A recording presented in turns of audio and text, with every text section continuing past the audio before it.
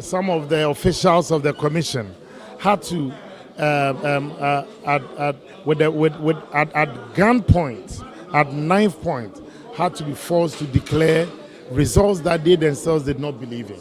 But you can see that in an atmosphere of peace, tranquility, and security, Electoral Commission being here, with security agencies, with NDC officials, with MPP officials, democracy is prevailing. But some of the centers that were just declared, Fanaka North and this one, the NDC were not present. Because they were called. We were all given 8 a.m. to show up. I've been here since morning to give support to my colleagues. And I believe that the NDC, they were also notified. That's why I have Tukono and the likes here, who are busily causing chaos. Where is the chaos? No, I mean, you came late. That's why. I mean, You came late. We witnessed what check from Nsawem desk. Check from Nsawem desk. The NDC don't have a single pink sheet before them. And the NPP have their pink sheets before them. The NDC, since 9 a.m., they don't want the process to proceed. You keep telling you, we don't have our pink sheet here. But the fact that I don't have your pink sheet doesn't mean that we don't have ours. So you can go check. You can even film it. Is it not the case that they have probably a soft copy to tender? They don't have anything. You go. That's the end. We are getting closer to this Nsawam Adwejiri seat, where we see the pink sheets and this is the NPP side. Okay, we see this is the NDC side as well. So they have some pink sheets there. They have some pink sheets. You said they have nothing there, but the pink sheets they have there is woefully inadequate because they don't have the full complement. They're asking the commission not to proceed. But how do we do that? It's your duty to bring your pink sheet when there's dispute.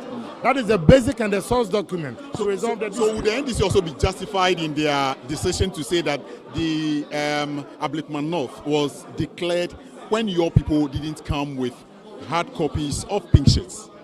We have been clear in our minds that where there is dispute, the source document is the pink sheet.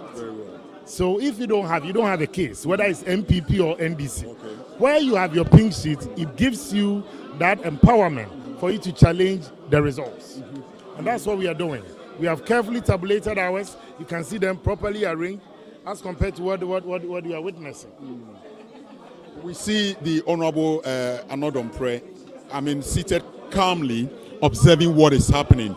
He's made it categorically clear that he's won the election, but his opponents are trying to use some means to take that away from him. Honorable, so far, what have you observed and how is it going?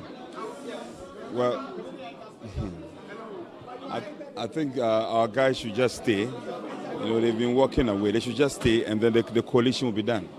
I'll talk to you after everything. That's fine. Thank you very much. So he said he's going to make a statement after the coalition is done and declaration of same is done. Let's now have a one-on-one with the Honorable Afenyo-Markin to give us some details. For him to move here alone shows that there is something at stake. Honorable, why would you move all the way to this place at this moment? No, because of the arrangement made, we want due process, and so far it's been good, where there's a transparent system of coordination, collation, where the media is here, the security services are here, we have the EC officials freely doing their work. So far we're done with 2, Fanaka North and Akwatia have all been collated, completed and declared. We have the Suhum process currently ongoing, and then we have the Sawum Adwejiri. That is 4 in all. Yes, so we have won 2, but we know we have won all 4. But we don't want to rush. Now the process has begun for Sawum Adwejiri, but I can see that our friends are acting in bad faith. They know they have lost these seats, and because of that, they are trying to play some funny tricks. I've told them that, look, the beauty of democracy is that you win some, you lose some. Dr. Bawumia, within 16 hours after the elections, conceded. What more are they waiting for? They should just concede so that we can make progress. But if they still want the process to continue, so be it, but they shouldn't unduly delay it. That's all I want. When you're able to win this 4, what will be your total number? Let's finish the process and then we'll officially communicate. We still have seats that we are seeing to it that they are properly declared. So let's finish. So after this, for which other ones are you heading to? You'll get to know. You'll get to know. But immediately, I know of Ablikuma North and then Tema Central. But the others, we are engaging the appropriate authorities to ensure that the right thing is done. Don't worry, we are patient. We are law-abiding. We don't believe in unnecessary chaos and all. We'll follow due process. My last question to you. I mean, per law, if the EC returning officer declares a result and one party is not okay with it, what steps must the person take to ensure that they get that, well regularized in their favor? Well, it depends on the exact issue at stake. It depends on the exact. I cannot be hypothetical. It depends on the exact issue. So if I know of a specific example, then I can respond. I witnessed the Ablikuma North declaration. No, that was not a declaration. That was the gentleman did not even mention figures. I watched it. He mentioned figures. I was there. Was there any collation? Please, let's leave it there. I was there throughout my brother, don't worry. Let us do the collation, and when we do collation without anyone holding machete, anyone threatening, anyone pushing tables and banging tables, we will know the results. Don't worry. I want to thank you very much for speaking to us. That's the Honorable Afenyo-Markin, a friend of Channel 1 TV for that matter. And so Channel 1, they are my friends. From my days from 2013 to date, we've remained as good friends. And then you've done well in this election. And congratulations to you, Channel 1, and all my good friends out there. Thank you very much for speaking to us. So that's the Honorable Afenyo-Markin. So far, the Fanaka North has been declared. They are currently on the Nsawam Ejiri constituency. They've done the Etiwa side of the declaration. Now, here is another one. I want us to take keen interest in what they are mentioning and where probably it may tilt to. Let's just hear what is going on. E110509. Chiefs Palace Wedokum, NPP 5-1, NDC 5-4, Independent Ima 0, Independent Kwajo 9-1, total valid votes 196, rejected 7, total votes 203.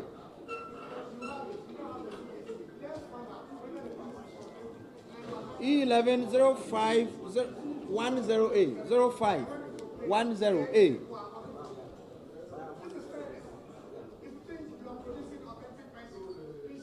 Islamic Girls Suhum A.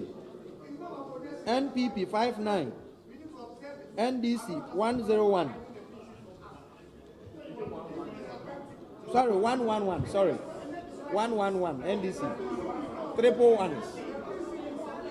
Independent Ima 0. Independent Kwajo 75. Valid votes 245. Rejected 3. Total votes 248.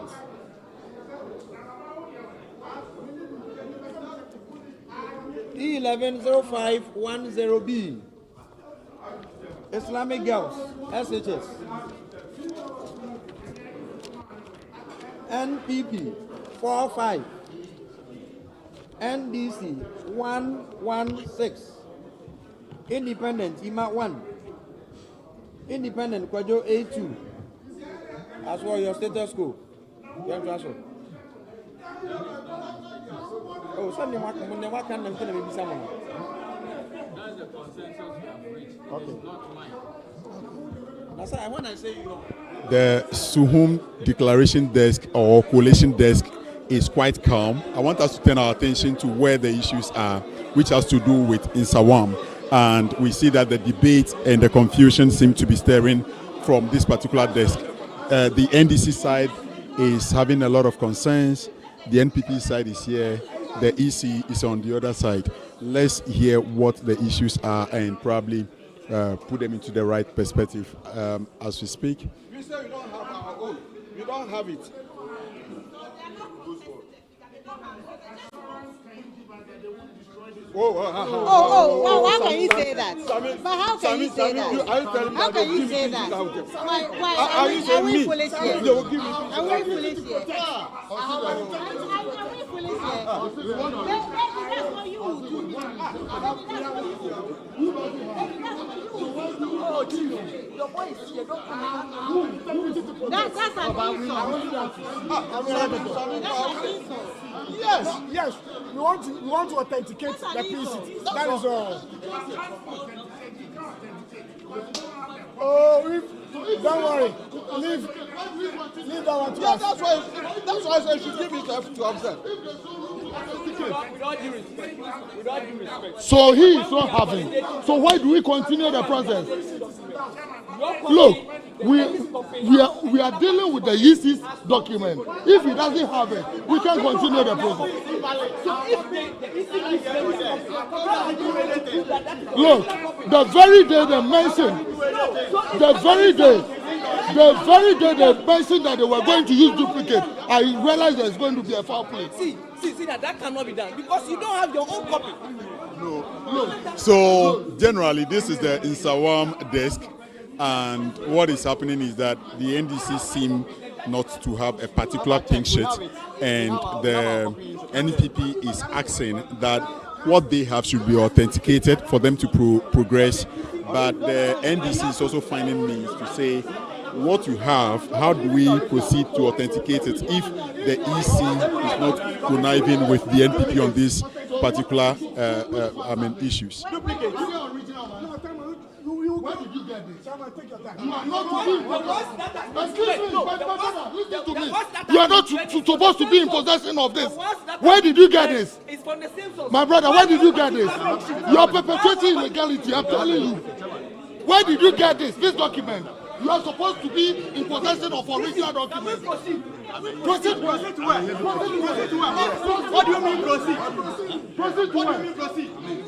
You think we are kids here? It won't happen. It won't happen. It won't happen. Produce your original document. Look.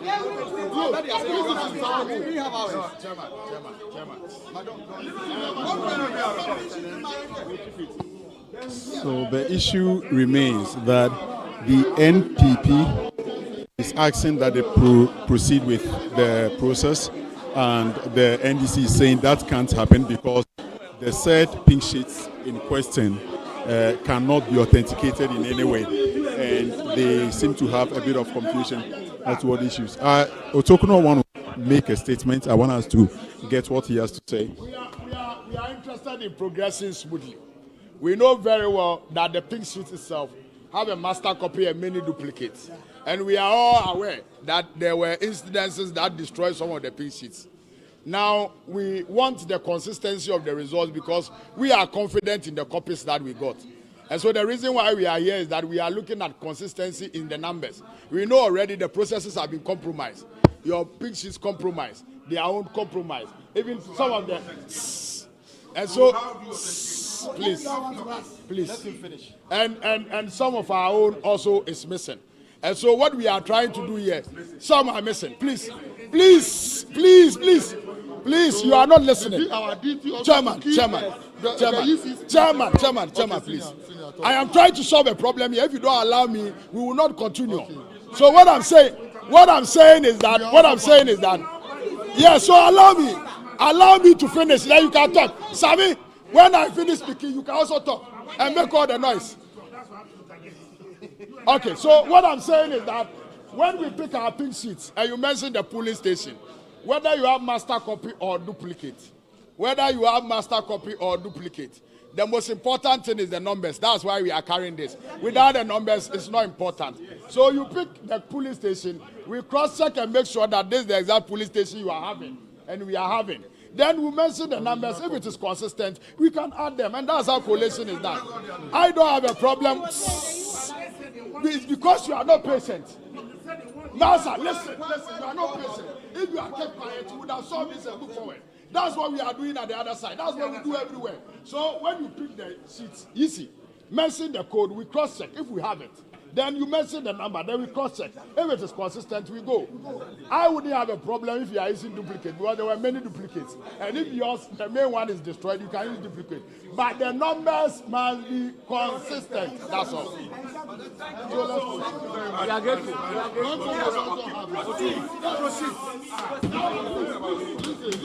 Please, Sammy, please. Now, as I said, when it happens that EC doesn't have, we don't have, and MPPs have it, we can't use it because we can't authenticate. When it happens that you and MPP have, and we don't have, You can't authenticate. it will become a problem. You understand? Now we have. No, please allow me to finish. Allow me to finish. If you disagree, Sammy, if I finish and you disagree, you can talk. Obi afa plaster more. So what I'm saying is that if we don't have, and the two of you have, we must interrogate and make sure that as much as possible, our entries on that day from our private collation is consistent with what you are having. Are you listening? Are you getting me? Because we have seen it, that in cases where the EC has amended swap results on the master sheets and MPP is having a copy. So we have our own entered entries and we can compare. So when we compare, it's consistent, we go forward. Is that clear? So this one, there is no need for argument.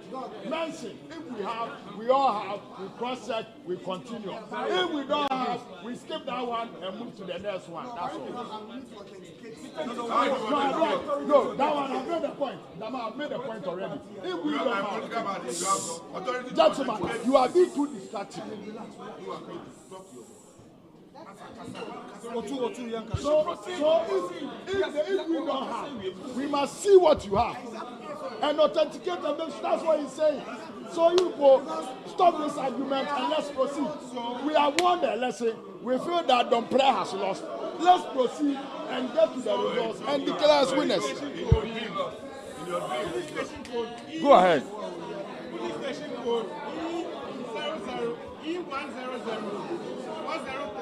So that has been a statement made on the part of the NDC, and they've now agreed on one issue that they want to make the process to proceed without further interjections and obstructions. Now, generally, what we've witnessed is that all the big wings in the NPP, most of them are present from their leadership in Parliament, and some members of Parliament are present. I want us to keep our microphone on this particular desk to know what the issues are on this issue. I think Peter Otokuno is here for us to get what he has to say.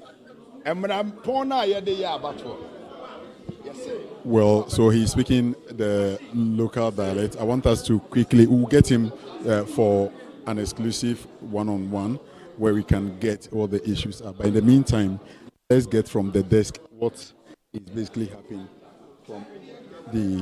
from this side.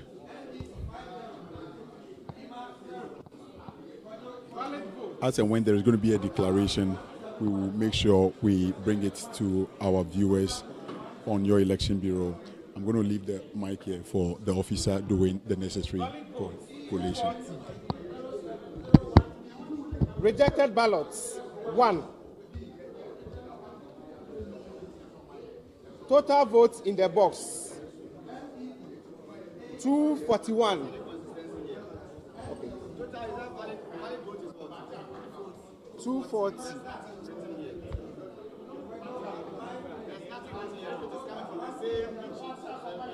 Then add it. Add it.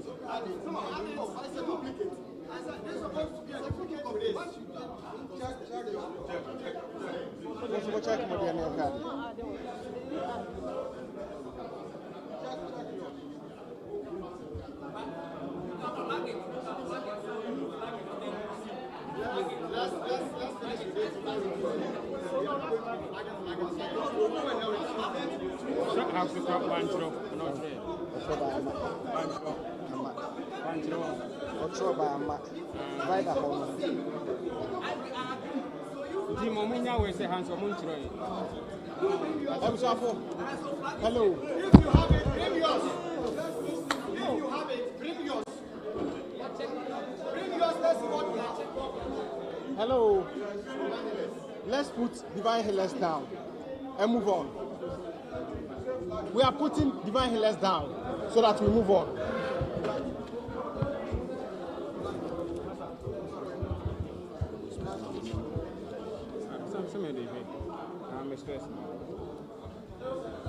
Anqua Dobro the backgrounds.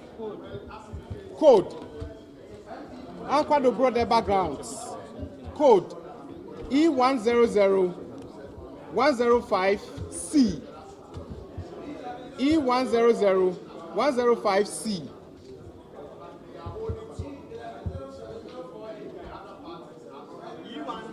E100-105C.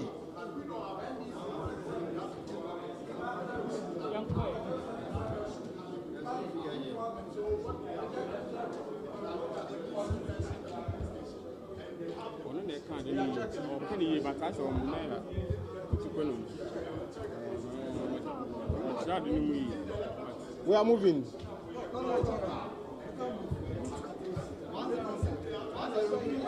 (105C). No.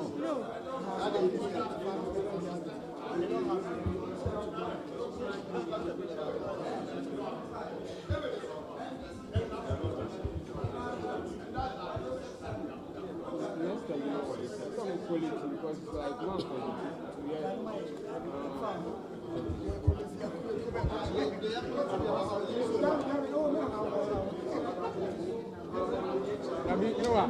Who is you on? I'm going to compare figures because we are dealing with figures. Because we are dealing with figures. What's up? One show of pink sheets.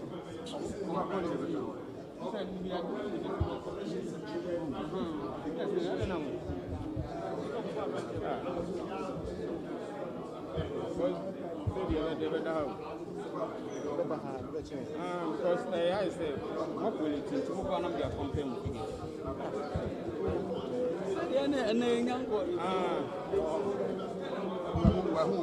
Okay.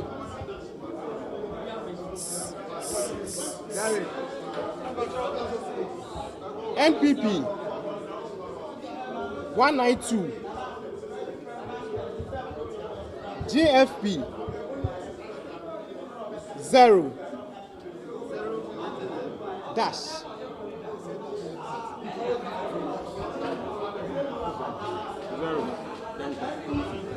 NDC 134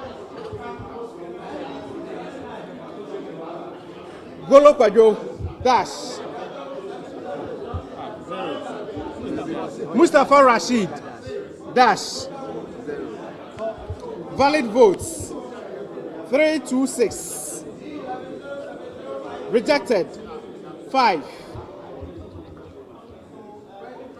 total votes in the box 331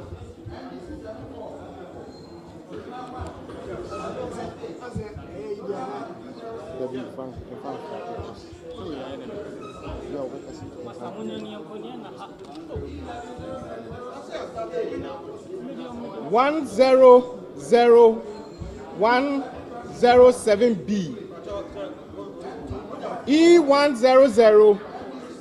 E100-107B taxi rank in Sumia 1 taxi rank in Sumia 1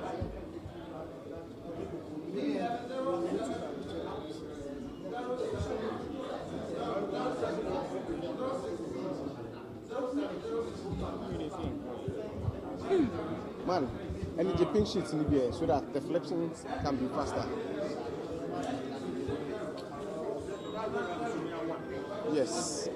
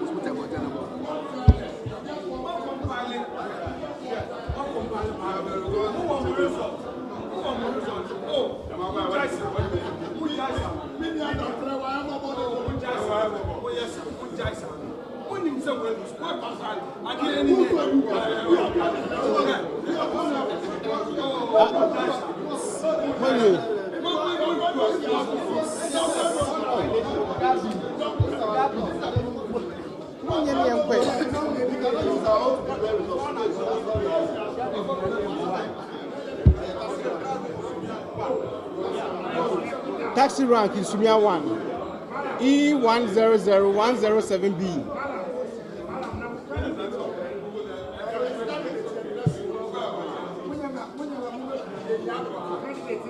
We are protecting our country. We are protecting our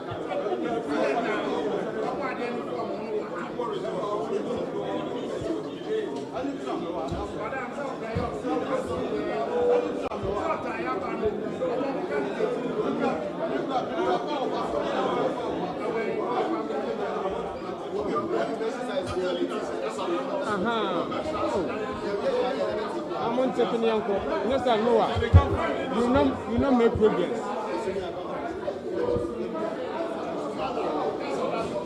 Yes, sir, you will not make progress. No, but you have the fear.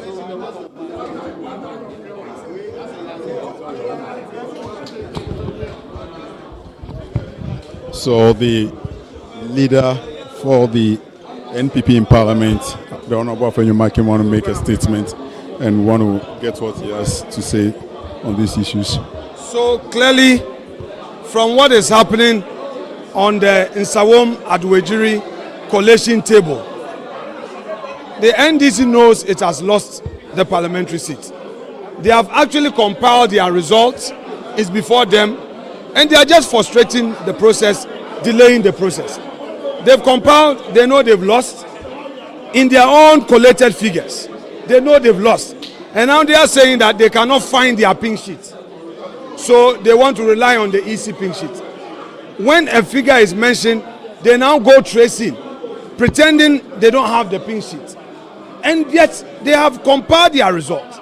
I think that the NDC should stop this. It won't help us. This is not democracy. You know you've lost, but you want to just frustrate the process. When they've compiled their own results, when we compiled our results and we knew that the presidential results were not in our favor, we conceded. Why would you come here knowing your results, yet you would frustrate the process? Anyway, we have all the world's patience. We believe in due process. We would have patience and wait.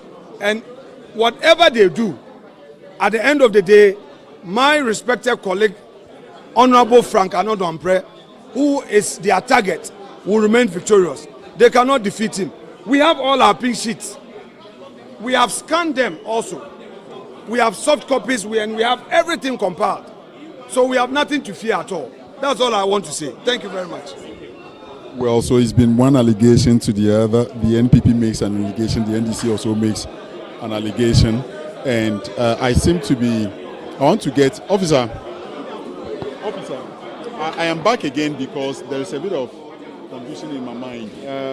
What figures are those? This is what you shared with me, and I see 11,297 for the first person, NPP. NDC is the first person on the ballot? No, that's how the software came. Okay, so the NDC person is the first person on this particular. Yes. All right, thank you very much for that clarity. So I mean, what we have from the Fanaka North constituency is that the NDC candidate is actually based on the database that they have here. The NDC person is the first person. He garnered 11,297 votes. The NPP garnered 11,751 votes. So in this case, the Fanaka North was won by the NPP parliamentary candidate for that matter. And we are still on the collation for the Suhum and Nsawam area. We want to go to the Suhum area to see what is still pertaining to that declaration, the collation and declaration. The confusion seems to be scattered across the board, where party agents would always raise their voice to, object to certain figures that have been declared, and they believe that they've won. But now calm has been restored largely, and they are moving on.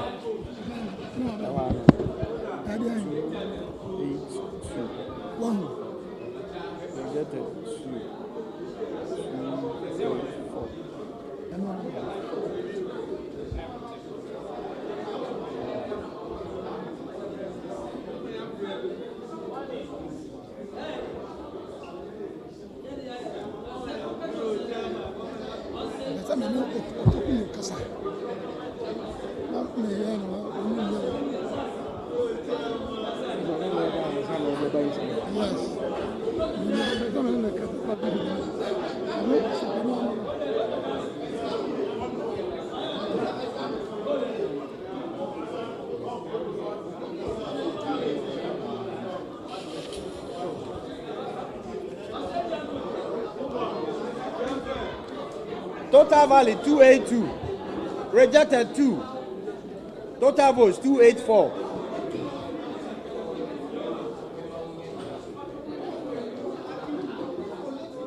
E110801A. Ali Akanase 1. NPP 108. NDC 58. Ima 0. Kwajo 57. Total valid 223. Rejected 3. Total votes 226. Total valid 223. Rejected 3. Total votes 226. Ali Akanase 1.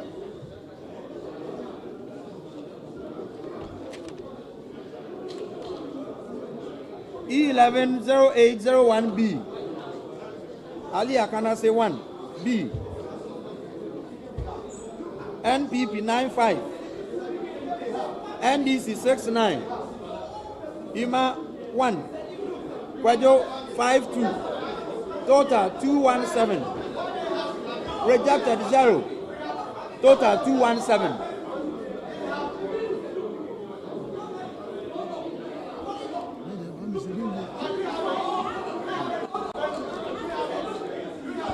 E110802A.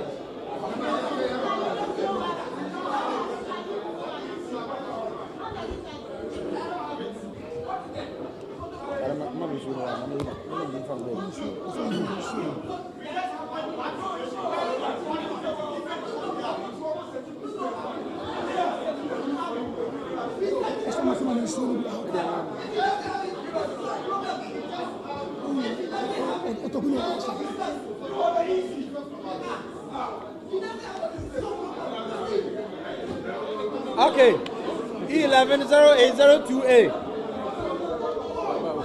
Ali Akanase 2, brilliant. NPP 77. NDC 81. Ima 0. Kwajo 36. Total 194. Rejected 2. Total 196. The confusion still continues on the Insawam Edwejiri desk, where the NDC and NPP are at each other's throats, not struggling very much to agree or come to a consensus on the issues. don't have it. What will you use? What will you use? Have a record. It's on. Why do you have a document? Is there a problem you don't have a document? Is it? Why do you want to hold that responsible for that? Listen, you must be firm. You must be firm and stop authority alone. You must be firm and stop authority. Why are documents? We cannot be going and delaying and everybody is all in the process. The EC must be firm. What are you talking about? Is there a problem? Is there a problem? You don't have a consistency. What is it? What is inconsistency here? You can't take it. What is inconsistency here? You can't take that one. Produce yours. Is it Where's yours? Is it the MEC that will decide for everybody here? No. Produce what you have. No, but the issue is that do you have yours? Oh, yeah, they come down. Oh, yeah, they collect. Oh, yeah, they will do the collect. So why are you happy? Oh, yeah, they come. Oh, yeah, they come. You must be firm. Oh, yeah, they collect. Oh, they don't know. They used to themselves know the ground rules. And let's proceed. Let's proceed. We know that if we have and we don't have, we can't continue. We have agreed on it already. Don't take it. We are not flagging it. We are not flagging it. We are not flagging it. The EC is the source document. The EC is the source document. The EC is the source document. What is? What? Who is that? Duplicate. Do you have the original? Do you have the original? We have agreed. No, we have agreed on something. Let's continue. What we have agreed on is that if you have and we don't have, we can't use it. Let's move. That's what we agreed on. We agreed it. They too don't have it. Hey, we all don't have it. You don't have it. I will bring it. We can't use yours. Please proceed. Flag it. We'll come back to it. Officer, let's flag it and move. We'll come back to it. Because we have an example where we may have such cases. So we beg. Officer, let's flag it. We agreed before we started. Let's take it. Let's take it. Let's proceed. Please, what figures in your check? No, what figures? No, wrong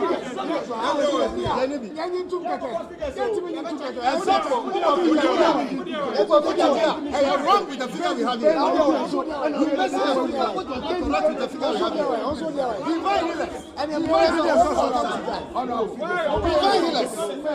Divine healers, duplicates, but the figures are different. We have seen instances where the same duplicate, but fingers are different. Right now.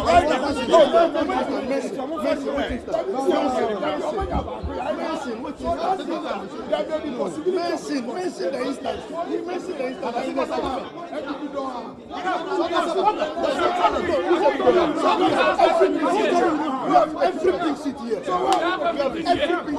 We are agreed on the thing before our things are intact. So you go and sort yours out. Last time we agreed on the way forward. We said that it should be consistent. We should all have. Yeah. We use it. The issue is that we send back where's the issue? Who told you we have this. Where's the good? Let's go.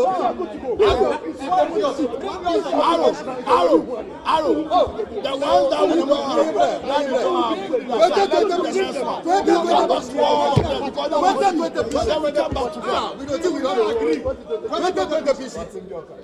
why?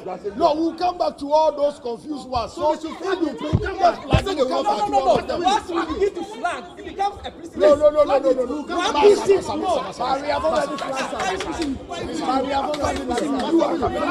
You are coming. Let this way. I have this way. Why do you want to demand? Why do you want to demand? See what you are doing. Look at what I'm standing. See what you are doing. I'm standing somewhere.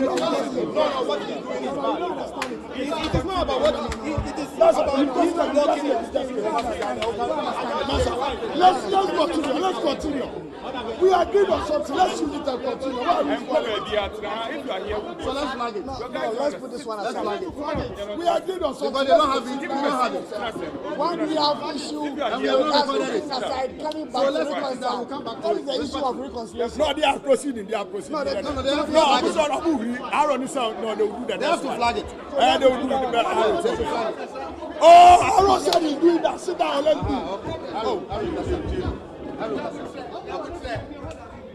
thank you, sir. Flag it. So they also don't have it. So can you put that one aside? Because we have an example where your duplicate, the figures there are different from ours. So we may have such cases. So let's flag it. We'll come back to it. Boss. We are aware said the other buy and you know figures different. We brought the pieces. It is there. We brought the pieces. Different pieces. No, you argue with him. Let's put this one aside. This argument you are doing there is serious. You are delaying flagging the team. Flag the team. Which instruction? But the arrow is instructing you and you are. You don't have it. You alone you have it. We cannot authenticate. Flag it. Oh. We'll come back to all those ones. And then more suspicious than we think. Obi, they are more suspicious. E102402. President Savannah.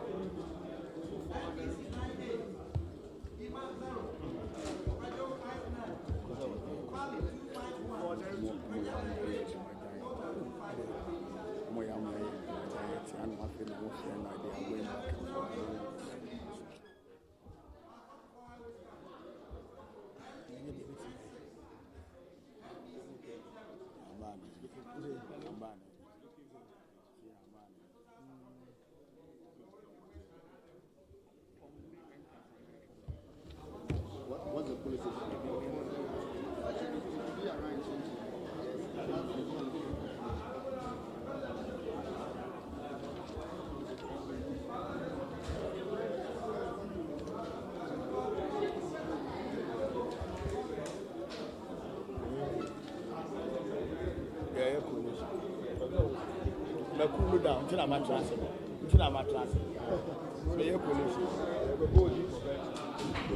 So at this juncture, they've all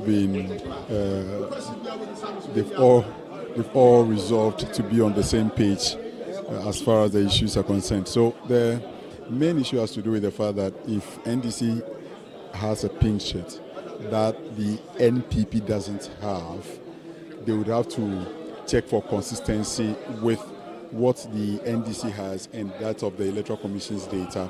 If it is consistent, it is accepted.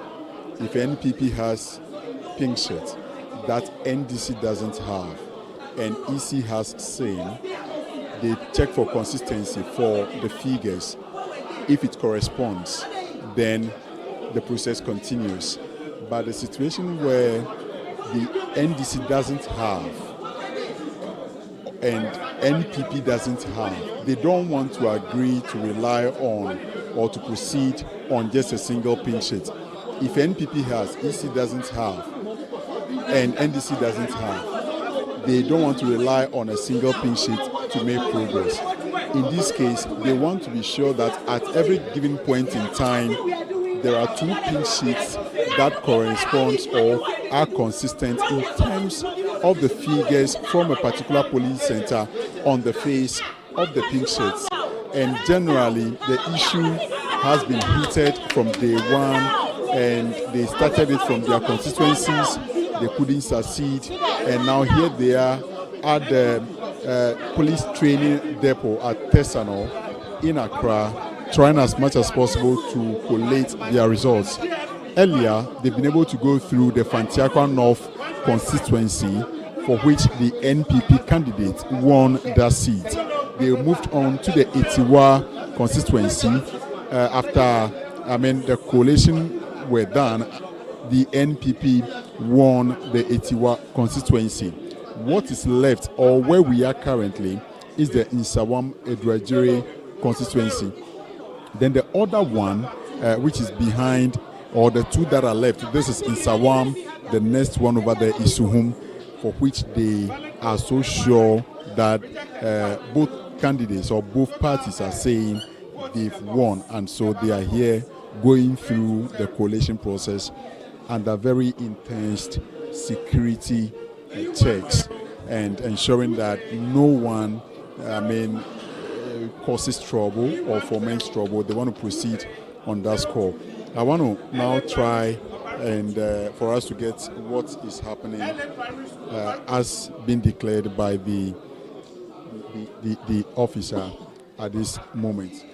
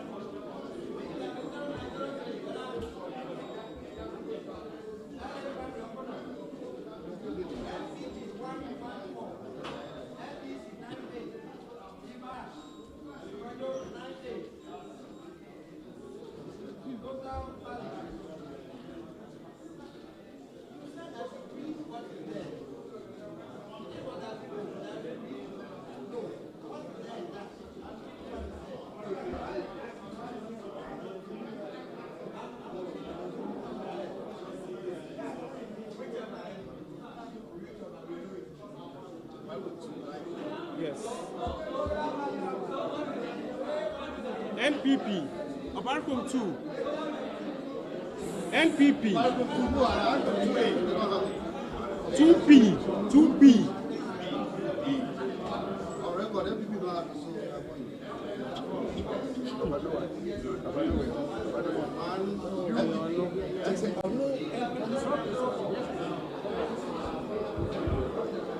Are we NPP 179, GFP 0, NDC 181, Golo 0, Mustafa 0, valid votes 360, rejected 2, in the box 362.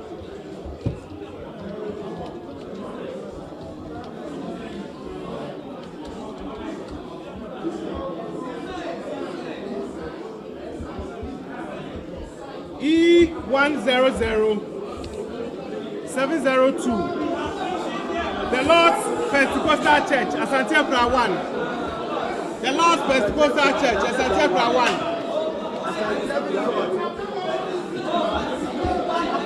702.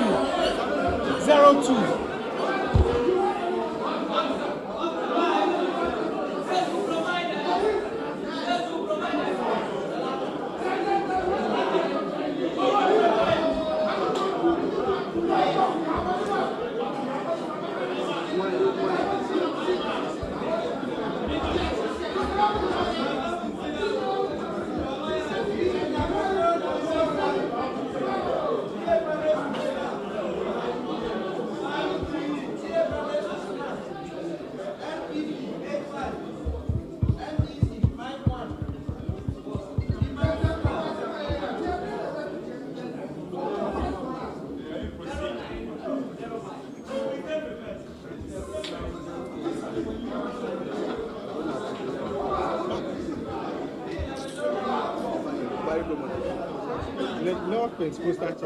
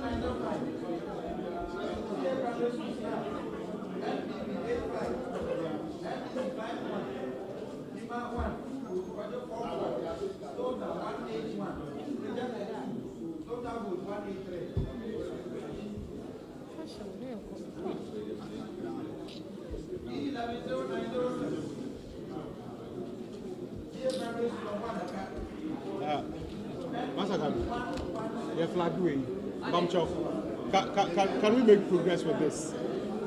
Pink sheets, no. More on Kofuaha, Muntichemu into bits.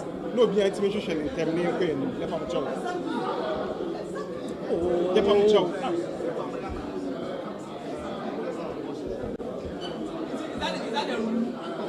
That is what I'm suggesting, so that we make progress.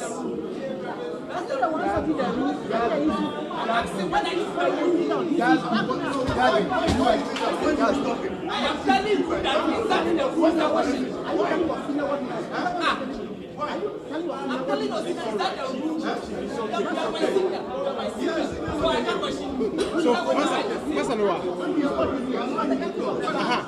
what I'm saying is, check and check.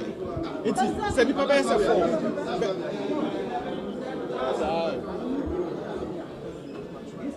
because as if by coincidence, we open in our something you have actually segregated the idea.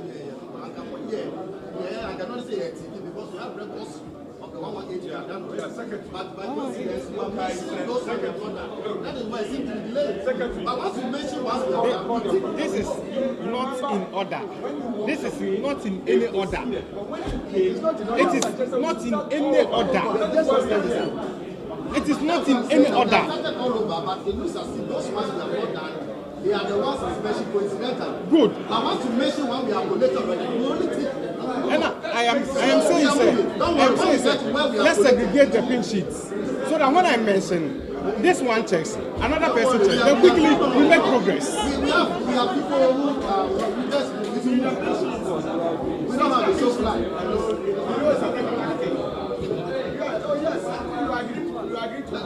Next one, please. E101605 Escafo Amantem Adreji 1 1605 Escafo Amantem Adreji 1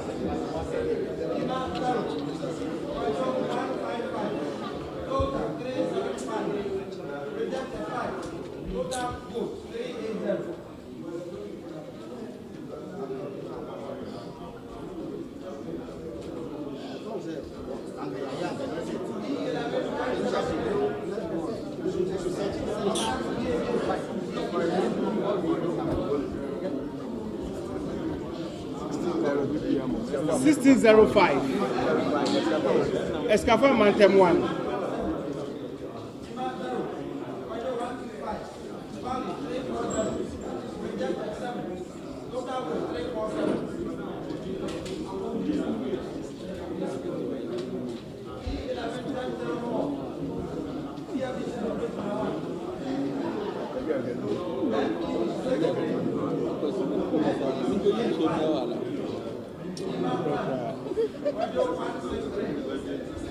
Whilst you are searching, let's search also for, whilst you are searching.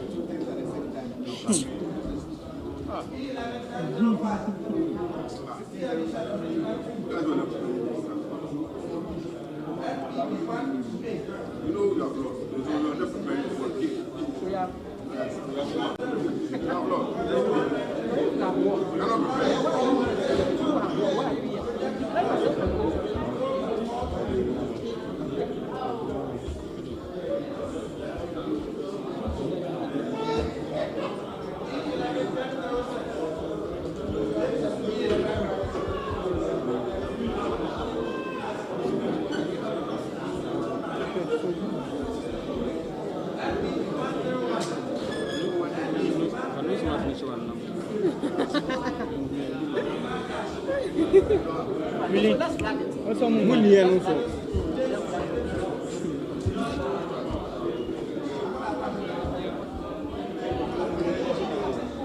Anglican A and B JHS in Sawom. Anglican A and B JHS in Sawom. E100406B. E100406B.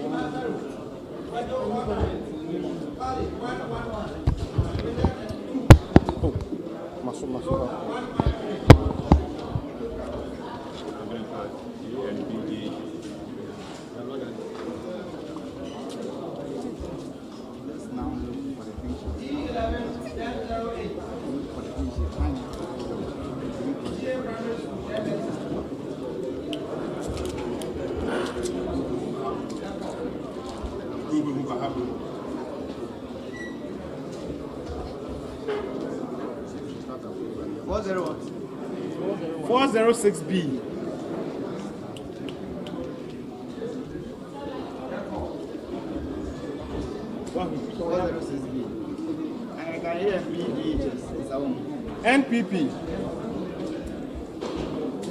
NPP 97. GFP 1.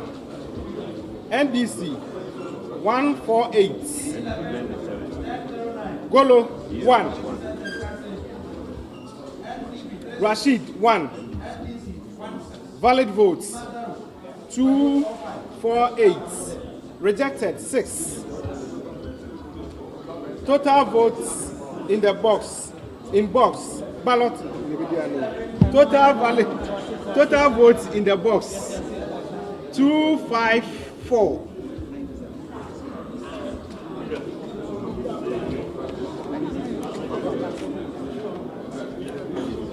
Otukwajo MA Basic School.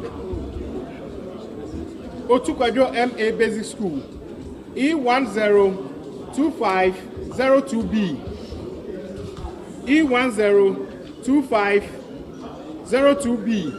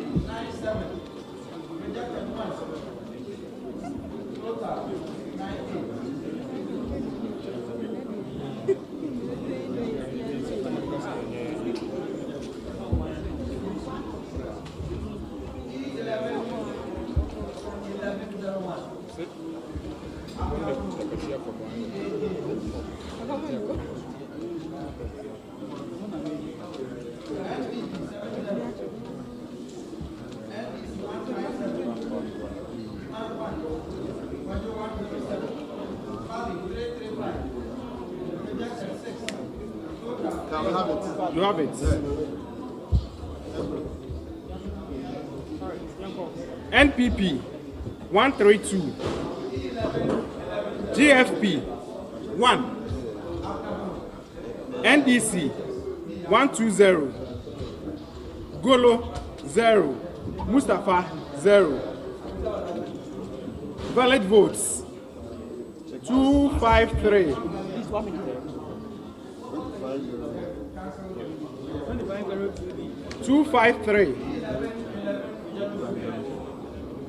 Rejected 7.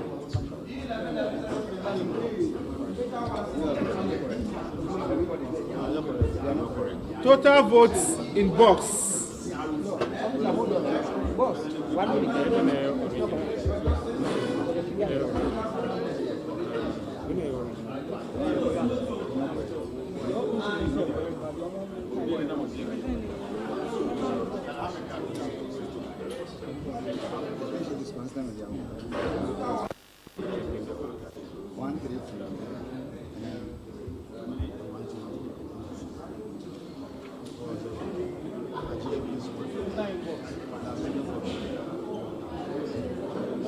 Can I make progress? Total inbox 260.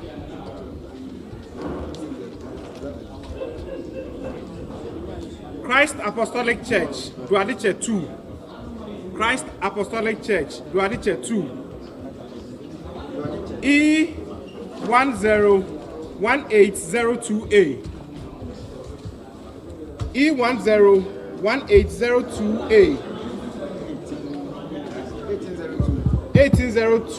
1802A.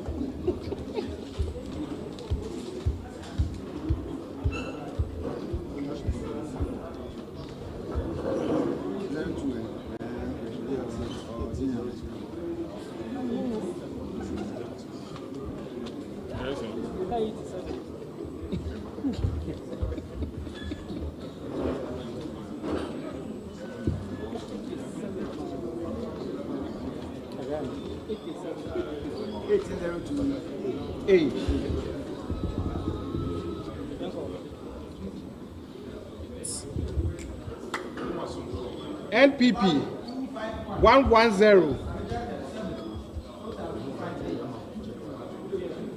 JFP 1. NDC 167. Golo 0. Rashid 0. Valid votes 278. Rejected 2. In box 280.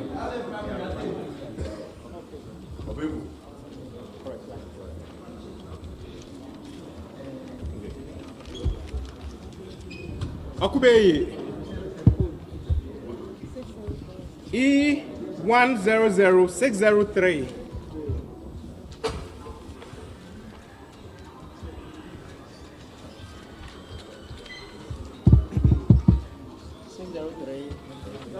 Flats.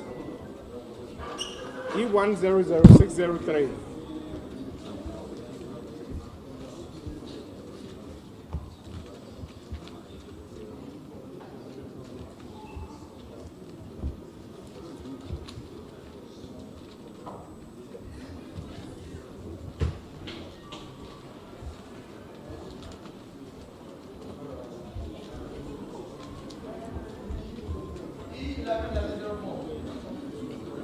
Your screen is sentinel and the screen is sentinel in Amarana. 603.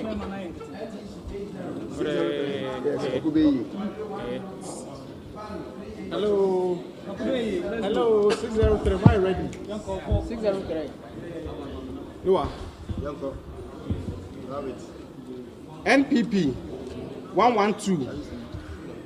GFP 1. NDC 234. Golo. The code again. E100. Hello. E100603. Okube.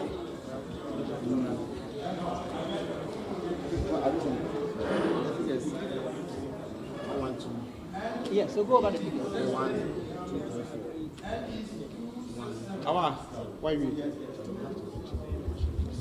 NPP 112. GFP 1. NDC 234. Golo 1. Mustafa 0. Valid 348. Rejected 2. In box 350.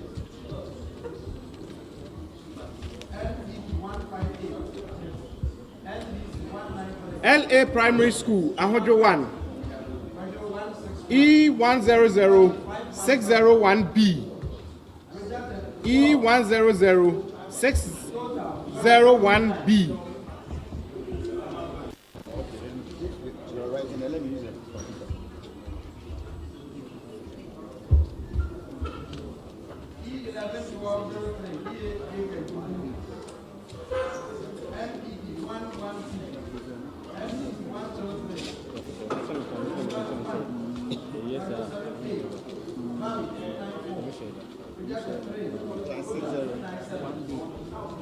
601B.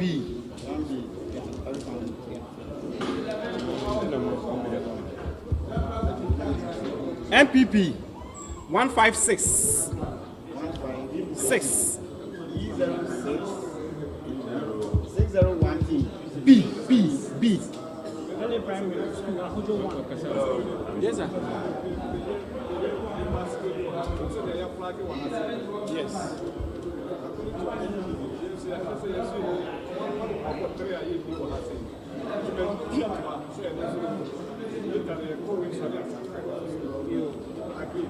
It's it.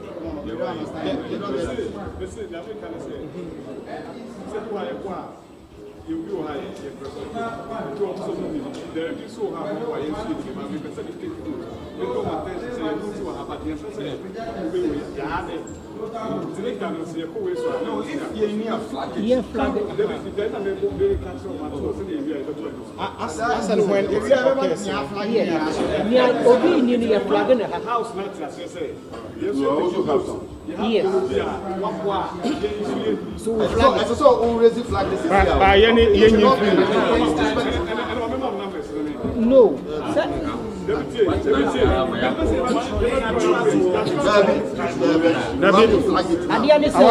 Esther, this is some copy sheet, you know. Yeah, money flagging. It's your flagging. It's also why flagging. Think you be you. Yes, I just said.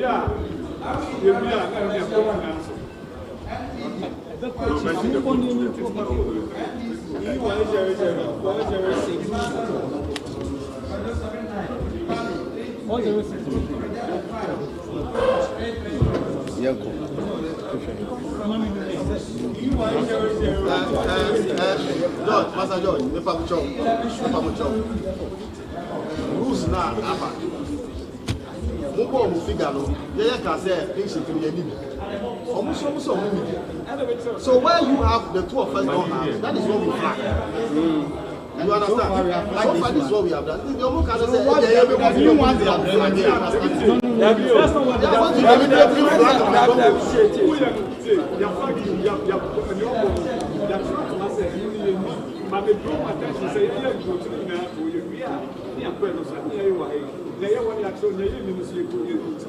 You see, there were some of them. EC had. They had. You didn't have. You asked us to flag it. Relax. And then they also saying there are some that you have. EC had. They don't have. So they should let us know. That is. They shouldn't be recording in hiding. They should let us know. So that they shouldn't be recording in hiding. Recording our yes, boss. Where?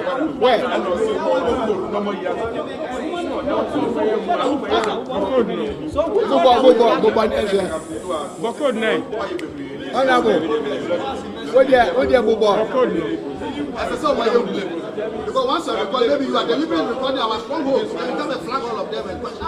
Let us flag it. So that we also write it down. Have you mentioned them? No, you have not mentioned them. So why is it? No, Master. And where were you? You should have told me. No. Also,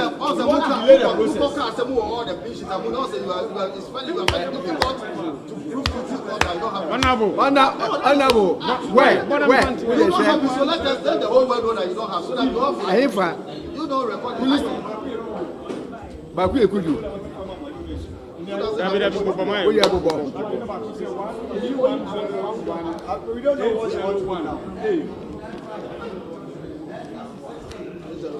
The first one is what?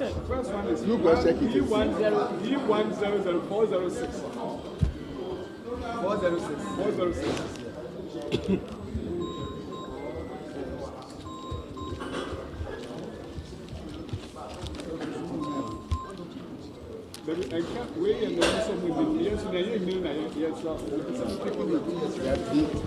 The moon in the 406B and 406B. Not there. Yes, I'm taking note. Yes. Bob, on this one. E1018018. 801A.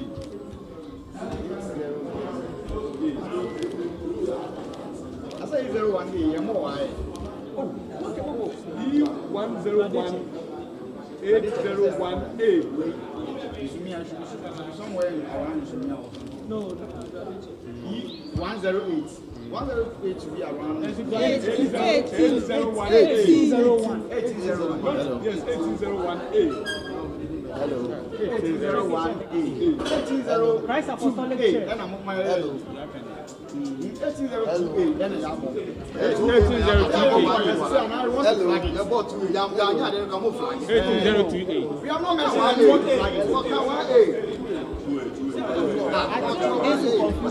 My brother, this will confuse us. My brother, let's proceed with it. Let's proceed with it. So that after that, then because one train here, the brother flagging, all those we are flagging here are those Hello. Repeat it again. Leave am chow. Me bo na se win here quickly. Near flag him. Se be flag and near flag out front. Leave am chow.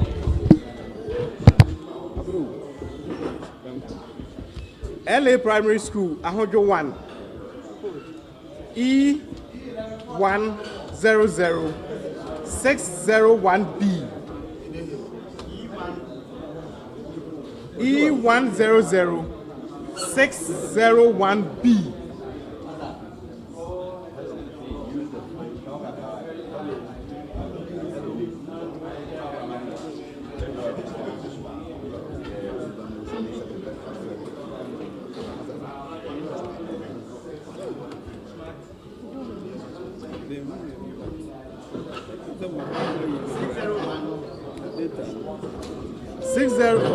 Six zero one B.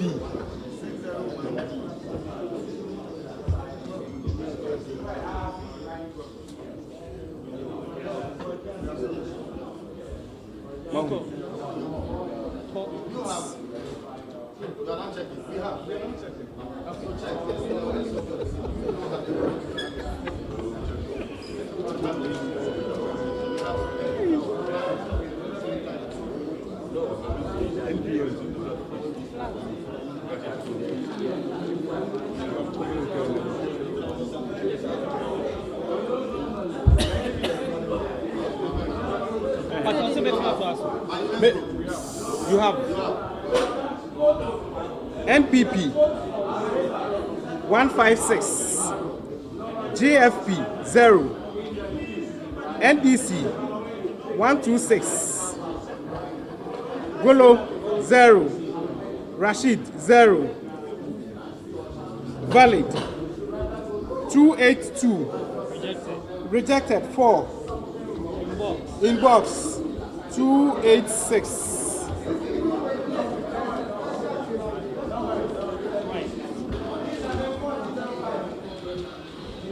Osanjan Primary School in Saum 1.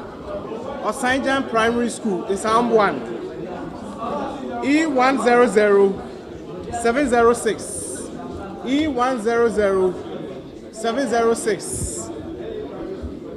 Osanjan Primary School in Saum 1.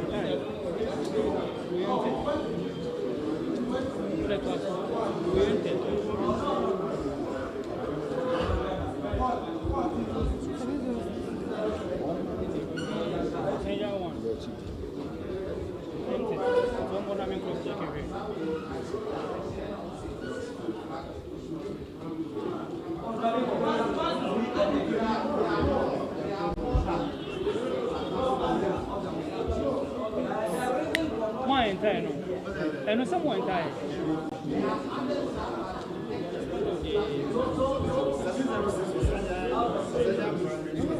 didn't take that one. One died.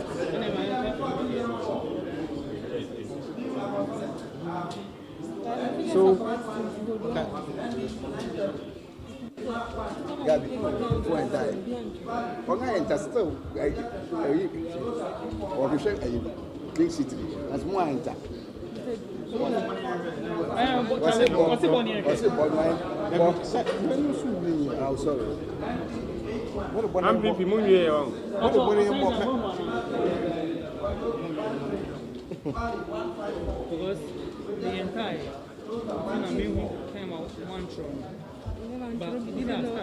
Okay. 221, correct. 161. Yeah, correct. 161, 61. Correct. So you did one show.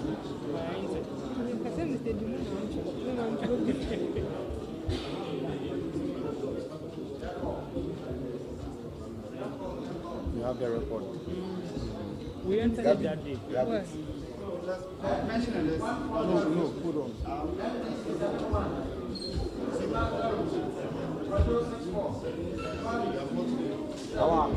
More entire. Then more interest. You have it.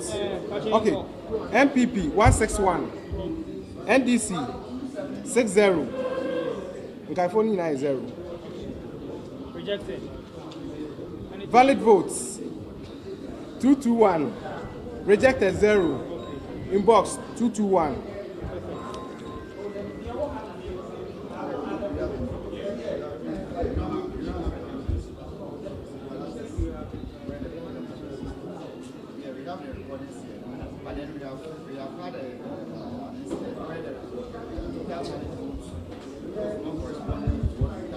But this one doesn't correspond with the one you recorded. The one you recorded. The figures correspond, but this one, as we started with, Gabi. the total valid votes. Gabi. It wasn't Gabi. written. You exercise this. Who recorded it? We'll revisit. So we know. Number 2 days. But don't worry, let's make progress. We'll revisit the one he's talking about. But this one we have recorded. We have recorded the marks, the votes obtained all right. Yes. The other time, we did it last But time. then on the pin sheet, there are other conditions on it that we have to look at. No problem. Yes. Alex, So then you don't have the pin sheet at all. So which is which? And one of us, next one. This one. The Lord's Pentecostal Church, Essential Crowd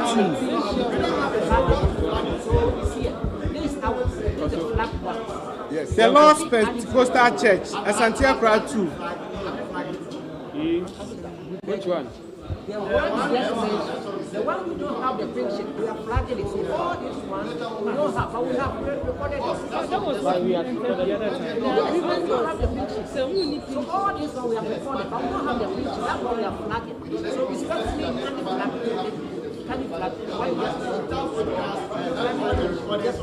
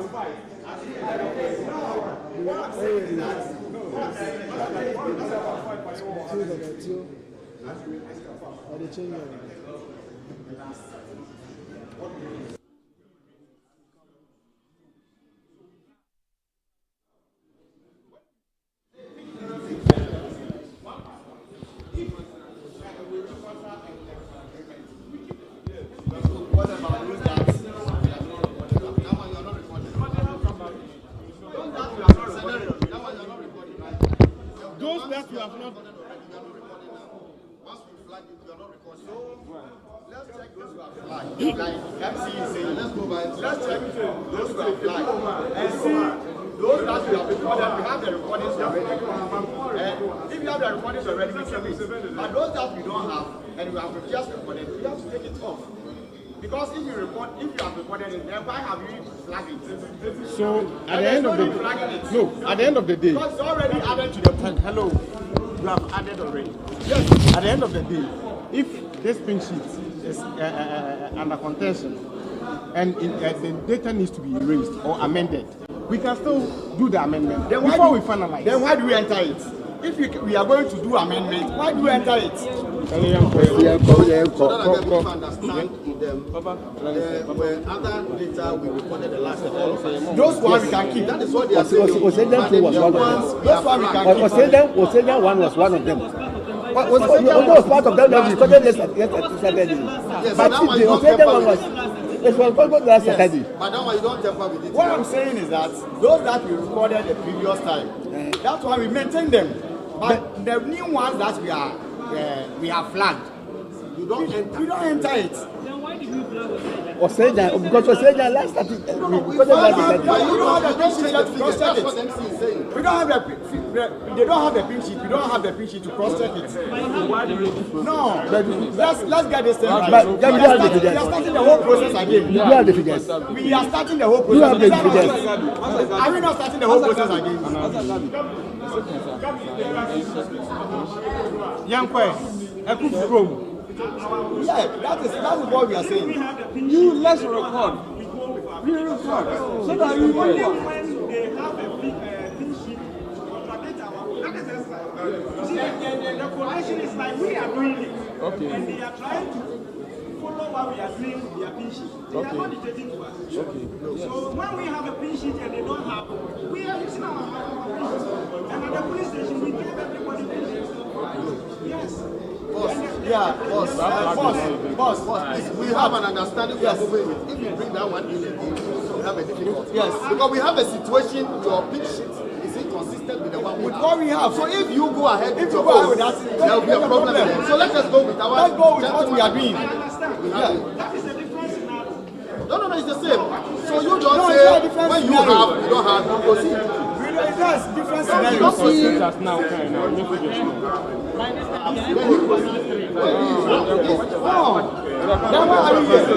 Then we can as well leave them to do their work. We can as well leave them to do their work. Officer, I think your word dictated is not appropriate. To use the word we are dictating, I think it's not appropriate. What you are doing, you are not doing it for yourself, you are doing it for us. It is not for your interest, it's for our interest. So when you use the word dictating, it is wrong. That's what I'm telling you. Yes, you are doing it for us, not you. You don't need it, we need it. You understand? Yes. So we are stakeholders. So don't see us, we are dictating to you. We are stakeholders here.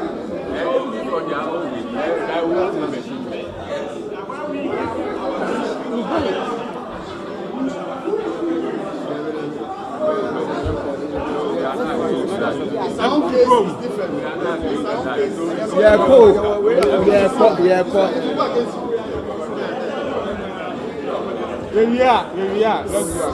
Boss, MC can be there, he has a valid point. The records that we all have in the past.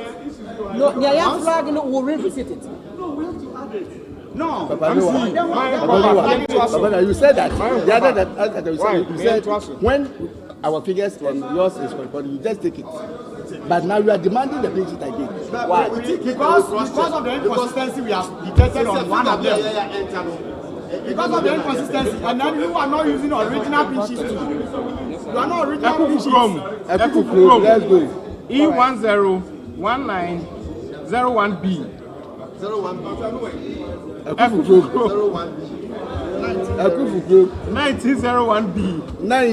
01B.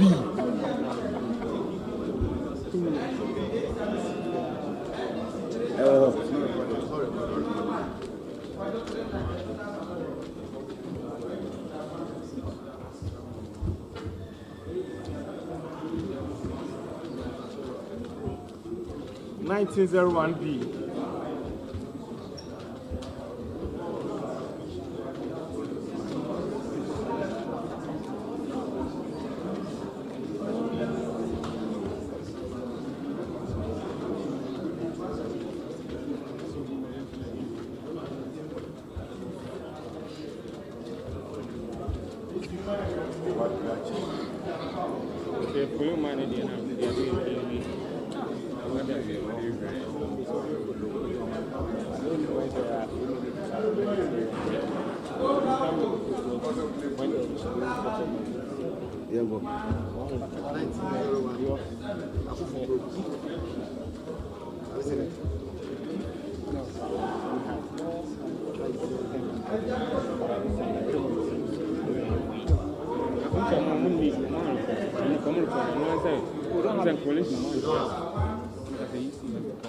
Can we make progress?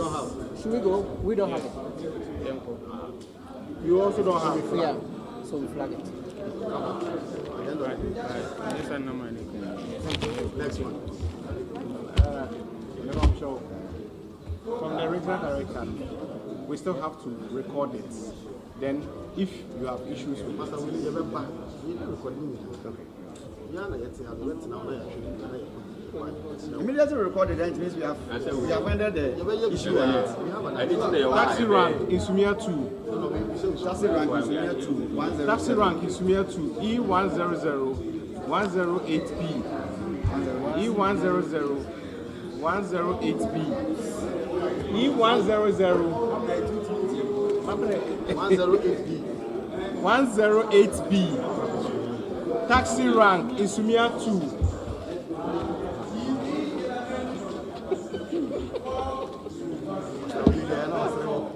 Anniversary, fabric,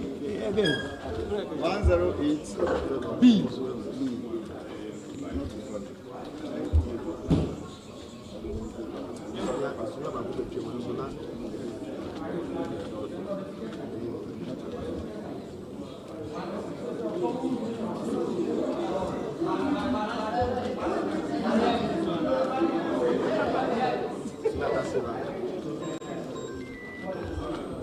Machimahu.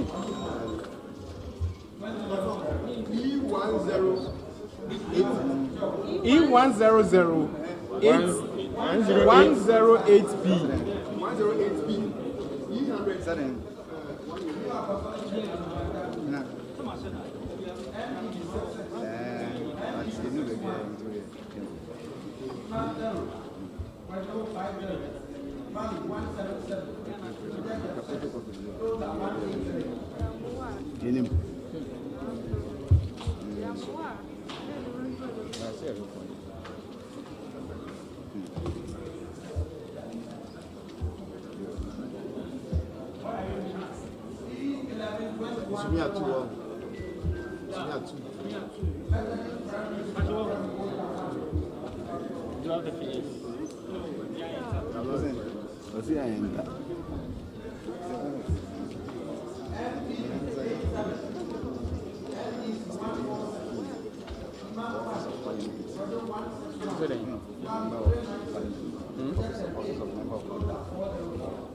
You don't have it.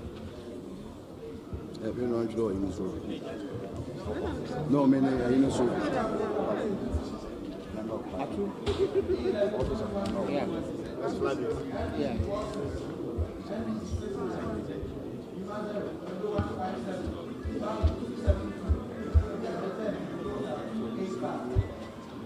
Lawyer, no, lawyer, no,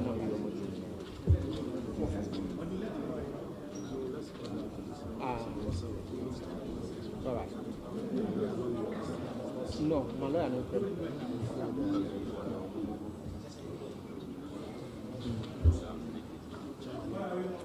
Counsel, how are you?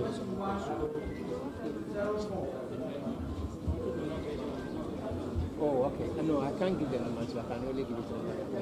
No matter where I can. He has to must have it. Yes. Also don't have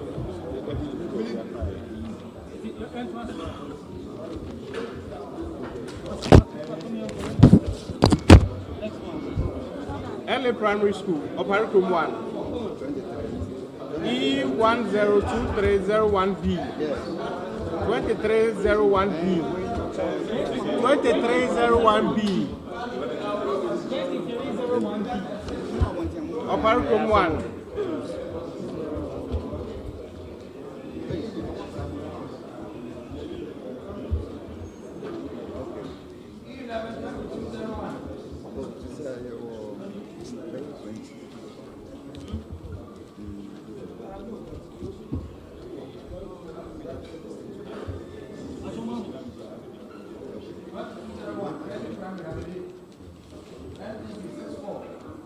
I'm saying, Mahu. 2301.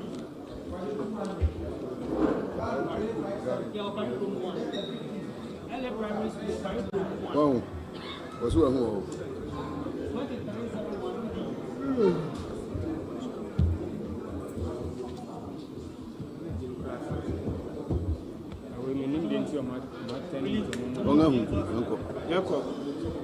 NPP 159. GFP 0. NDC 186. Golo 1. Mustafa 0. Valid 346. Rejected 2. Inbox 348.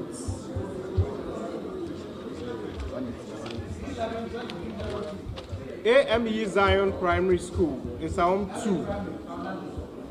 Zion Primary School in Sound 2. E100 505A 505A.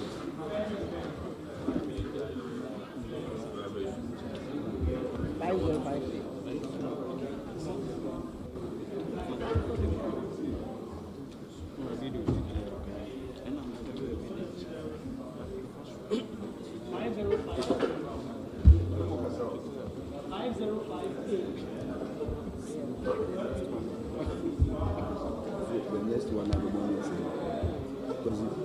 the next one, after we know, the next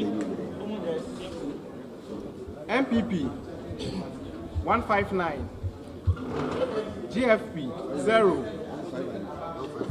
NDC 100, Golo 0, Rashid 0, Valid 259, Rejected 0, Inbox 259.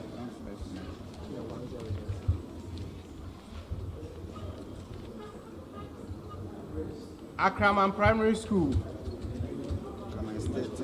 E101301 1301 Akraman Primary School 1301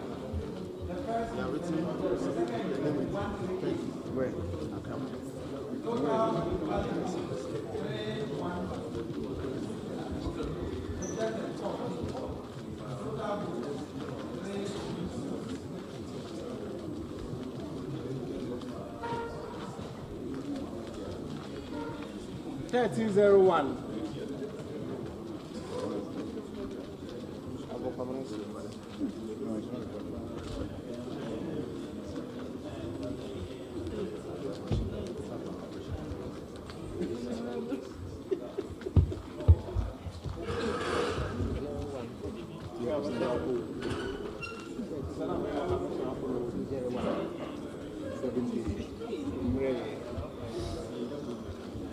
It's not here. You don't have it.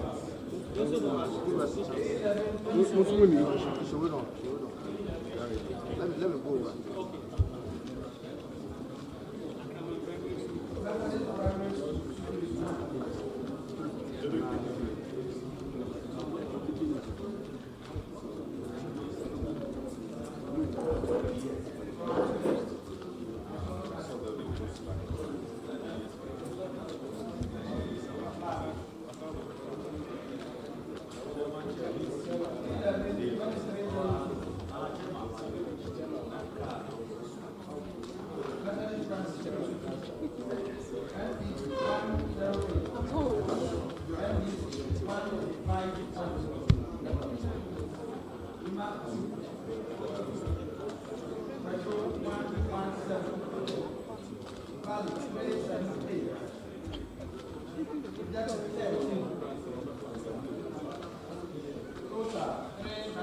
1301.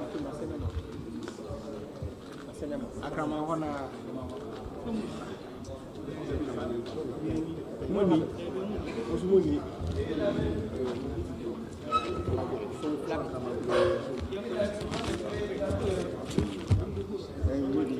Old Court Building, Edukoko 2.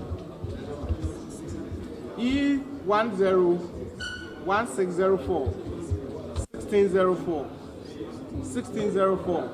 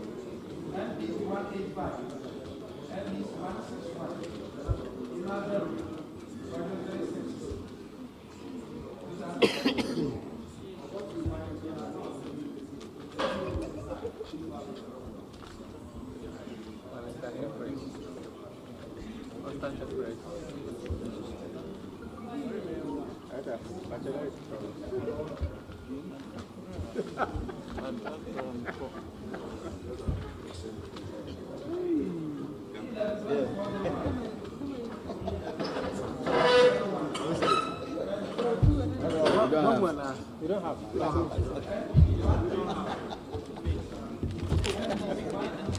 I never tell.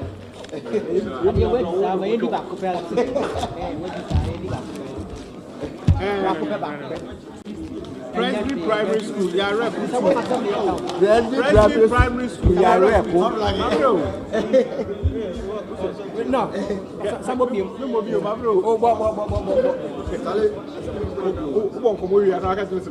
You won't come here. Presby Primary School, you are rep 2. E10 1602 1602.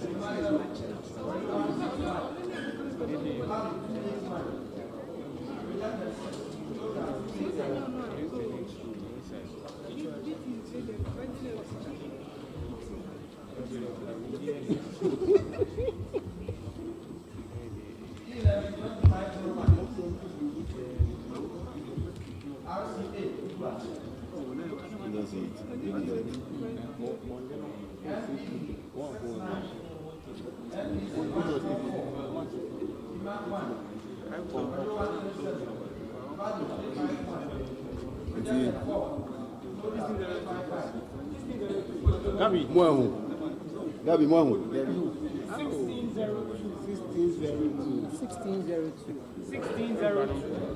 1602. Now, more record Saturday. 1602. Last one record. 1602.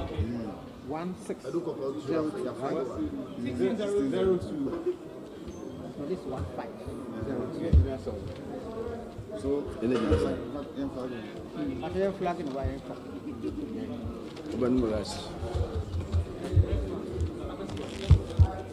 Prisons Mill Yard A. Image. E100 507C. 507C. 507C.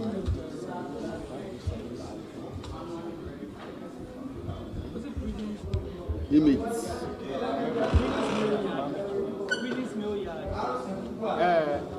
A. Image. A. Image. Center C. 507C. That be more. We have A, B, C. That Saturday no record. There be a record presidential and a record. Igabi. Oh, French me. What's one French me? French me.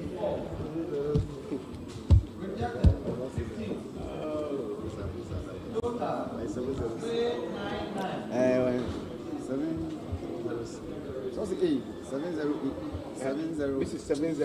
507. 507C.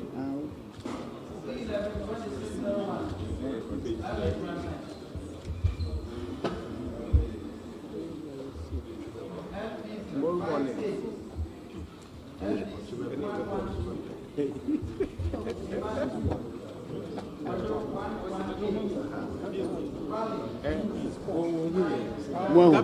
Gabi Mahuana. Wow. Gabi Mahu. Mahu. Okay. You don't have. It's a flag. Yes, the flag. Hey.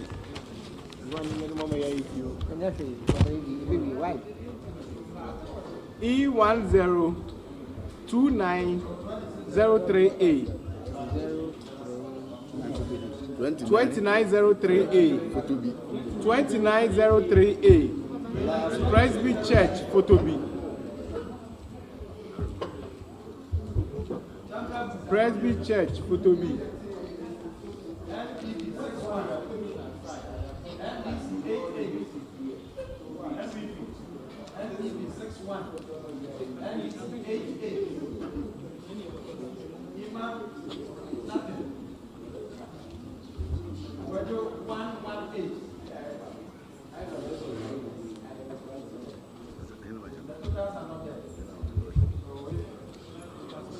The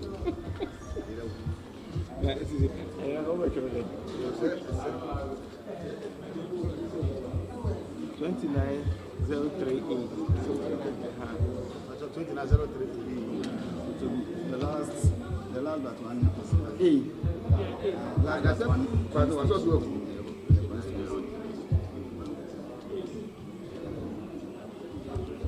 That's one.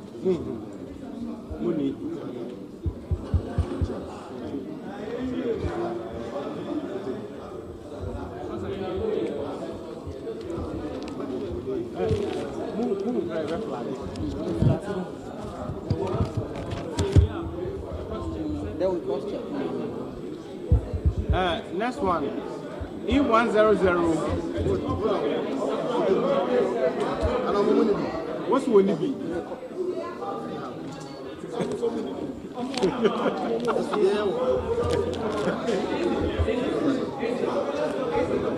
What's it?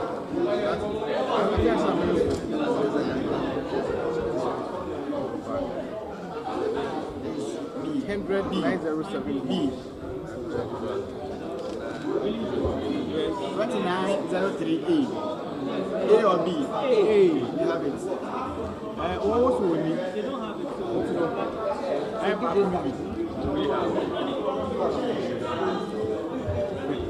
What's up? What flag here? What flag? But we have it.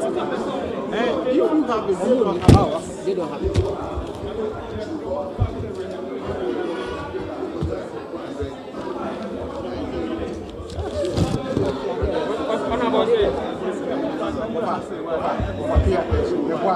Then you search. Pay attention. The boy like then you search. Let me say over. It's relax. Yeah, into a phone now. Break.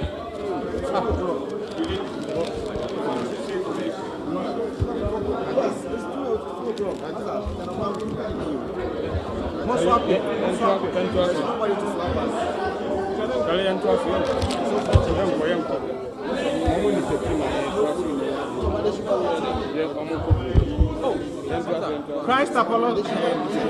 Christ Apostolic Church, Jankrom.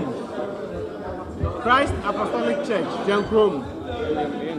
E100,907B. Christ Apostolic Church. 907B. Christ Apostolic Church, Jankrom.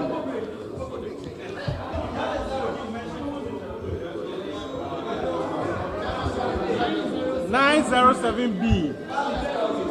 907B.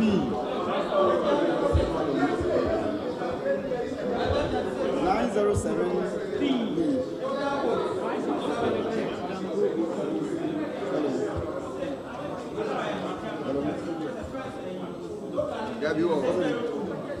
Gabi, Saturday no recording.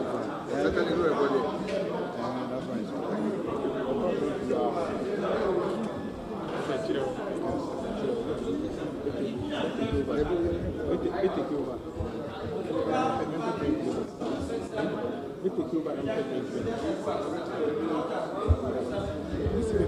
Drink piano.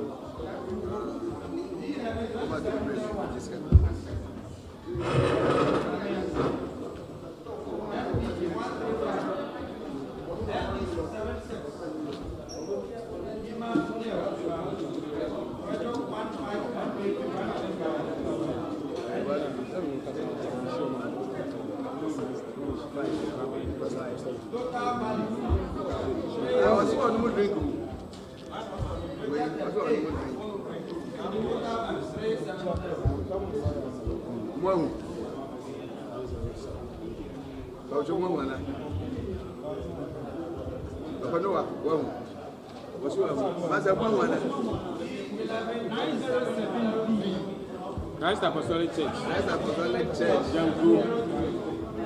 907B.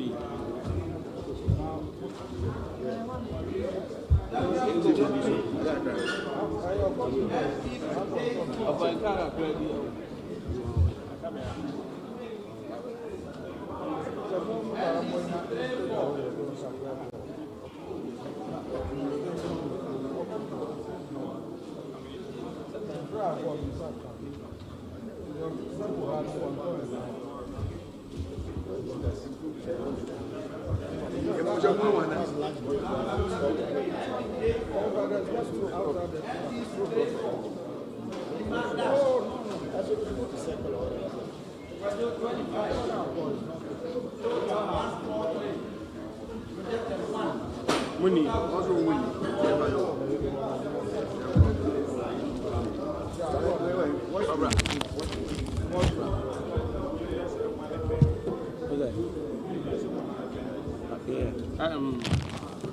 E102903B. Presby Church, Kutubi. Presby Church, Kutubi. E102903B. E102903B. Presby Church, Kutubi.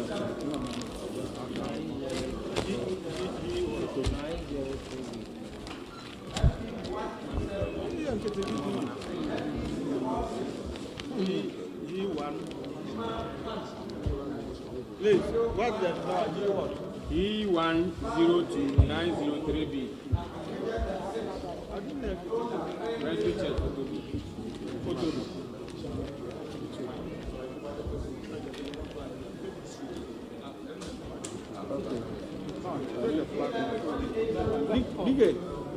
To phone my wife. No, that's our own. But we have not entered. Earlier one we flagged it. The second one. Okay, but you put it in right. No, yeah. They flag it, but you put it in. Put it. So they will enter, but they are sticking it. Yanko, Bachumangu.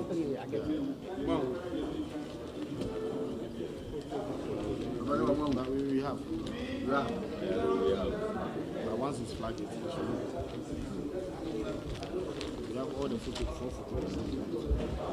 E100103B. E100103B. Uncle the Good DHS. Uncle the Good DHS. 100-103B. E100103B. Uncle the Good DHS 1. DHS 1.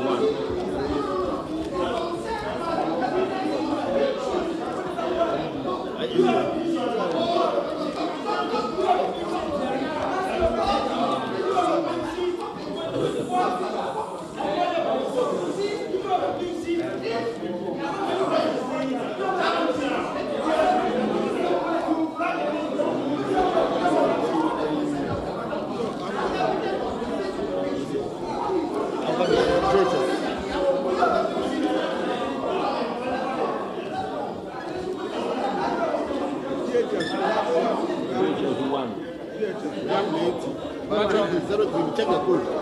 03B. Yeah.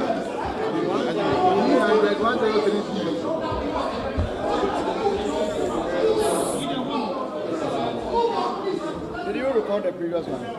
No. Did you record it? It didn't go through. It didn't go through. No, we have recorded it. Right? Check. 3B, 03B. I'm going to be. Did you find the pin sheet? You found it. Yeah, you found the pin sheet. 103B. Did they also find it? They are looking for it. Yes. So in this case, what happens to the record? You do maintain it. No, we have entered. I just found it. We have an initial. That's right. So, 03B, right? 103B. Yeah, that's right. We haven't recorded this yet. I'm seeing you came. Why did you bring it?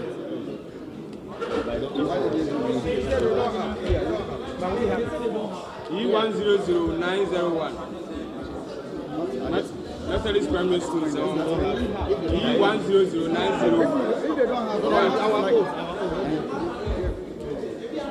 E100901. I saw doing 1 hour.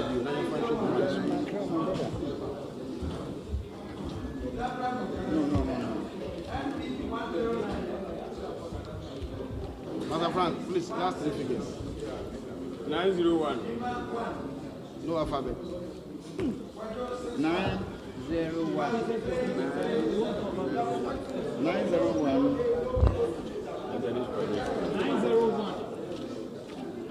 300. 901. 901 is Methodist Primary School. Oh, Methodist Primary School. Debian Korea.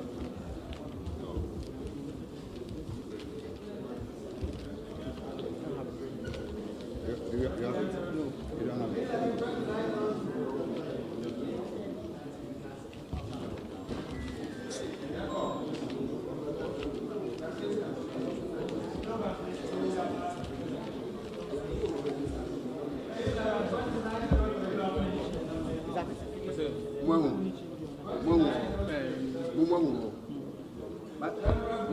Battle 901. Yes. 901. All right, we are going. Afenyo, we are going. NPP 268.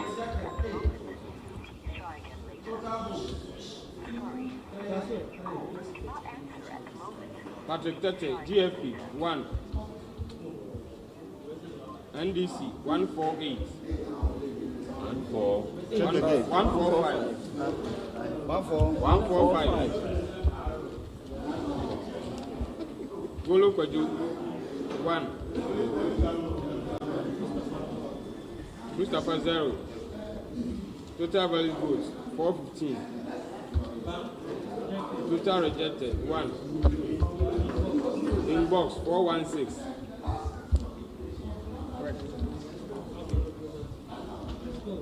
E102703. 2703. Apremso.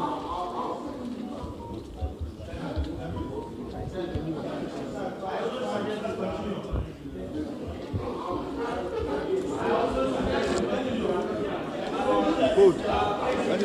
2703.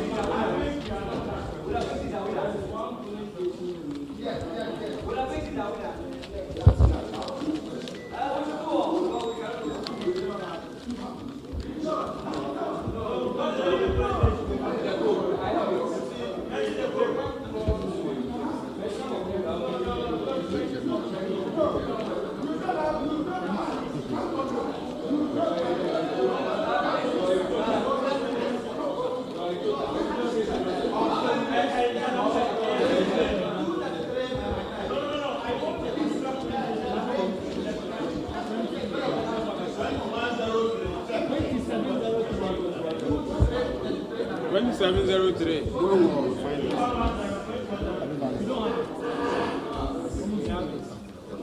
2703.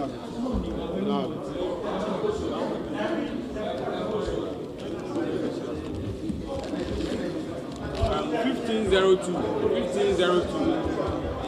1502. Adraji Coco Park. 1502. Adraji Coco Park. Don't break it.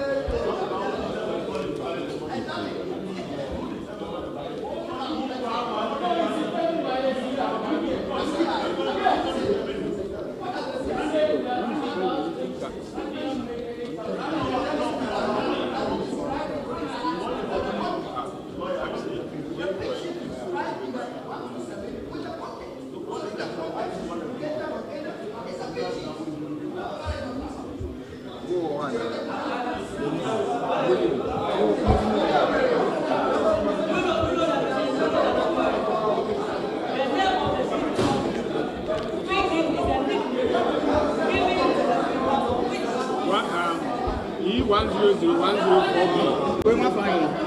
E1000104B. E1000104B. Ankwadogo JHS2. E1000104B. Ankwadogo JHS2.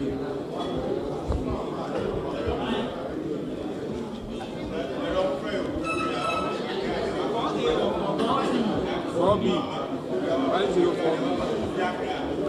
Ankwadogo JHS.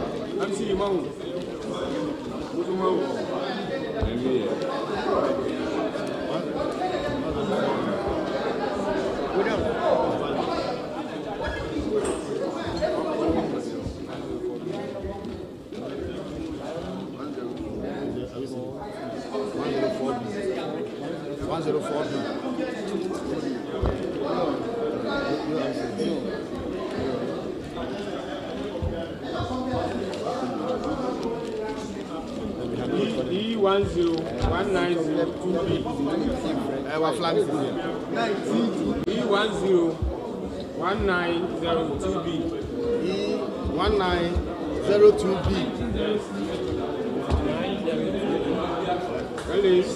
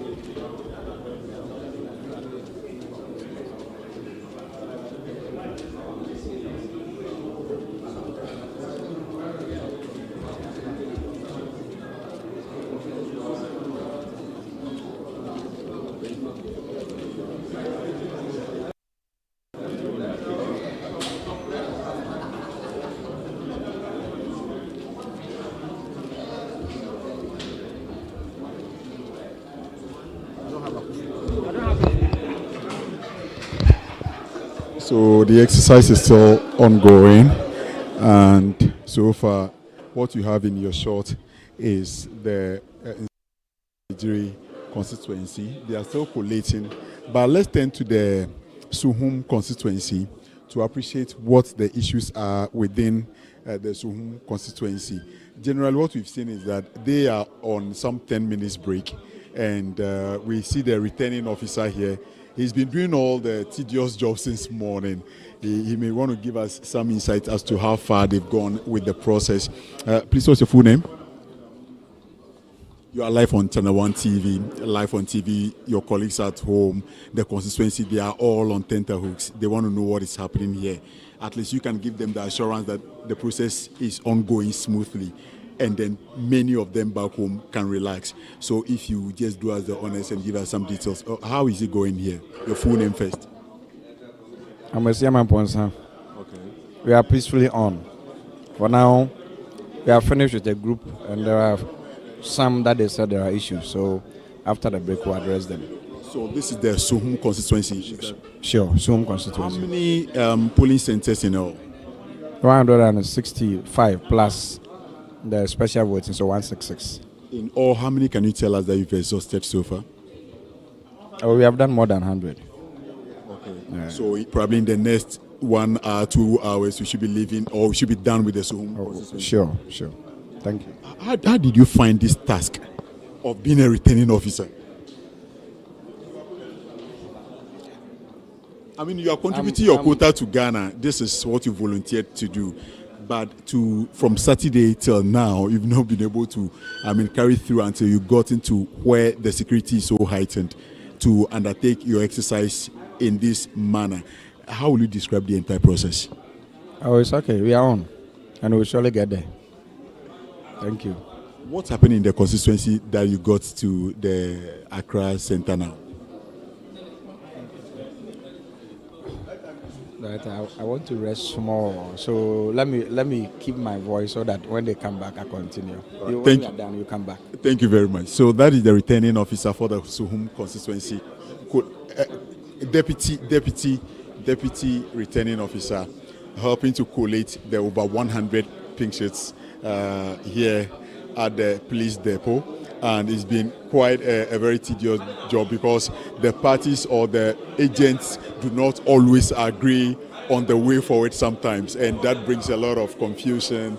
But when they come in with some of the rules of engagement, then they are able to proceed from where it is. Are you with the NPP or with the NDC? You are with the NDC. Good. From the Suhum constituency, right? Good. Tell us, how has the process been so far? So far, I think it's okay. We are waiting to continue with the process.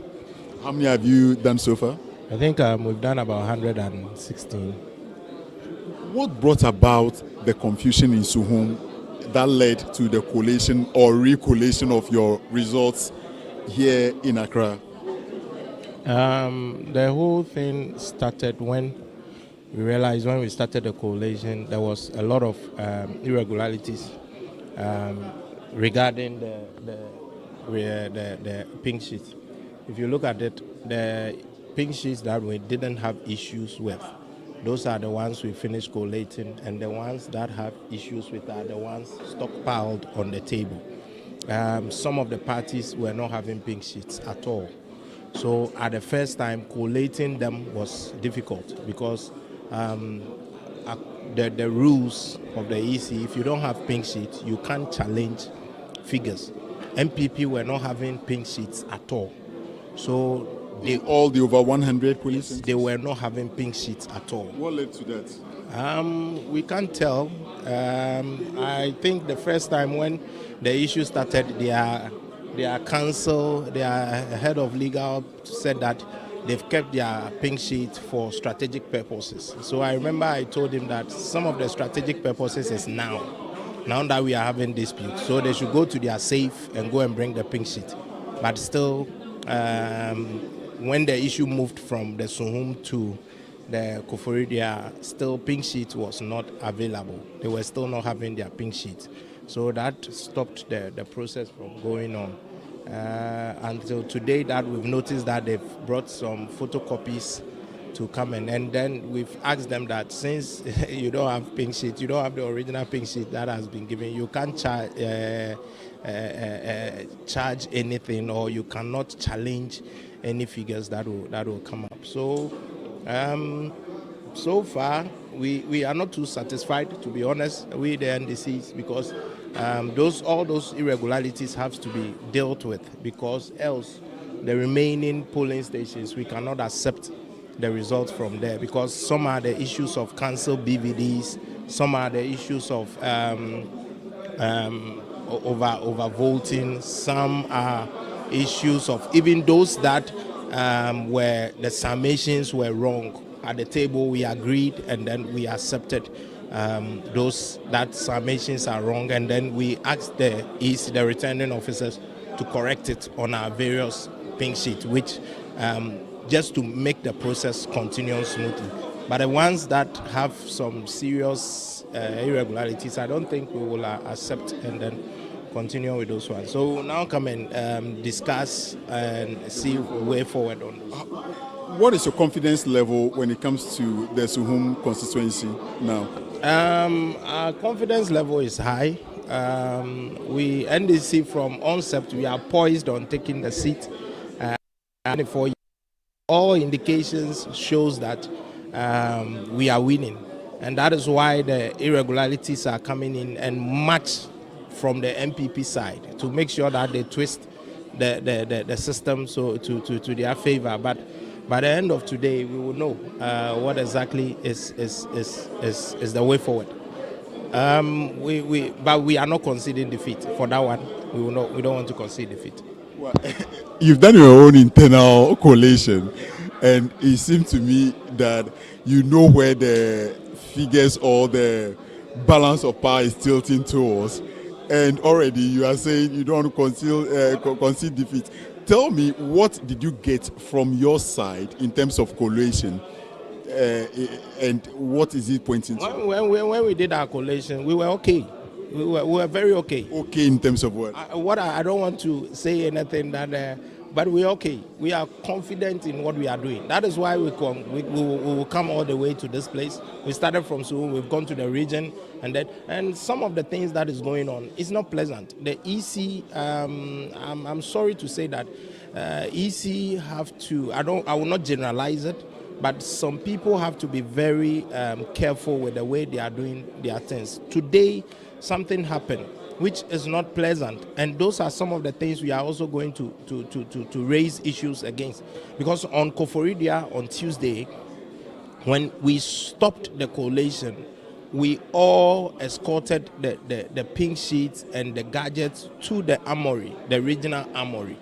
And this morning, when we were going to the time we got to the armory to bring the things out of the armory, that everything has been brought out without the presence of any of the parties, with the exception of MPPs and their people, including the candidate, were there, and the deputy EC for Eastern Region even asked them that where are the NDCs, where are the other parties? They are not accountable for you if you did not turn up early enough, because obviously you're all working with time. If you were to show up at a particular time and you didn't turn up, just like we've witnessed earlier today. The time that was given, we were told at 6 a.m. the things will be brought from the armory. We were there before 6, and it was already out.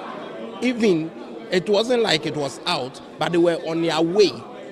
So we needed to stop the convoy and question them, and that was what the regional EC said, that he wasn't aware. So you can see that right from onset, there are a lot of things that is going on, trying to change. But even though they actually, as you alleged, but coming here, you've not really seen any manipulation of the sort in terms of. We've seen them. That is why we brought a lot of pink sheets out to iron them out. We've seen your full name and your position. I'm Reverend James Bacha. I'm the spokesperson for the candidate. Thank you very much for speaking to us. So that is a rep from the National Democratic Congress, giving us or bringing us up to speed with how far they have gone regarding their collation from the constituency in Suhum, moved all the way to Koforidua, which is the regional capital. The coalition couldn't continue, or it wasn't successful, and so today they are in Accra just to basically have that coalition done at the police training depot. And it's been moving on smoothly so far, thanks to the massive presence of the police personnel on duty, ensuring that there is law and order. So this is the Suhum Collation Center. Suhum is in the Eastern Region, and this is their Collation Center. To my right is where we have the Nsawam Collation. A rep from NPP, we can engage briefly on happenings so far. Let us finish the process. Well, so the NPP is asking, or NPP agents are asking that when they finish with everything, they'll be able to speak to us on the record. I mean, the coalition is still continuing here on the side when it comes to the Nsawam case. You see the NDC at the far end, NPP on this side, the electoral officers present. And now I can see that they are moving with a certain level of speed, basically because they've all now agreed on the modalities and the rules. If you don't have a pink sheet, you note it down for the other party, which is the EC and NDC would now proceed to continue with theirs. If NDC doesn't, if P has it, they will mention it. EC will compare that to their figure and then make progress. So far, so good on the table here for the Nsawam Constituency collation. Let's go back to them for the collection exercise to continue.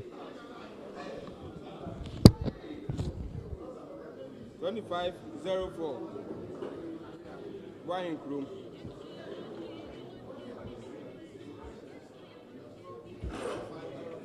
2504. Wine room. Macho Enko.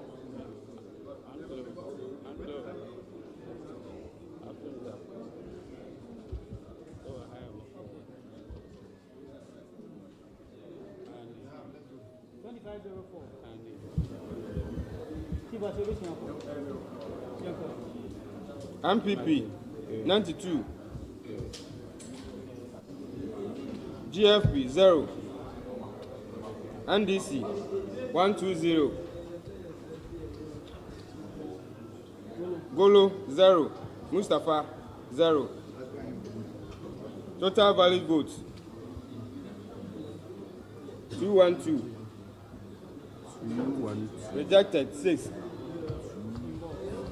Inbox 218.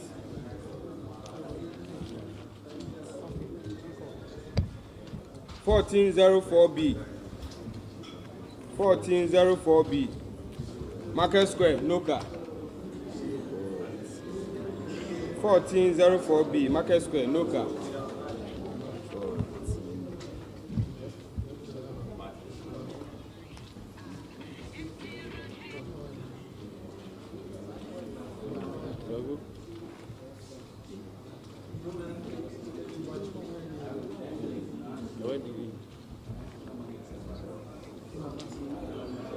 Yeah, in 14.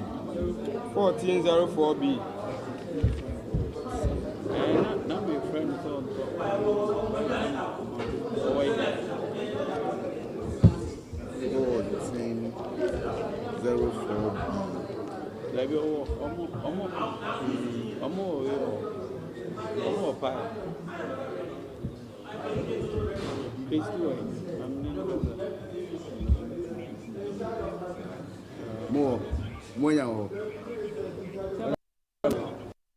Okay.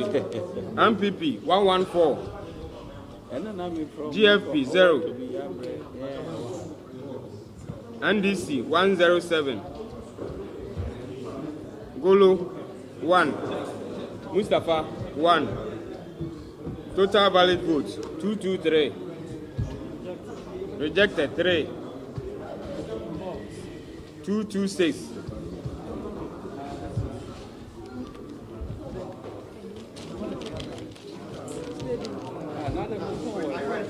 Yes, Afenyo.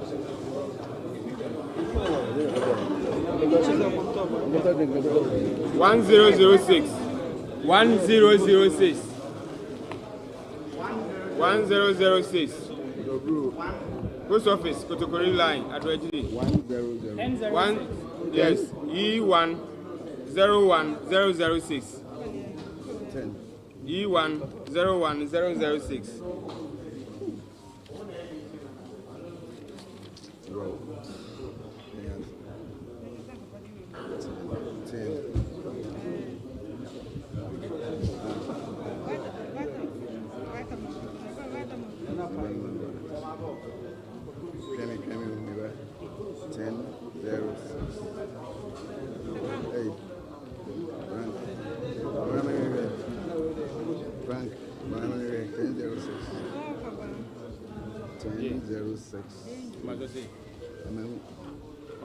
Fancy when it's you.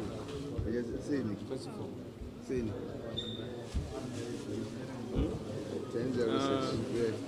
Then 11. 10101006. 1 E10 1106. Yes. E101006. E101006. Me born to see 101006. Yanko, Pamcho.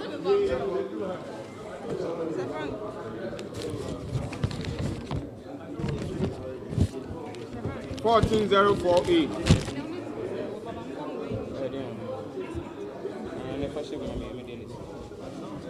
14048.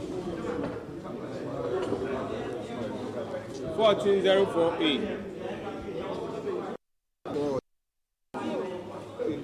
14048. More. 14048. Market Square Nuka. Which one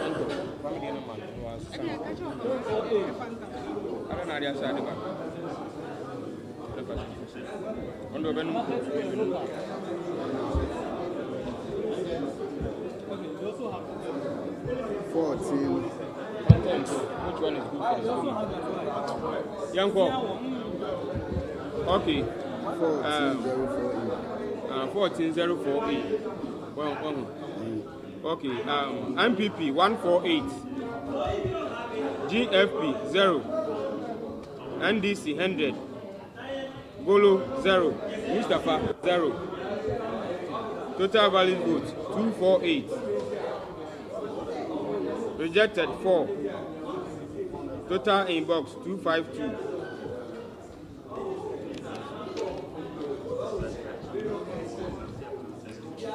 E1004068.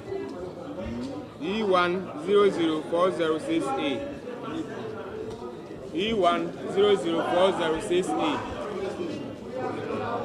American AMBJHS 406. 406. Okra 406.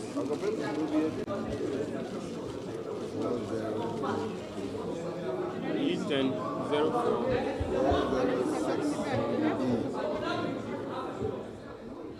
E1004006. 406A. E.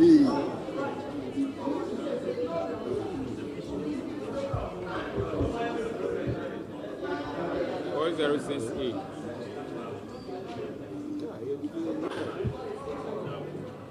Yeah.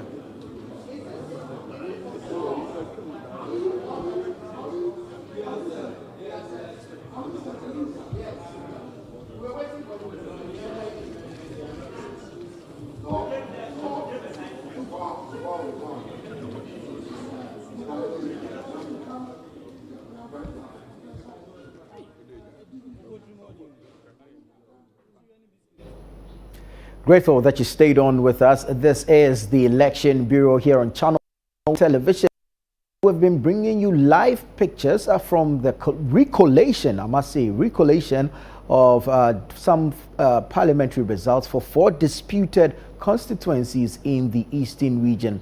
Now, these 4 constituencies, Fanaka North, Akwatia, Suhum, and Nsawam Aduadjiri, have been, well, both parties, the NDC and the MPP, have claimed victory to these seats, and so these seats have come under contention. So far, 2 declarations have been made, all going in favor of the New Patriotic Party, NPP. This will be Fanaka North and Akwatia. Still Suhum to go. There's still Nsawam Aduadjiri to go, whose results are being recollated at the moment from the National Police Training School here at Tesano in Accra. My name is Nana Tufuo Boateng. The Situation Room is up next on Channel 1 Television, and of course, Situation Room will also be bringing you live pictures from that recollation of the parliamentary results for those disputed constituencies in the Eastern region. Stay with us. Keep watching Channel 1 Television.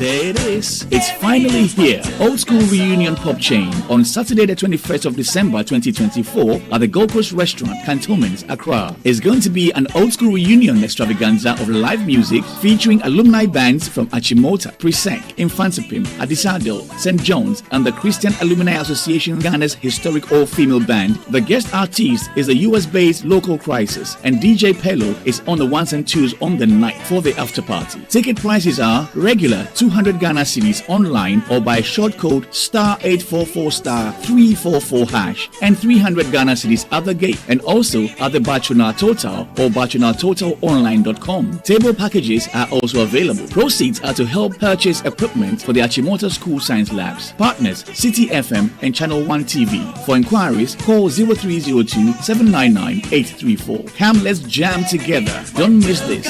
Iba Fake B.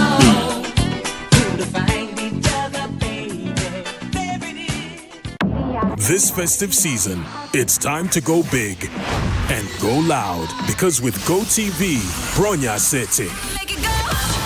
From match days and movie days to local stories, big little adventures.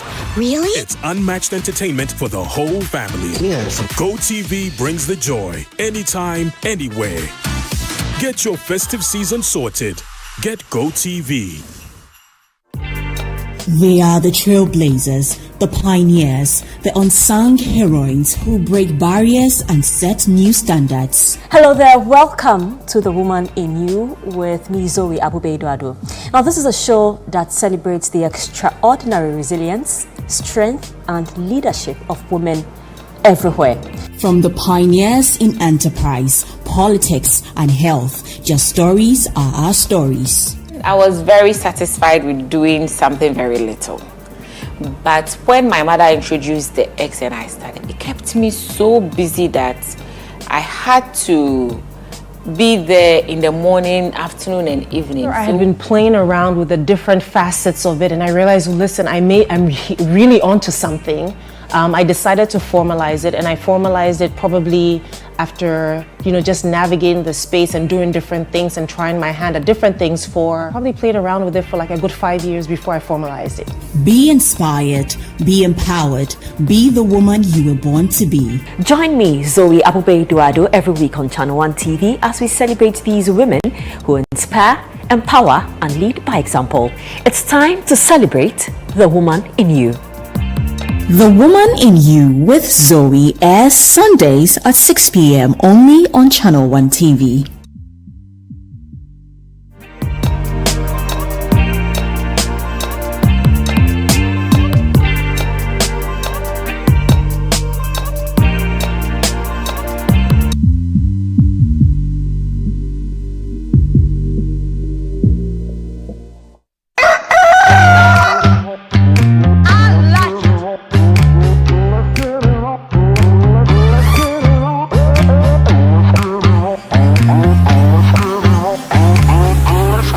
Up to a rich breakfast full of variety.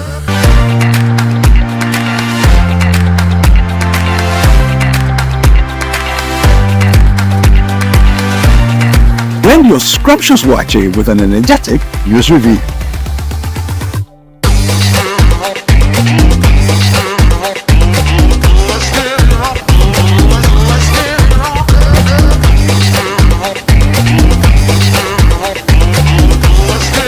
Right, eat your buff loaf alongside uplifting and informative lifestyle conversations.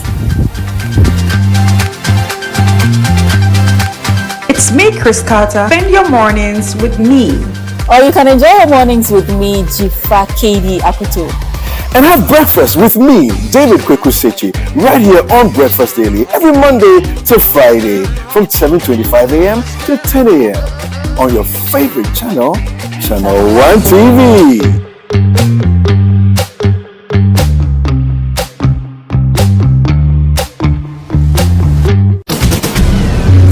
Get ready for the ultimate celebration of the year, the Situation All White Christmas Party 2024. This Christmas Christmas Eve. Join us at the Situation All-White Christmas Party for a night of unforgettable vibes. Date 24th December 2024. Time 8 p.m. Location The Underbridge, East Legon. Expect nothing but pure magic as we light up the night with incredible performances from Keche, the hitmakers who know how to get you moving. Isakede, Ghana's Soul Master, with melodies that will take you to another world. A Chin Band, a live performance experience like no other. DJ Mingo, the party maestro, keeping the beats flowing all night. I've done it best, bringing the energy to keep the crowd jumping. And MOG, leading us in spirit-filled worshiping style. Dress code all white. Let's shine together in style. It's going to be a night to remember, full of music, dance, and festive spirit. Don't miss out on the hottest party of the season, the party that shuts down all parties. Call 0205-973-973 for table reservations and get ready to party. It's going to be lit at the Underbridge. The Situation All-White Christmas Party 2024 is powered by Channel 1 TV with support from 97.3 City FM and proudly sponsored by Carlsberg Beer, Kiss Drinks, Series, Bell Ice, Verve du Vernet, Bushmills Irish Whiskey, and Blue Jeans Energy Drink.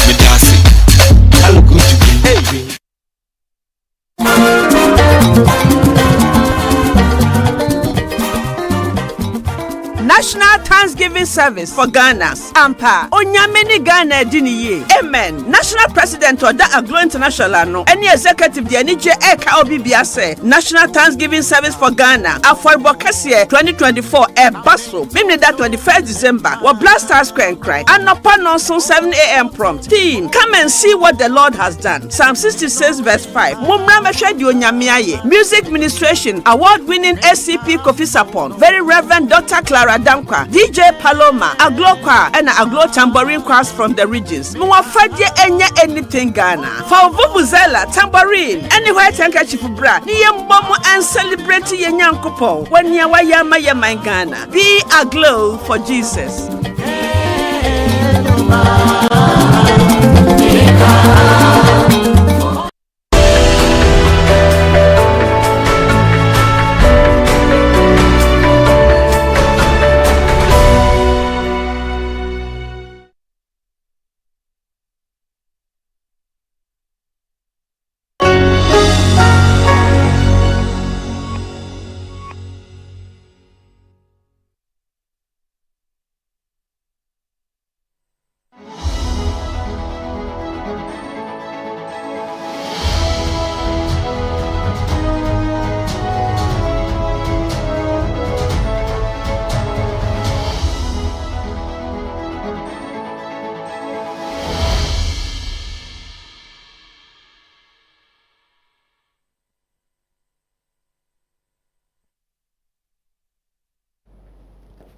Yeah, welcome to the Situation Room. Thank you for joining us for another edition of the Situation Room.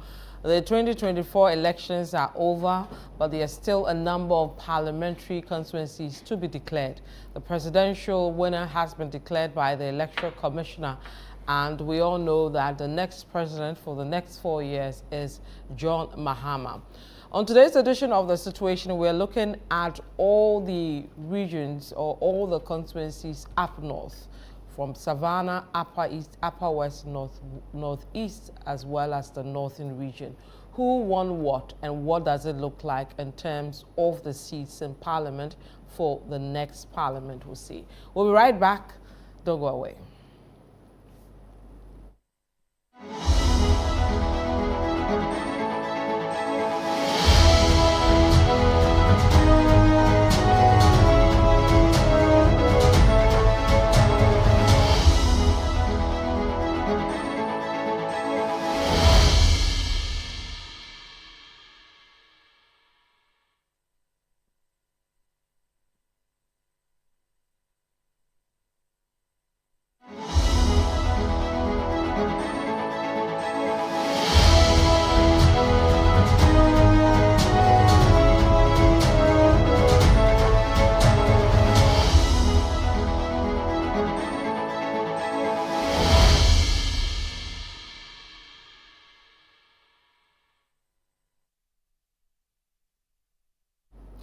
So welcome back to the Situation Room. My name is Vivian Kai Lokko. I'll be the captain of the ship, cruising you through to the northern part of the country, where we'll look at the figures and the seats going to the NDC and the MPP for the 2024 parliamentary elections.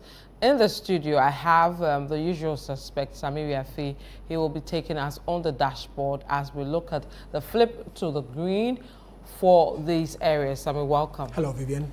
And joining us today for the first time is a gentleman who covered the Savannah region for us. Later, we'll go to all other reporters who covered the different regions around the north for us as well. But now we have Tajuddin Abdullah. He was in charge of the Savannah region for us for the 2024 elections. Tajuddin, welcome. Thank you. How was the trip? When did you return? Today? I returned this afternoon. Okay. How was it? It was chaotic at Damongo. I saw you, you know, running all over the place. You were scared, right? Of course I was. I mean, if you hear gunshots, what really happened?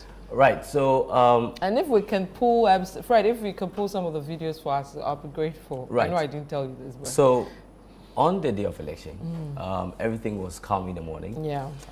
I had visited most of the polling stations, and I reported on that. Yeah. There were no pockets of violence, recorded at most of the polling stations. Okay. So voting was smooth, and there was heavy security presence. I mean, you wouldn't have the laxity to misbehave. I mean, if you intended to, and so everything was smooth. So that means they had an idea for Damongo that there will be some skirmishes. Is that what it is? Well, you usually tell. Damongo comes with heavy security. Exactly, but then it's relatively very calm. Okay. Because you don't over the time if you trace the historical antecedents of how elections have evolved in Damongo, it's largely been peaceful. So there are no issues of confusion recorded here and there. So it was when we got to when the results from the respective police stations were declared, and then we now had to move to the Constituency Collation Center, was where the confusion erupted. Okay. And so as at 10 p.m. at the District Court Collation Center, that was when the collation had begun for the Damongo This was on Saturday or on Sunday? This was on Saturday, the Saturday, the day of the election. Yes, on the day of the elections. So 10 p.m., that was when collation had begun. So first, we have 91 polling stations. And what they do is that the EC would have to verify each pink sheet that, from the respective polling stations before the collation can start. Yeah. And so 10 p.m., collation had begun. And midway through the collation, there were a group of, the angry youth had massed up outside the collation center. And what were they angry about? They were angry about the fact that the results was taking too long for the declaration. For the declaration, they say that in 2020, as at 12 midnight, they knew who had won the election relative to parliamentary and presidential. Yeah. And so the delay infuriated them because they thought that there was some skirmishes being perpetrated by the Electoral Commission and members of the NPP. Okay. Right. So they pressed stones at us. They forcefully entered the collation room, and then thankfully the military presence there stopped. Prevented any form of absolutely. So it calmed down the entire situation, and then we stopped counting the collation till the next morning. So we're just sitting there. So you guys didn't leave? You were we didn't leave. There. Everyone was there. I mean, everyone was there. At that point, the main candidates, were they there? They were not there. They were not. It was their representatives who were there. And so, in the morning, counting started again at 10 a.m. But then the military had come to see how things, were going and all of that, together with the policemen who were stationed there. In fact, the policemen had been stationed there till the next morning. Like then again with the military, because after the first attempt by the youth to, destabilize the place, they, were around to ensure that there's everything. So the police they did. And so the youth then said that they were not enthused about the presence of the military at the collation center. So the military ought to leave. They say that according to the law, that the military personnel are not allowed to be at the collation center. It's the policemen who are allowed to be there. Yeah, but the police can call for reinforcement. Yes, and is that to mean the police did call for? Yes, yes, the police did call for reinforcement. Okay. And then the youth still insisted that the military men leave the place, and then left. Just as when they left, an hour after they had left the collation center, and then collation had continued. So we actually continued from where we left off. Because of the earlier, disruption in the on Saturday, we had to pause, and then we continued from where, we had collated up to. So an hour after the military had left, then the angry youth barged into the collation center, destroyed the pink sheet, destroyed the ballot boxes that were there. Every material that had to do with the elections was destroyed. Wow. In fact, a motorbike was also burnt as a result of the confusion that had erupted. And that was when I saw, gunshots being fired here and there, because one of the youth had rushed to the district commander, the regional commander, police commander, with a stone, attempting to hit him. With a stone. And then the police started firing, gunshots.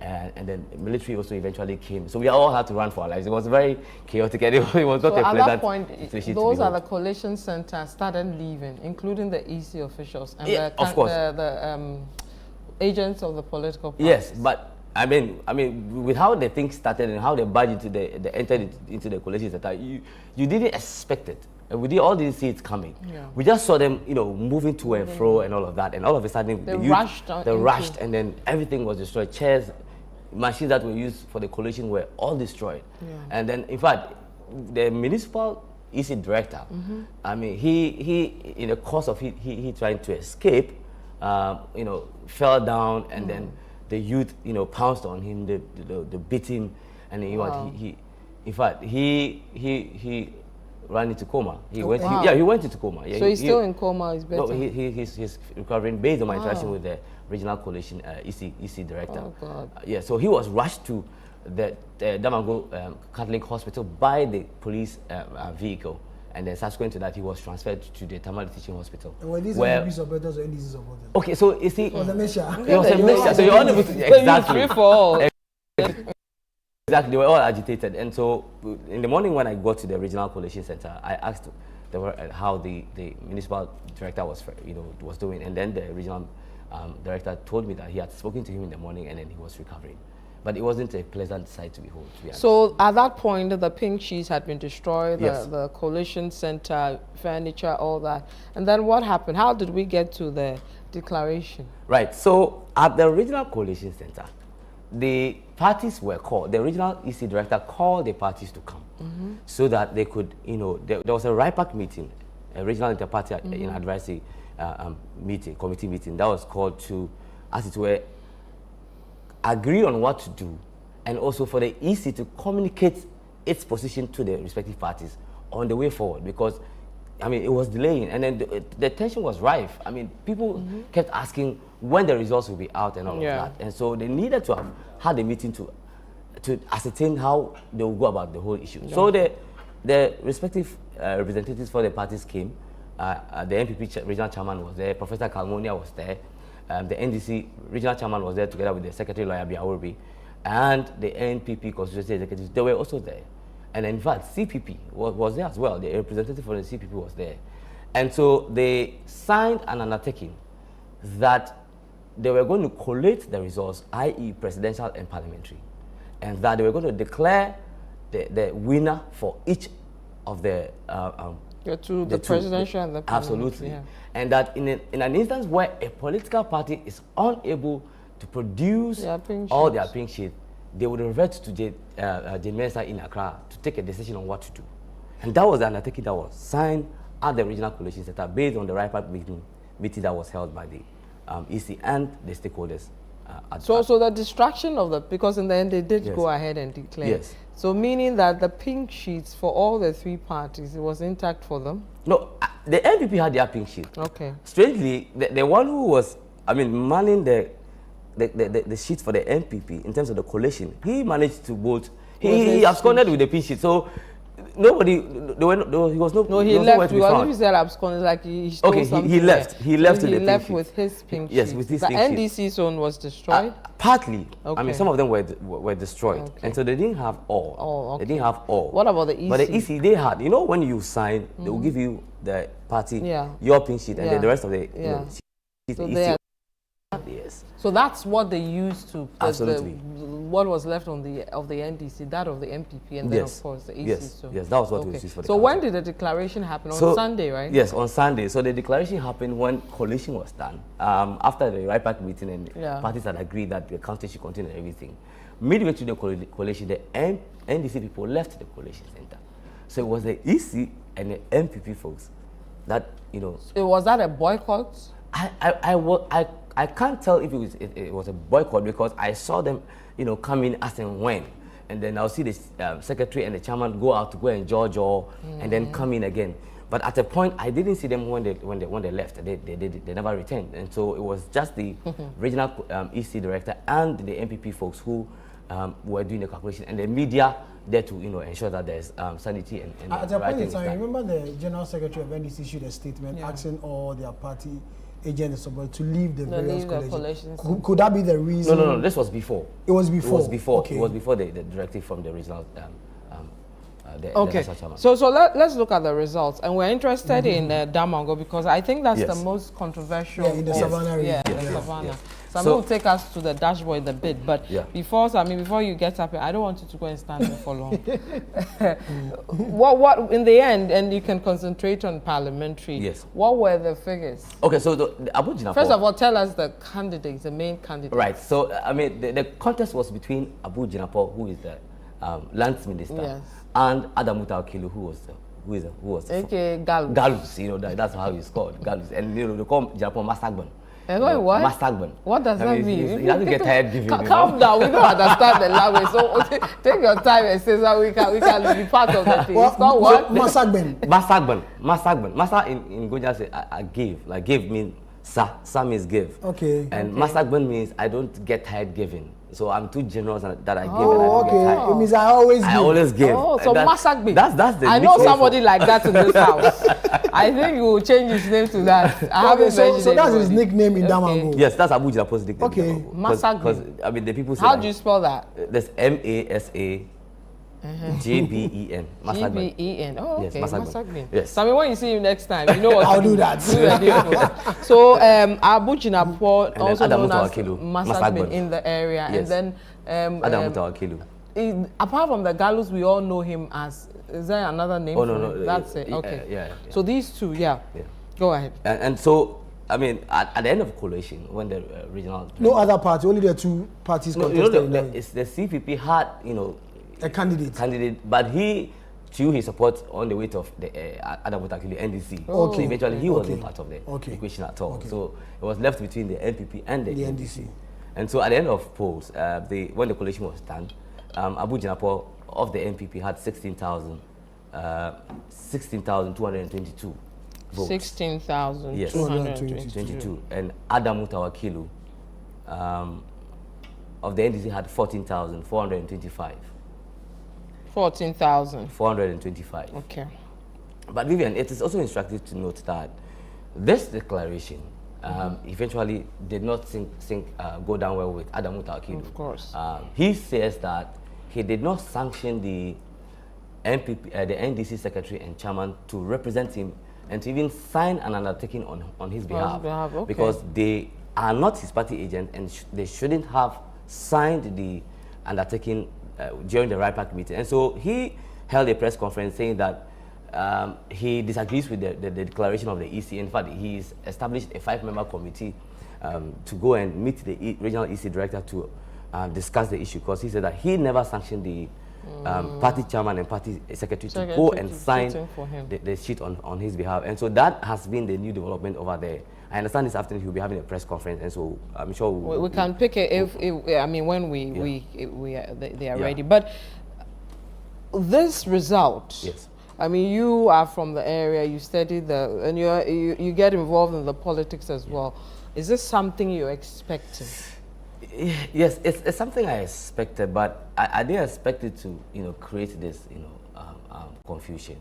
I mean, over time, if you look at the electoral results that have come in terms of the voting pattern or voter pattern, it's been largely the presidential, the NDC that has won. That usually, wins the presidential, and the MPP is sometimes, goes here and there. Because if you look at from 2004 to 2008, 2012, 16, 2020, and now 2024, the NDC does appear to have, occupied majority in terms of the parliamentary representation as compared to the MPP until 2020 when Abu Jinapor came in and took over, and then 2024 as well, even though, I mean, it's still in quotation. But so within the was clear from your homework that it was going to go blue for the parliamentary? It wasn't too clear. Okay. Because in fact, I interviewed Abu Jinapor when he came to cast his vote at the Town Park Police Station. And I asked him that his opponents said they were going to give him a run for his money. And what does he have to say about that? And he admitted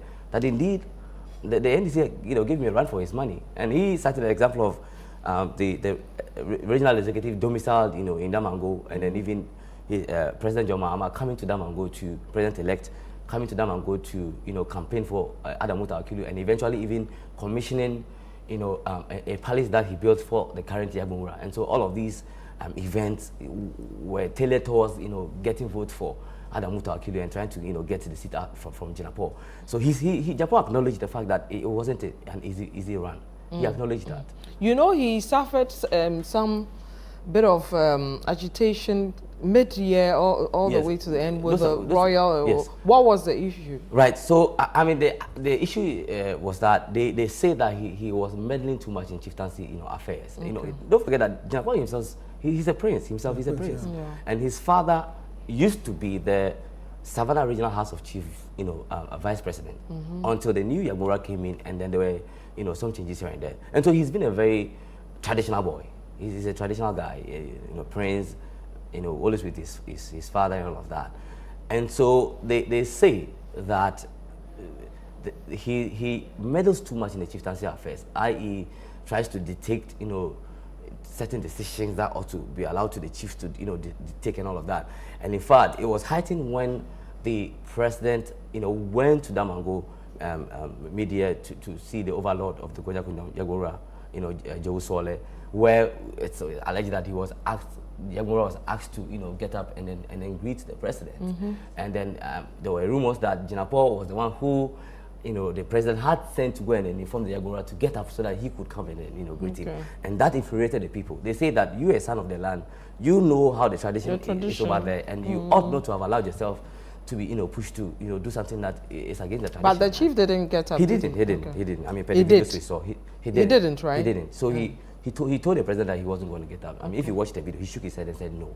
And then even the sub-chiefs that were seated close to the chief indicated that it was not right for the chief to get up and greet the president. And so all of these issues culminated into, he being, a bit, belligerent in terms of the people, the love that the people have for him and all of that. But following his win, what has it been like in the constituency? Are the people happy with the outcome? Well, especially because we've seen green across the board. Yes, to be honest, the people, I mean, I would say the MPP people are happy.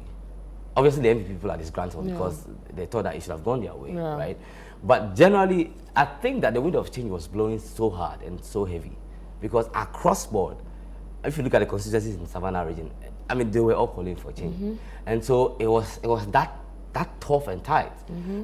So the people really, based on my interaction with the people that I got to talk to, really wanted Adam Mutawakilu to win.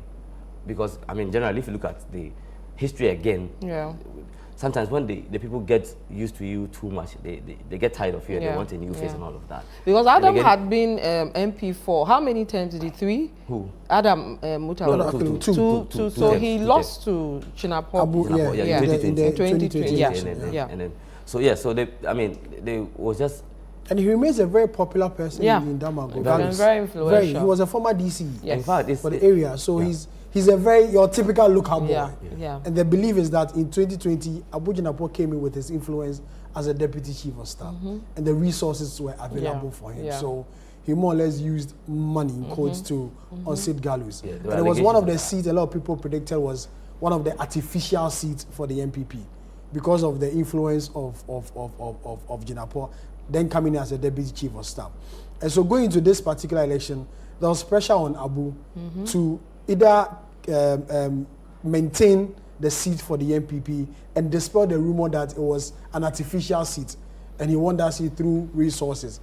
But going into this particular election, he was more resourced than previous. Yes. And so he had all the resources, at his disposal to ensure that the victory counts. But if you look at the figures, which Tajidin will give us, compared 2020, 2024, there was some vast difference. You know, this year, you realize he's winning by some 2,000 yeah. or so. But in the last election... It was 2,000 plus. Yeah, 2,000. It was about 2,000. So a lot of people felt that, you know, this was really a top fight for him. And he's been able to win. As Tajudin said, the nickname they've given him, he's a generous guy. He's a generous guy in the constituency. I've been there, you know, he's spoken to a number of people, and they can attest. You went to Damongo thing. We've not sorted that issue out. I remember about it. I'm a roaming ambassador. Did you go on a weekend? Yesterday, I couldn't answer. You know, I'm a roaming ambassador. Okay, so I mean, you can go to the dashboard now. The Savannah has 7 constituencies, right? Yes. Now, the region has flipped green, leaving just one seat, which is the Damongo one, to the MPP. So, Sami, we'll do the Savannah region, which we have here. Yeah. So here we go. This is the Savannah region. Yeah. 7 constituencies, as you mentioned. That's right. The green NDC winning all seats, with the exception of Damongo, which we are just discussing that Abu-Jinapo won that particular constituency. So when you look at the data, per the voter registration that was done before the election, total was 342,435, the total registered voters. Yes. You know, at the end of the election, only 221,999 people were able to vote in all 7 constituencies.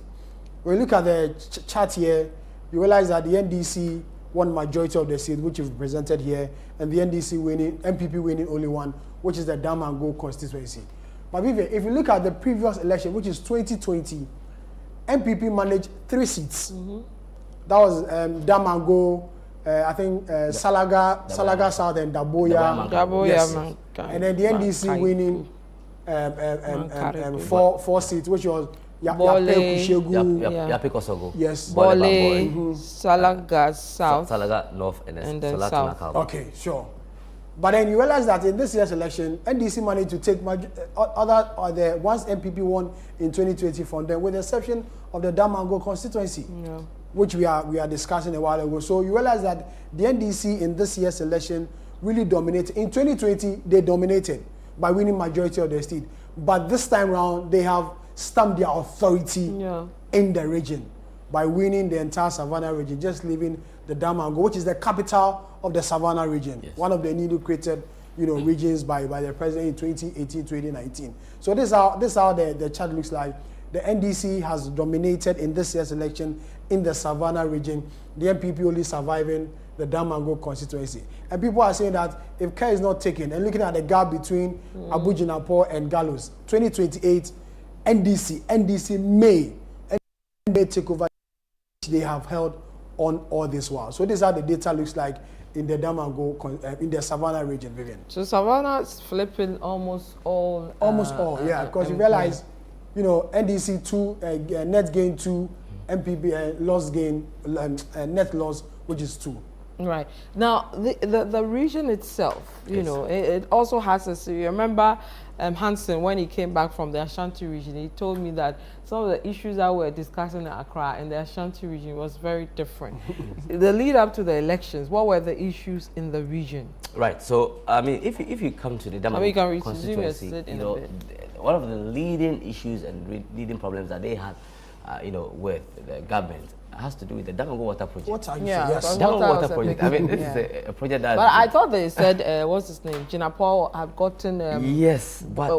water tanks. He brought in water tank to be supplied. You went there. But I mean, I have had the opportunity to see one of the you know, thing that he's done in terms of, you know, bringing water to the constituency. But it's not something that is sustainable. Because sometimes, you know, especially when in the season that we are in, the dry season. So the water does not flow and all of that.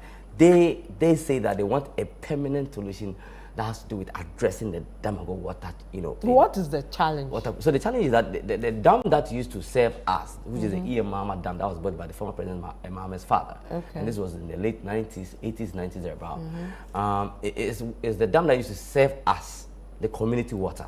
And so it houses the Damongo Agricultural College, and that's where the treatment plant, is stationed, where the water is treated and is, dispersed, to the community. But then somewhere around 2004, 2005, it ceased working and it went defunct. So it broke down. Machines were obsolete. Nothing, really was working and all of that. So it became very difficult for people to get water, and most of our dams too were drying up, and so there was no place to get water. There was only one water that was serving us called Pri, and this is en route to St. Anne's Girls Senior High School, and that's a dam that the people of Damongo has survived on for years. And you have water tankers go there to fetch water to come to the community and then sell to the people, and they've lived with this for years, because the Ghana Water Company, the water barely flows because the rivers are dried, and so it became rife. And then the people said that, look, this is a major challenge that we are facing, and we want you to not temporary solutions. We want permanent solutions for that. And that was the key issue that the people of Damongo based on to vote. And then you could see the numbers that panned out. I remember in 2020, Vivian, when the president went to Damongo to go and campaign for Abu Jinapor, it was one of the promises the president had made that they were going to solve this Damongo water challenge, and that if Abu Jinapor is elected as a member of parliament, because he's in government, it will make the facilitation of the project so easy. So going into the election in 2020, that was the hopes of a lot of people within the Damongo constituency. Fast forward 2024, the water project has still not been solved, and one of the key issues that the people in there were looking out for, as our brother here has said. And so it was one of the campaign messages Gallows was using against Abu Jinapor and the MPP in the constituency. He himself, he suffered the loss based on the water thing. I remember at the time. And almost everywhere that you visit within Damongo, you see the Kufo gallons. They are scattered all over the place. You go to even the hospital, I think the West Gonja Municipal Hospital also, yes, you will see these gallons there. Go to the Regional Coordinating Council, you find all these things there. So it was really a challenge for them as far as water issue was concerned. And it is expectation of the residents there that now that he's been given another term, he will do his best to solve this water challenge, because the polytank, transportation of water wasn't really helping the situation at all. It wasn't, because it gets to a time some people will get the water, some others will not also get, and it wasn't like a rationing of water in the area. And when you ration water, the situation is. So Abu, the people are giving you a second chance. Use your influence to make sure that the water situation is sorted out now for that them. He's his government is not in power. Then he has to look for his private brother, his brother will be in power. The brother will think of his brother will be in power. and that's the issue. So I remember when we were at the collation center, when midway through the counting, the collation, that was when Dr. Bawumia, considered defeat to Mohammed, and that escalated the whole thing, and you had members of the NDC massed up because they were jubilating.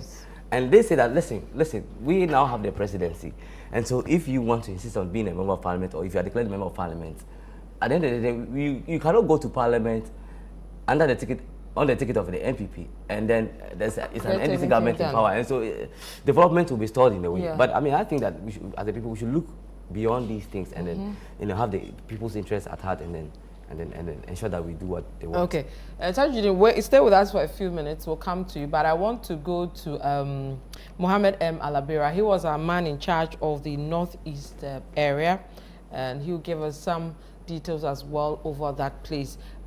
Alabira, if you can hear me, welcome to Situation Room. Thank you very much, boss. All right. How are you?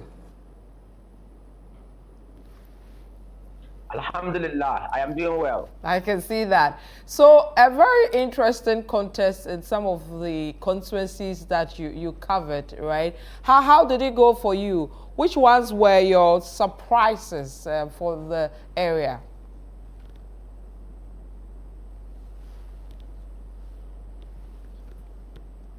Thank you very much. I covered the northeastern corridor, that is in the northern region through to northeast region. And a lot of surprises actually happened. From the northeastern corridor, I covered from Pandai constituency Wulensi, Bimbila, Yendi, Nyang, Saboba, Tatali, and then Zabzugu. That is northern region. Then Gushagu too is there. Then from there to northeast. And here, the income from Pandai. I want to start from Pandai. Yeah, from Pandai, the incumbent or the former MP and former majority chief whip, Honorable Nyindam, he came back again, beating the incumbent MP for the area. Nsala. Nsala is the name. He beat Daniel Nsala. He beat him. And then Wulensi too. Another interesting thing happened in Wulensi. Well, let me give you the figures for Matthew Nyindam and then Nsala and one down called Eric Nepane. Matthew Nyindam came back. He actually, the first time, it was a surprise for many that he actually lost the 2020 elections. So this time, why I say so is that initially Pandai district didn't have a party office and then water to many of the communities. So this guy is what party? Alaji, this is it Matthew? Which party? MPP or Matthew Nyindam, NPP. Okay. NPP, yes. So that's Matthew he was Nyindam, the incumbent. Yes. No, he came back. Daniel Nsala is the incumbent of NDC. Okay, all right. So NDC won the constituency in 2000 elections. Okay. And Matthew Nyindam came back and beat him with 27,947 votes as against 24,213. Okay. So how did it that go? Is for Daniel Nsala and Matthew Nyindam. Okay. The win for Matthew, is it based on the wind of change or he did something differently which led to that? Because you said most of you were pretty surprised he was able to take that seat. Yes. Yes, that is what I'm saying. It was not the win of change because he is NPP. Okay. And he came back and won the seat again. Why I said so is that his touch with the people on the ground was something that made him win the seat because he actually extended electricity to so many communities in the area and also drilled a number of boreholes for them. So the people actually felt that he was their man on the ground. So that was why he actually won the seat for the MPP in Pandai district. Okay, so he had brought some bit of development. Yes. Please go ahead. Sure, he brought development to the people there in the Pandai district. Yes, in the Wulensi district, that is where the interesting thing happened. Wulensi district, MPP fielded Haruna Abdullahi. You know, he's with the telecom, the Vodafone thing. He is with them, and then the incumbent was Abukari Dawuni. Then an independent from the MDC stock came. Boss, one interesting thing here: Abdullahi Haruna, Abukari Dawuni. They were both from the Nanumba tribe. You know, here a tribal politics came in there at the Wulensi side. Mm-hmm. So Haruna Abdullahi and Abukari Dawuni, the incumbent, are both Nanumbes. Okay. Then Nandaya Yao Stanley is a concomba in the community, and you know here the concomba population here. Okay. So it was assumed that the vote of the Nanumbes divided between Haruna and then Abukari Dawuni. So the independent guy who was coming from the NDC, he actually won. And the votes or the figures were Haruna Abdullahi had 11,137. Then Abukari Dawuni, the incumbent, he had 11,498. Then Nandaya Yao Stanley, the independent guy, he had 17,432 votes. That was what happened. So then with him, we came to Bimbila. Please hold on for me with the Wulensi. So you're saying that the Wulensi, the wind came from the numbers from the Kokomba tribe. That's it. Yes. The Nandea Yao Stanley, an independent candidate, he won in Wulensi. Now, in your, I know that prior to the election, NDC, MPP. Yeah, I know that prior to the election, you had moved around and all that. Some of these constituencies, you had gauged the level of interest or how things would sway. And you knew the numbers in terms of the Kokomba people having more numbers as against the Nanumba side. It didn't hit at that time from your rounds and from discussions you had with people that this may go towards the independent candidate Stanley. Yes, that was what from my engagements and things. Even the party, NDC party, because Abukar Dawuni, the incumbent MP, he's from NDC. Even when the president-elect now came to the area to Wulensi, he actually made a comment about it. So the party knew that no, the independent candidate was going to cause trouble for them. Because he actually pleaded with him, the president-elect actually pleaded with him to step down and give way to Abukar Dawuni to continue. But the man could not listen. So he knew that he was going to win. And that was actually what happened. Why did he go independent? Abukar Dawuni. Why did he go independent? But like I'm saying, interestingly, Wulensi constituency was something very interesting because if you look at the MP party, when what's the name? Thomas Ogaja, the former MP for the place, when he was a concomba, when he lost the DCE, Abukar Dawuni won and Nanumba. Then the DCE over there was Yusuf, Abukar Yusuf over. He also a Nanumba. So it became obvious that concombers have no position in Wulensi constituency. So just in some few months to the election, the MPP realizing this thing took away the DCE for Wulensi and brought in a concomba DCE who was just for 2 or 3 months as a DC in the place. So the concombers in the Wulensi constituency felt that no, they have no, stake in anything. Because if you look at the candidates, they were all coming from Nanumba area, and then they have no stake. So the independent guys said no. Then it's good that we also fill. The concombers said no. Then it's good that we also fill an independent candidate who maybe they will all come together to actually vote for him. And this was what actually happened in Wulensi. The concombers actually voted for one of their own in the area. All right, okay. So we can move to the next area of surprise for you after Wulensi. The next one was Bimbila. Okay. Bimbila too, the incumbent MP, Dominic Nituol, and Defense Minister. He has been there for a very long time, since 2008 till now, 2009 to date. Yeah, he's been there. And, we did a report about Bimbila constituency when we were gauging the mood and things. It became obvious that no, even if you come to the constituency on the ground, you will see that no, Nituol has not done well as compared to other first-time MPs in other areas. That's like in terms of development. That's in terms of development. Okay. In terms of development, yes. If you come to Bimbila, it's just a week to election or something that they come to work on Bimbila town rules, and that is what has happened. So people were actually angry with him that no, this time if care is not taken, he will go. And the interesting thing is that both the NDC and MPP, they also fielded concomba candidates. Because Nituol is a concomba, and then the NDC also Roxen, who is also a concomba.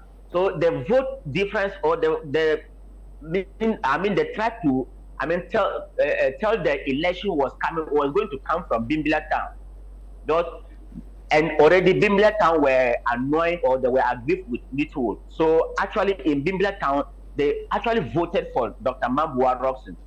But surprisingly, the concombers, instead of voting for what's the name, Mambua Roxen, the change, Mamboa Roxon, to oppose the change, they actually voted for Nituul. This is because they say, as it is said in the language, that if you have a tree by your house, if it does not give you fruit, at least for shade there, you always have the shade to sit under. Okay. So they think that if Nituul has the power that he has and he's not supporting them as concumbers, he's still seen there as a concumber man occupying that place. So that was why they actually voted for the concumbers. Actually went for him. Well, what were the figures for him? I'm sure his margin closed up. Can you take us through the figures for Bimbilla? Yes, the figures for Bimbilla for Dominic Nituul was 34,553. 34,553.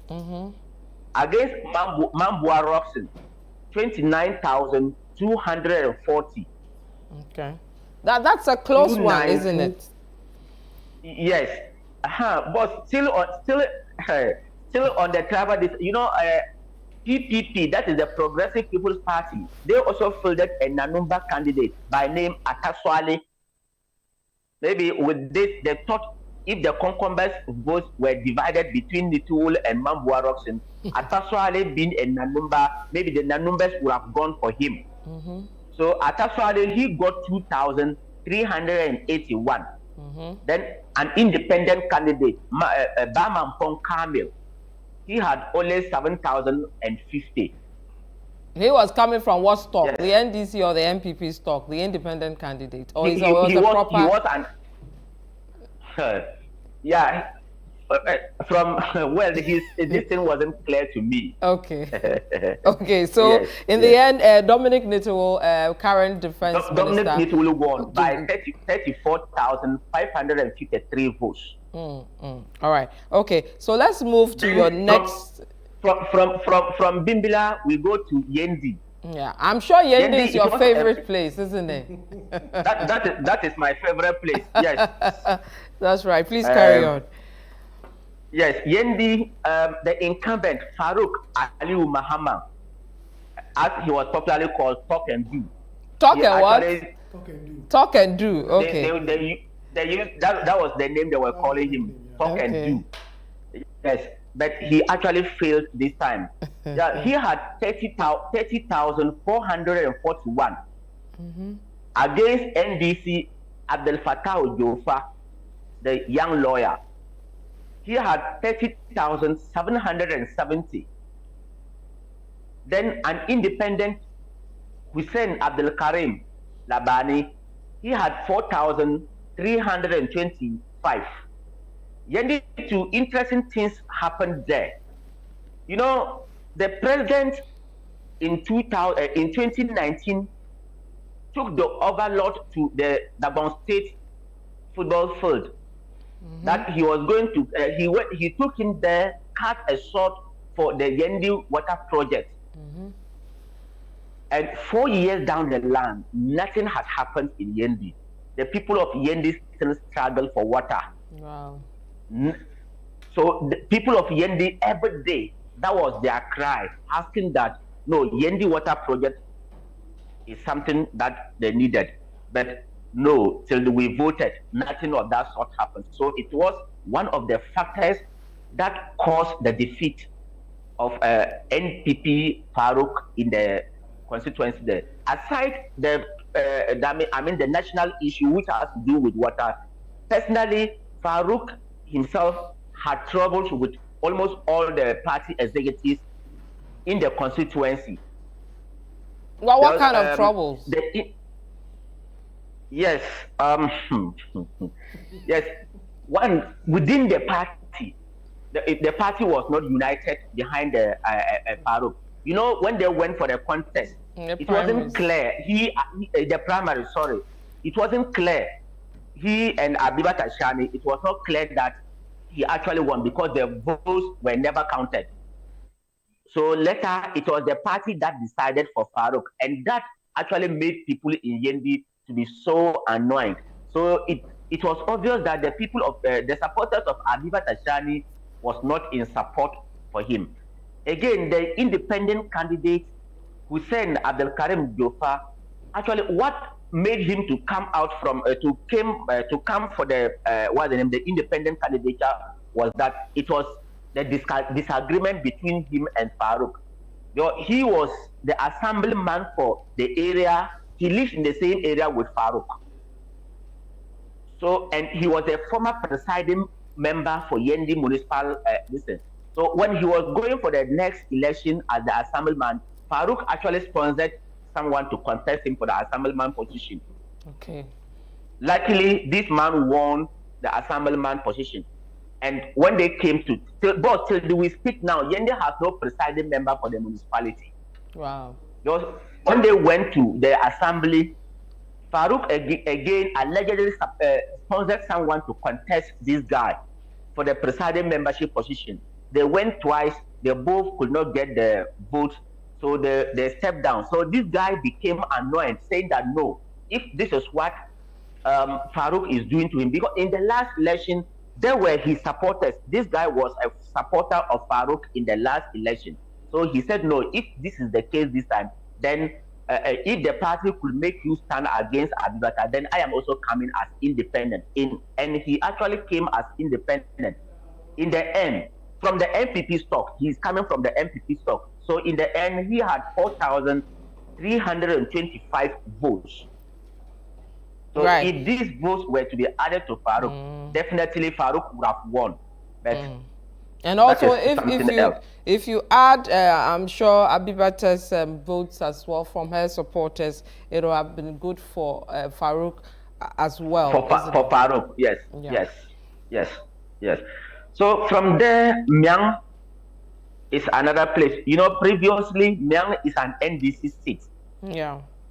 It was just last 2020 that Musa Abdelaziz Ayaba, the current deputy fisheries minister, he actually won the place for MPP. But this time round, he has also, the NDC has come back for it again. He lost it to Misbah Muhammad Adam.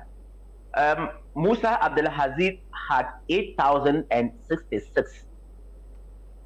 As against Misbah Muhammad Adam, who had 20,273. That is for Myang constituency. How did the win happen? How was he able to win from where you stand? I can't hear you, sir. I'm saying that how was he able to win? Yeah, can you hear me now? Hello, Alaji, can you hear me? Okay. Yes, I can hear you now. I was saying that for Mio, how did the winner win? What do you think went in the favor of this person to have won that seat? Thank you. One, a lot of factors here came in. You know, previously, Yendi, Myang, or in Dagong in general, the chieftaincy was one thing that was playing out there. The Abudu and Dani, this thing was something that was very strong in Dagbon, and Myang was not excluded. Musa Abdelaziz Jofa, you know, somehow he's a young guy there, and well, I should not be saying it. Excuse my language. Yes, the issue of MPP were power drunk, arrogance, and things was one thing that one could not take out of the place. The young people felt that no, this guy was so arrogant to them. He wasn't respecting in other way and other things, and they felt that Misbah was someone who is always with them. He's from the constituency, and he always in the evening like this time you will see him with the youth and other things. So the youth felt that no, this guy is rather humble than Aziz. So no, because this time after the chieftaincy, no, the chieftaincy issue is dead in Dagon. So that could not play. But it has to do with your personal relationship with the people, and the people felt that yes, Misbah is more closer to them than Aziz. And already Myang was NDC, so why don't we go back for our own? Okay. That was why they actually voted for him. Okay. Yes. Gushagu. Yes. Gushagu. Yes. You know, previously, Gushagu was another interesting place to watch, but the expectations of many did not come through. You know, Gushagu, to the internal party, this thing was there.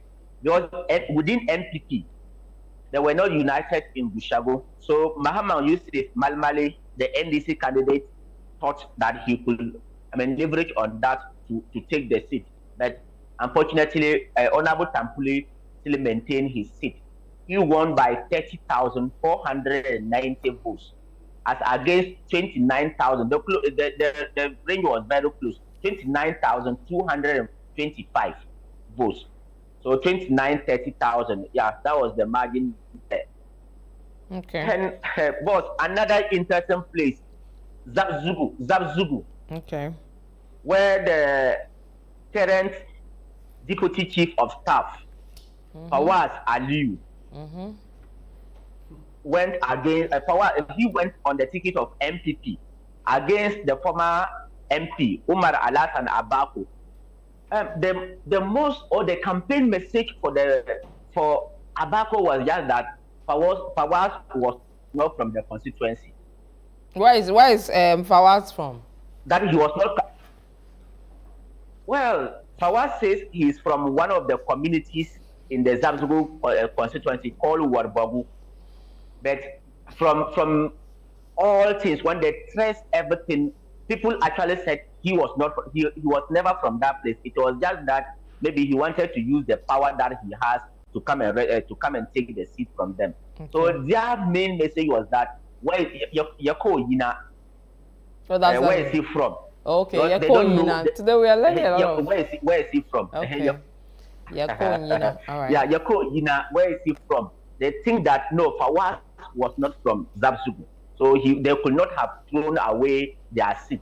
So they actually went back for their own, Umar Alasan Abako. And actually, Zabzugu constituency, that was here. And again, you know, the last election, where the former deputy Northern Regional Minister and current MP, the name is the name that I forgot. You know, Zabzugu, to the last election, they didn't finish counting the votes or collecting the votes over there. The declaration was done somewhere in the night in a room somewhere in Tamale. Okay. So the people in Zabzugu were still aggrieved that no, they were stolen. Okay. That the results over there were stolen for the John Jebali. John Jebali is the name of the current MP and former deputy Northern Regional Minister. Yes. So Abako pulled how much against Aliyu? Or Abako Farouk Fawaz had 15,175. The rate too was very close. Against Abako, 15,508. Okay. All right. That's pretty close. And then there was also an independent candidate there, Obore Solomon. Okay. He had 5,132 votes. Okay. And Obore is coming from what stock? Yes. Is he coming from Trabal? He's coming. Trabal. He's a concomba. Okay. Fawaz and Abako, they are Dagombes. All right. So what's the population there? Are the Dagombes more than the other side? Well, I have not actually looked at that, but the Concombes has a population. Okay. All right. Okay. So that's for Zabzugu. Yes. For Zabzugu. Okay. The next is Tatale Sangule. Yeah. Yes. Tatale Sangule, it was a race between the incumbent MP, Thomas Mbomba. And Thomas Mbomba, he is currently the Deputy Minister of Roads. You know, over there too, infrastructure was something that played out over there.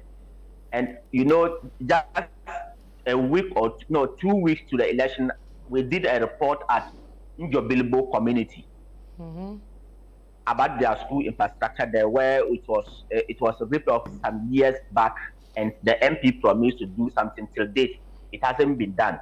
So infrastructure was something there, and road infrastructure is something that was serious there.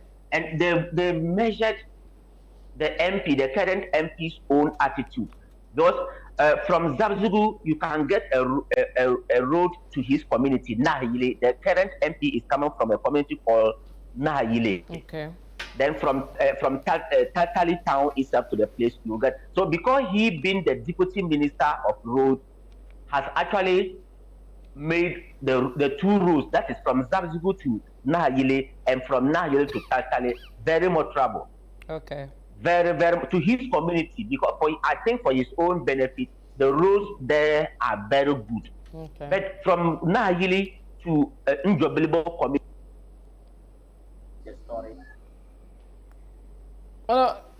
Alabira, can you reposition yourself? We have lost audio with you. Okay, so I will. Okay. To get to the community. Alaji, if you can go through what you were saying with the Deputy Minister of Roads, we lost you at the point that you said he had done the roads in his community proper. Yes. Thank you, boss. Yes, I am saying that in his community, actually, I visited the community, and the community actually access roads to the place is very good. From the community, you can move. The road that will take you to Tatali is good. The road that will take you to Zabzugu, that one too is very good, because he is the deputy minister. He has made it himself. For his own comfort. So the people were actually looking at that. And in Zabzugu, in Tatali community, there are two major tribes there: the Concombers, and then the what's the name? Oh, the other tribe. They are brothers. They are brothers. They are just like Asantis and Fantis. They both understand each other's language there. Okay. Yes, and Thomas Mbomba is coming from the Concomba stock. So he went against Ntebe Ayo Williams of the NDC, who is also coming from the other tribe. Okay. So the people felt that no, this guy is not developing them. So in the end, he actually lost by 15,000. He had 15,590 as against Ntebe Ayo Williams 16,459. Okay. That is the votes he had. And boss, this is the northeastern corridor. Yeah. The constituencies I covered for the northeastern corridor. Okay. Yes. Then to northeast region. I don't know if we still have time. Okay. To northeast region. So Alaji, me 2 minutes. I need to make money so I can pay you well. So let me take a quick break and get some ads to play, and then I'll come to you. So please stay put. I'll be with you in a bit. It's a situation room. We're looking at the northern part of Ghana, the parliamentary outcome of these areas. We've done the Savannah region. Tajuddin, our man on the Savannah region coverage, is still here with us. We've moved to the Eastern Corridor. We've run through about 7-8 constituencies that we saw quite a number of surprises there. When we come back, we'll take you to the Northeast. Stay with us. We'll be right back.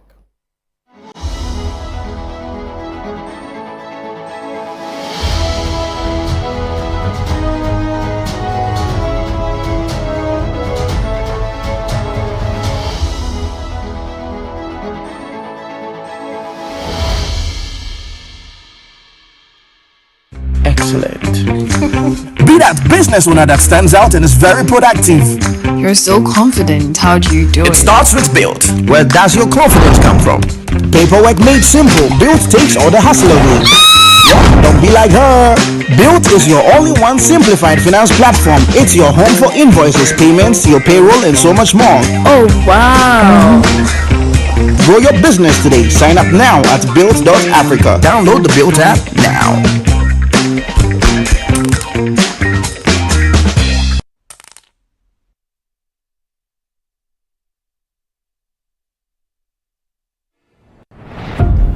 Your health is in your hands, but at some point, it passes on to us.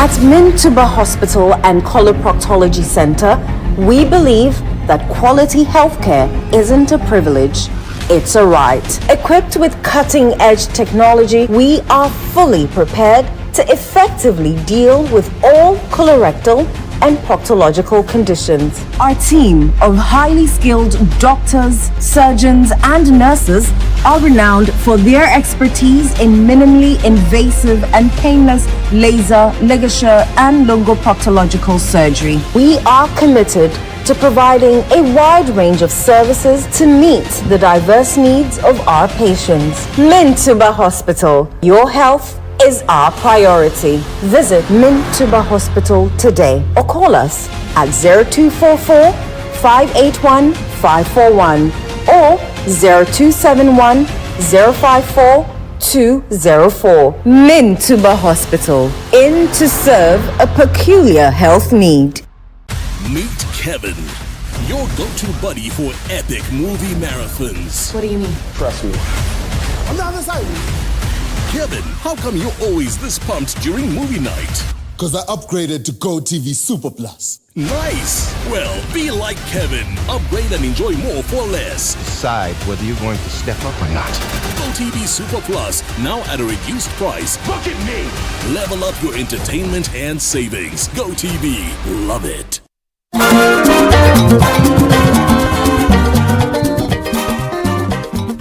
National Thanksgiving Service for Ghana. Ampa. Onyameni Ghana diniye. Amen. National President of the Aglo International no. Any executive the Anije Eka Obibia say. National Thanksgiving Service for Ghana. Afwarbo Kasiye 2024 Basso. Mimne that 21st December. Wa Blasters Square cry. Anopa nonson 7 a.m. prompt. Team, come and see what the Lord has done. Psalm 66 verse 5. Mumra Meshe di Onyamiaye. Music ministration. Award-winning SCP Kofi Sapon. Very Reverend Dr. Clara Dankwa, DJ Paloma, Aglo Kwa, and Aglo Tambourine Choirs from the regions. Mwafadye enye anything Ghana. For Vuvuzela, tambourine, anywhere handkerchief bra. Niye mbomo and celebrate ye nyankopon. When ya wayama ye my Ghana. Be aglow for Jesus.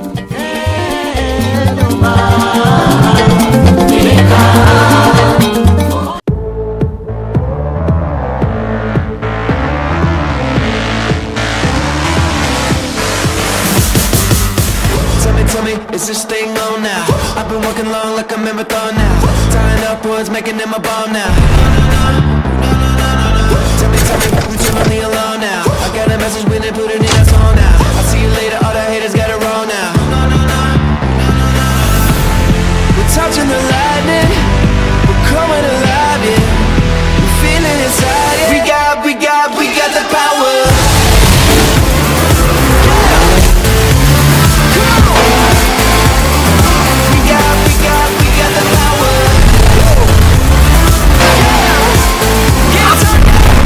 Tank 300, where power meets elegance. Call us on 0501 772222 or 0501 773333.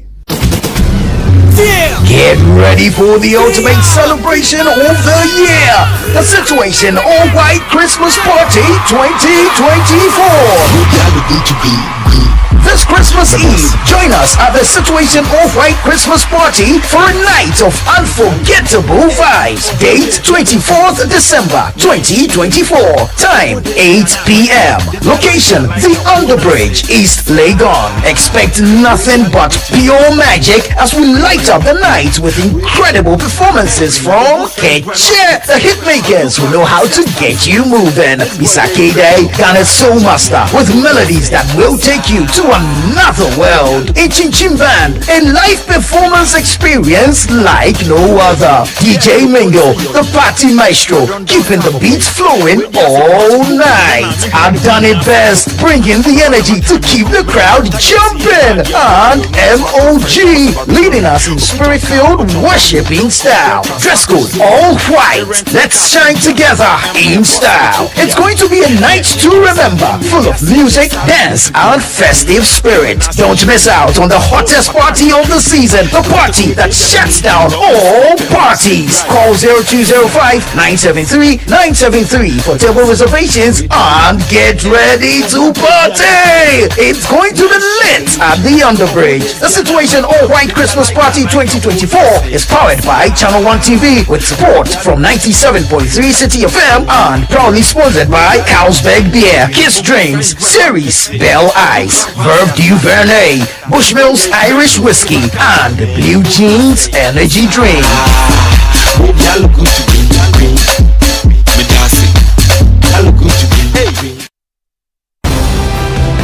Every footprint tells a story from every walk of life. They faced challenges, celebrated victories, and made their mark on the world. Welcome to Footprints, where we walk through the incredible journeys of extraordinary people. Join us every Friday at 7 p.m. as we dive into the lives of those who've left indelible marks. It's not just about where you end up, but how you got there. Footprints, celebrating the paths that shape us all. This and every Friday at 7 p.m. only on Channel 1 TV. Welcome to the most exciting and diverse talk show on television. Get ready for a roller coaster of emotions as we bring you the best in personality, talent, entertainment, and jaw-dropping performances on the Upside Down Show.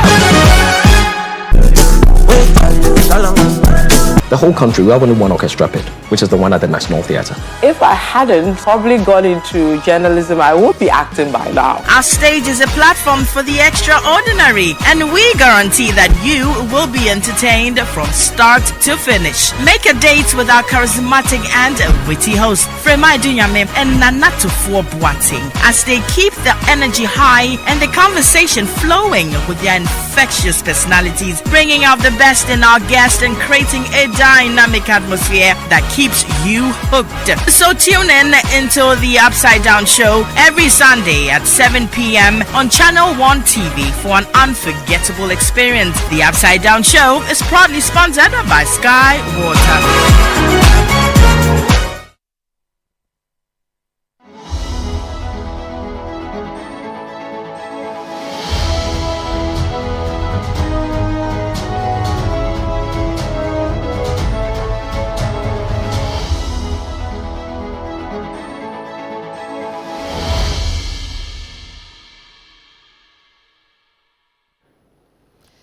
It is a Situation Room, and this is the Election Bureau. Today we're looking at the northern part of the country, dissecting all the regions that come up to form the northern part. We've done the Savannah region, we've done a bit of the eastern corridor. In a bit we'll move to the upper east region, the northern region proper, and other parts of the region. And make sure by the time we're done, we've covered all the regions for you to understand the politics and how things panned out and why they did. We still have on the line Mohammed M. Alabira. He's about to take us through the northeast region, what transpired there, and matters arising. Alaji, if you can hear me, welcome back. Thank you, boss. All right. So, Alaji, very detailed report of the Northern Corridor, taking us through Bimbila, Wulensi, Yendi, Zabzugu, Ushiegu, Pandai, Tatale, among others. Well done. Let's go to the Northeast. Where did you have any surprises?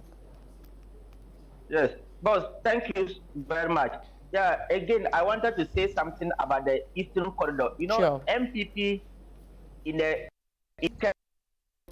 all the eight seats that they have currently from the northern region, majority of them are coming from the Eastern Corridor.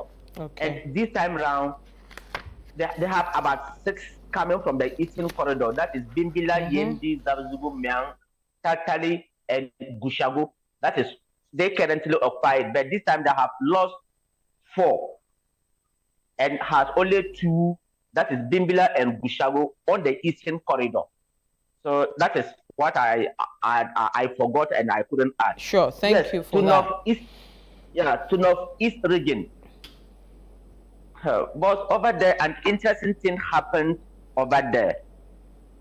if you look at some constituencies there, the wind of change, as you earlier stated, blew over some constituencies, and other side, it was that maybe they were going for their own. If you look at places like Cherpuni constituency, for instance, actually, it was a surprise to many of the residents there that the current MP, Tahiru Abdul Razak, he actually lost the seat. Okay. And the reason being that actually residents from Cherpuni felt that, no, Razak is one of their own. You know, he was the former DCE and later became the MP, and he was always with them throughout. The 1 month lies out that happened in the area, Razak was actually there to support them in all things. And the people actually thought he could maintain it, but he actually lost the seat. He went with Seidu Alasan Alajo, an NDC person. And this guy, though he's a native from Cherpuni, but he's not resident there. So many of the young guys there actually do not know him as they know Razak. So it was a surprise to many that he was actually being able to beat Razak. And the difference too wasn't that much. Taido Abdul Razak got 16,801 as against Alajo, who had 16,972 votes. Then there was one Eugene. Come up. Hello, Alabira, we've lost contact with you audio-wise. Can you still hear me? I see you, yes, but you are turning upside down. Right, continue if you can hear me. Good. Yeah, Kofi Khan Basiru, he had 114 votes out of the total votes. Your line is breaking again, but I'm looking at our dashboard where Sami is standing now and looking at the figures. The margin was so slim. The win margin was 171 only. Yes. Very slim, yes. And you were saying earlier that Razak was well known at DC, and then yes, the other gentleman, that's Seidu, is not really a resident in the area. So what did it for him? Is it the wind of change as well, or something else? Yes, it was the wind of change. It was the wind of change that did it for him.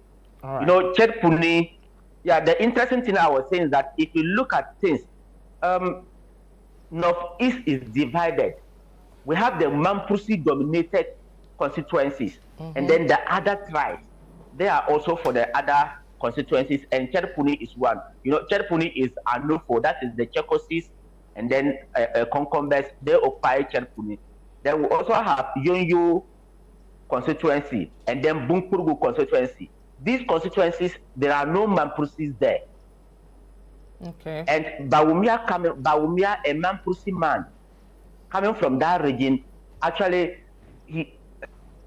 those areas, because of the wind of change, they actually did not vote for him. But if you look at the Nalergu Gambaga constituency, Yagaba Kubori constituency, and then Wali, his hometown, they actually voted massively for him because those areas are Mampusi dominated communities. Okay. Yes.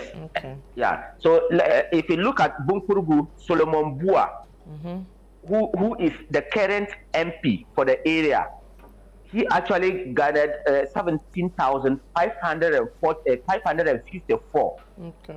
As against Abednego Azuma, who had 18,639.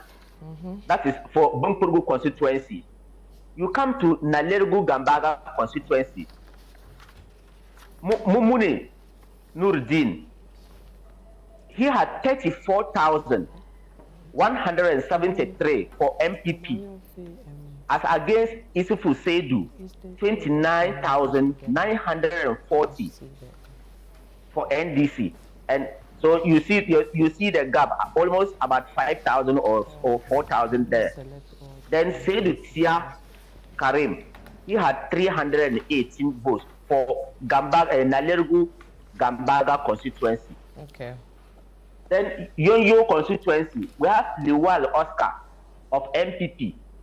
He had 9,416 against Alasan Suleimana of NDC, who had 12,014. You know, here, like I said, Yonyo, Yonyo, Bunkpurgu, and then Cherpune, they are non-Mampursi communities. Okay. So you see the votes pattern, there. Yeah. Yes. So you come to Yagaba Kubore, which is Mampursi dominated area. The current what's the name? Sports minister. Yeah. Mustafa Yusuf. Yeah.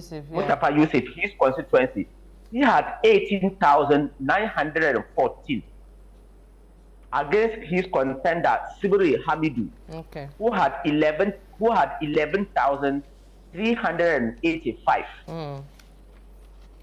Then Wali constituency, you know, Wali, like I said, if not because of maybe Bawumia is from the community or that place too, you know, the primaries, they had challenges there. Yeah. So that could have affected Dr. Kabiru Mahama, but because of Bawumia factor, he actually did well over there. Yeah.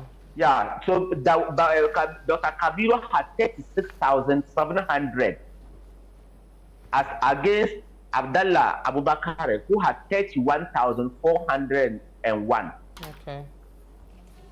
That is for Wali constituency. Okay. Okay.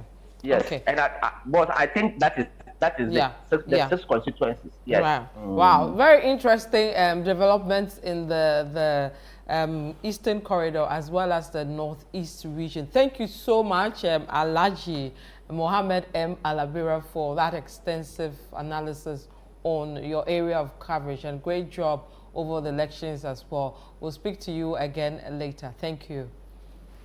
Thank you. So we'll move to the Northern region proper, as well as the Upper East region. I have a lady and a gentleman joining us. They were eyes on the ground for those two areas. In the studio, I have Christopher Sima. He covered Upper East for us, returning just this afternoon from the area. How was your flight? It was a smooth flight, and I think once the election was okay and everyone was happy, things were calm back in the north, because unlike other parts of the country where there have been tensions, the whole north has been relatively peaceful, so it was a smooth flight. Your brother is coming from a constituency where tables and chairs were flying and gunshots, and he had to hide underneath, you know, a table to protect himself. So good for you. Also on the line via Zoom, we have Shawana Yusuf. She's going to take us through the Northern region proper. Shawana, if you can hear and see me, hello. Hi, good afternoon, VK. Okay, so Chris, let me start with Shawana and then I'll end with you. So Shawana, also some interesting areas you covered. You covered 7 constituencies. No, actually, you covered 9 constituencies. 9 constituencies, rather. Which ones were surprises for you, and which ones were, yes, this was going to happen and it's happened?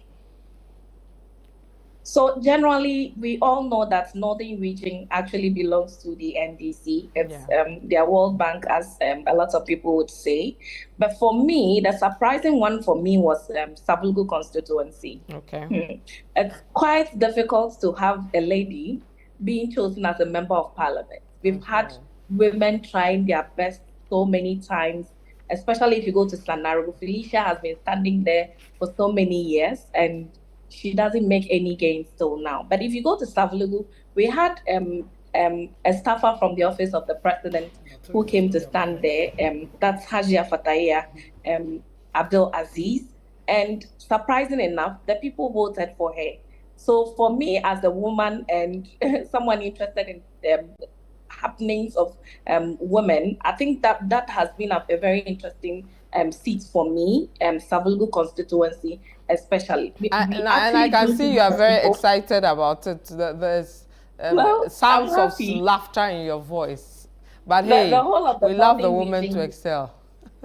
Yes, the whole of the Northern region, we've not had a woman representing us in parliament, and having a woman this time around is interesting to know. So she's made history. Shawana, hang on with that. I'll come to you. I'm interested in that because, you know, like you said, she's a staffer at the presidency. So maybe I feel it's here. I'm told there's an interesting story into how she even sailed through the primaries and eventually is going to be the MP for Savannah. So Shawana, don't go yet. I want you to listen to the story and be more excited about what you're happy. So she's made history, first woman to have a seat in the Northern Region caucus of, you know, MPs. And it was well celebrated by the Jubilee House, especially the president when the results came. You know, she served as an aide to the president. She's been with the president since 2008. Mm-hmm. She first started as one of her security, you know, like the guys or girl, you want to put it that way. And so she was part of the group of close protection officers who were with the president since 2008, when, you know, the MPP couldn't record a victory in the 2000 election. So from 2012, she was still with the president, serving him, you know, his meals and those things. So during the campaign of 2012, is that the lady with the hair? The lady with the sakura hair. Oh, the lady, yes, the lady with the sakura hair, like mine. Oh wow! Well, congratulations to her. Yeah, so she served more or less like. She actually tastes the president's food if it goes out. Yes, definitely. Yes. That was what she's about to say. So on the campaign, anytime the president is supposed to eat, she must taste the food first before it's served to the president. I have met her, yes. So she, when the president won in 2017, they were like, okay, now there's power. You can't join the security guys anymore, and the structures have changed. So you serve in the president's office. So at least when the president has visitors, you attend to those visitors and ensure that the president day-to-day activity within the secretariat is well managed. So that's what she's been up to. And then when she decided to run for that particular seat, she had informed the president about it. So there were some grounds work, you know, done with her, and they realized that the grounds were very fertile for her to, you know, go and contest. And this is the result we are seeing. Oh, I like the story. So Shawana, you can take over from there. So her closest contender was who? And if you can take us through the figures. Okay, so in the Savannah constituency, we had the NDC Abdullahi Jacob, who happens to be the incumbent, polling 24,877 votes. And the person who emerged victorious happened to be the candidate for the NPP, Abdulaziz Fatahia, who polled 27,450 votes. Okay, so she did pretty well, winning by some about 2,000 to 3,000 votes. Not bad, right? Exactly. And I mean, for me, I felt the people of Savannah were not too fair to Felicia, because I mean, Felicia has been in the picture for the past 3 elections, and this time around. So, Shawana, for those who don't know who Felicia is, if you can tell her who she is and which party she belongs to. Felicia belongs to the NPP, and she stood for the Savannah constituency under the ticket of the NPP. I mean, she came out since 2016, 2020, and this time around she came out again to contest. She's been battling with ABA Fuseni all this while. This time around, she went with a new face who happens to be Ataisa under the ticket of the NDC. And the people of Savannah surprisingly gave it to this new candidate. I mean, what I am picking on the grounds is that, okay, so let me give you the figures first. Yes, please. Felicia Tete under the NPP polled 15,338 votes, and Ataisa under the ticket of the NDC had 44,530. Wow. That was a huge margin. Yeah. I mean, and what I am picking on the grounds is that it looked like Felicia was tired with the people, though she wanted to give it a try to see if they were going to give her the nod this time round. What I picked was that this time round, when she goes on any campaign trail, what she tells the people is that, see, I am waiting to see what you people would do for me after all this past years, the developments I have brought into the constituency. Though I am not in the House of Parliament yet, I brought a lot of development, talk about boreholes, talk about schools, talk about helping women to start business and all that. But according to her, she's not had any results in the past years. So this time around, she's not doing anything. She wants to wait to see what they would do for her, because she's tired of spending on the people and not getting results. And this was how the people were able to pay her back. And for me, I feel Sanarugu did not do too well to Felicia, and they rather gave it to a new candidate. For some of them, they tell you that they don't ever see a woman ruling them. Yeah, and then based on the history of the region where we are now seeing a woman for the first time, it appears having a woman as MP is really a no-no from the historical, background we have, isn't it? From where we are coming from culturally, they don't even allow a woman to be in front for men to follow. So for me, it will be a big thing to have women, represent us in the House of Parliament. But this year round, or this time round, I think Sanarugu is not just prepared. And it feels like Felicia would have to re-strategize to see how best she's going to have to break through this particular cultural norm, especially that doesn't allow women to want to lead the masses in issues of this nature. Okay, let's go to the next constituency that got your attention. For me, the next constituency will be Tamale North. Suhuyini, our colleague in the media space, Suhuyini's constituency was quite interesting. We had a new face competing with Suhuyini. Tamale North happens to be the constituency that always has a member of parliament in opposition. So if they have a member of parliament under the ticket of NDC, the government is not NDC, or the sitting president will definitely not be NDC. So this time around, it's actually an exciting news for the people in Tamale North, having Suhuyini under the ticket of the NDC polling 26,500, Suhuyini polling 28,521 votes. And then his closest contender under the ticket of the NDC having about 12,317 votes. And also having John Dramani Mahama coming into office again at the same time. For them, they think this is going to be, a time for them to reap what they have always been sowing in the past and not getting results.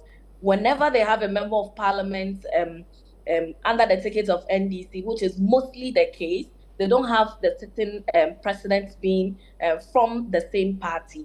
Hence, they don't get the needed development. So this time around, they are saying they are so excited, and for them, they feel Suhuyini actually did so well, though his government was not in power. He still tried to bring development to the people. Because if you look at the results, 28,000 against 12,000, that was no contest for Suhuyini, because that's a huge, margin. Exactly. And if you go to the Nantong constituency, the certain MP lost his bid to a new candidate. We have Hadi Tuferu happened to be the deputy agric minister under the ticket of the NPP, who polled 14,506 votes.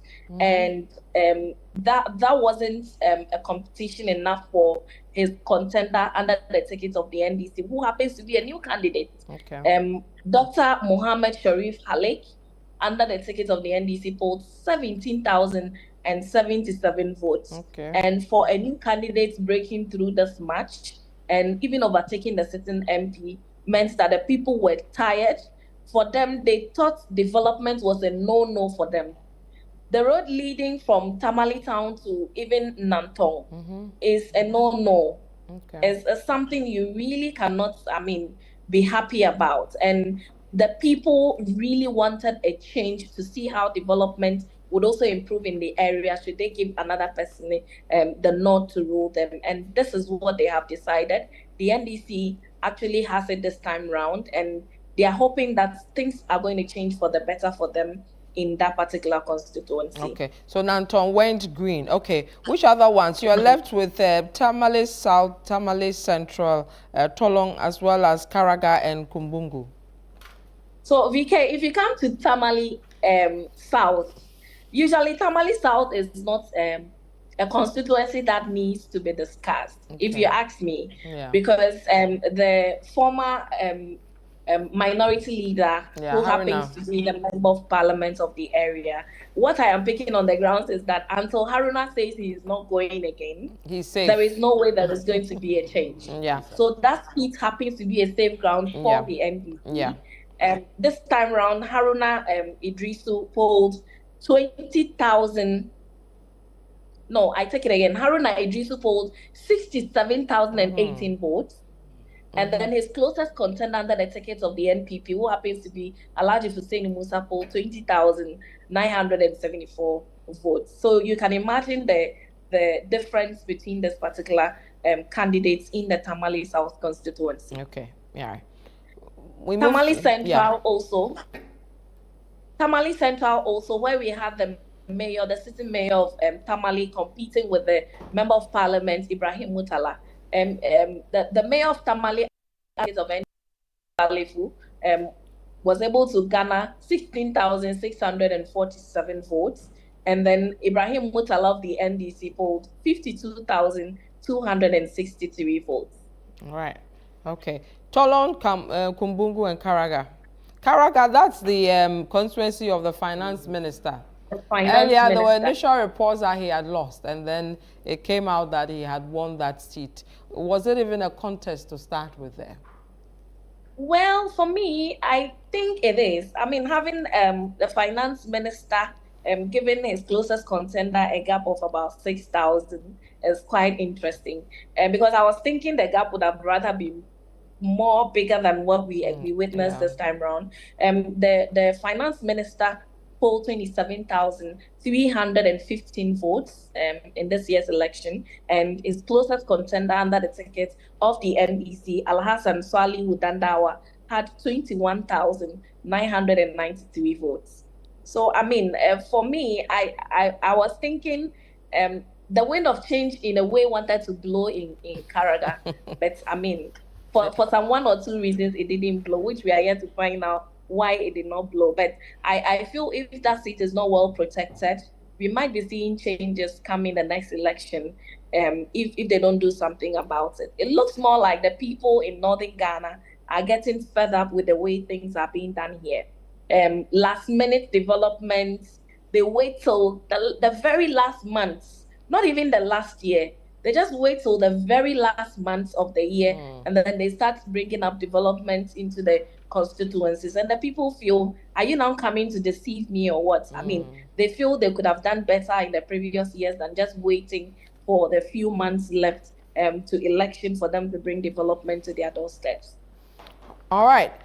Shawana Yusuf, thank you so much. Another detailed report of Northern Region proper by our correspondent there who took us through the election as well for the 2024 election. Shawana Yusuf, thank you very much. We'll wrap up with the Upper East region, and in the studio I have Christopher Sime.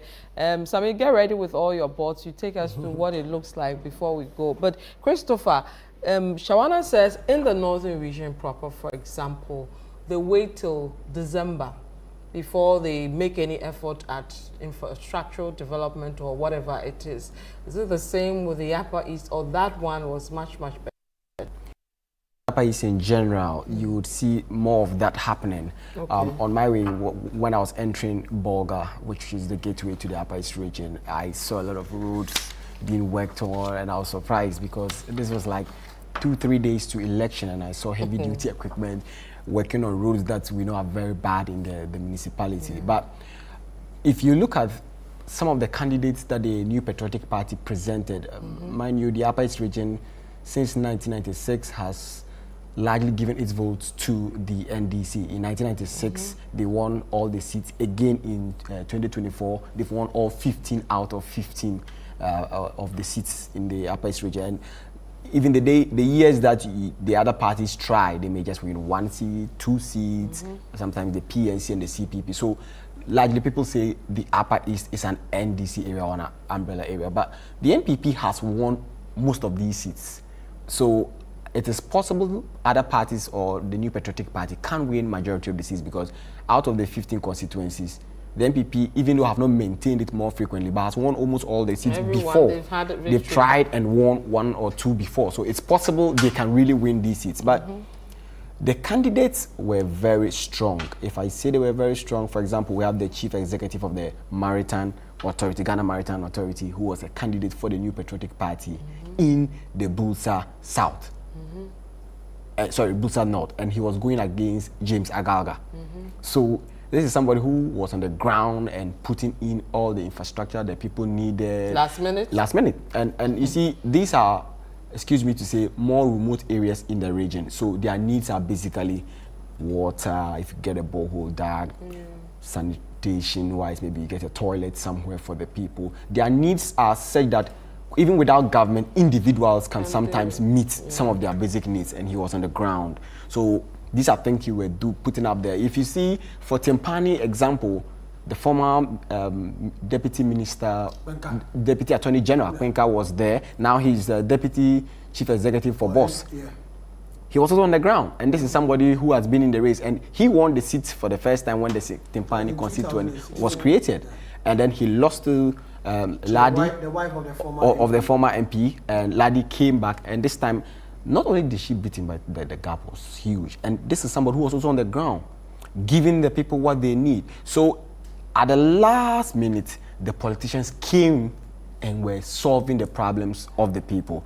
But for the NPP candidates, the problem was the NDC had already campaigned that they do not have their mother in the kitchen. And mostly when they say this in the North, it means they don't have government.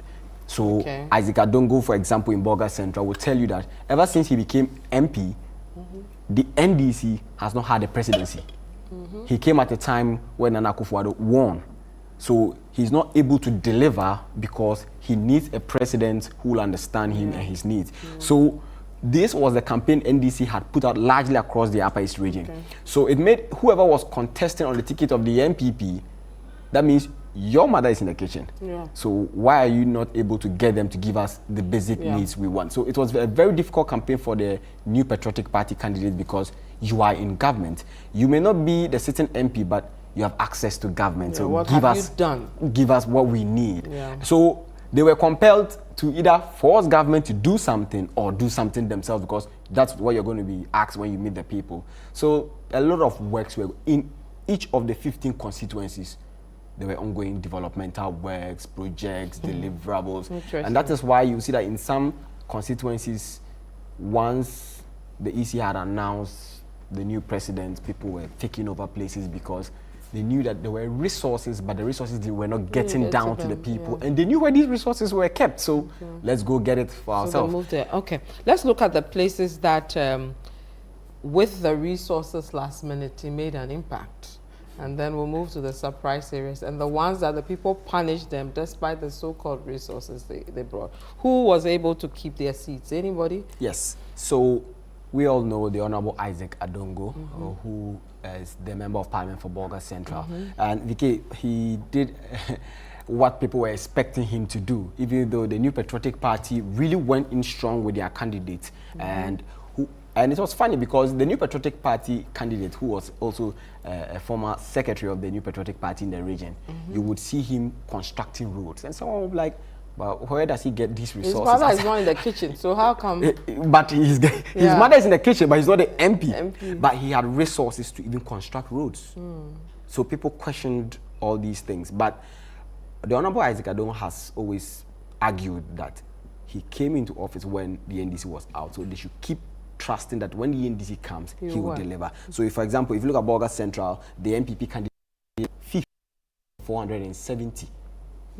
And then you would find Honorable Isaac Adongo getting 35,101. So that means that the people are giving him the chance one more time. This is his third term, and they expect that maybe this time, well, John Dramani Mahama is president, we'll see what he will deliver. But if you look at the presidential vote, in Bolga Central, even though the candidate had 15,000, Dr. Mahmoud Bawumia had 10,000. So maybe they voted for the candidate, but when it came to the presidential, Dr. Mahmoud Bawumia's vote dropped because he had 10,405 compared to the parliamentary candidate who got 15,000. And again, for John Dramani Mahama, when Isaac Adongo got 35,000, he was also getting 39,000. So the NDC maintained their voters to vote both presidential and parliamentary.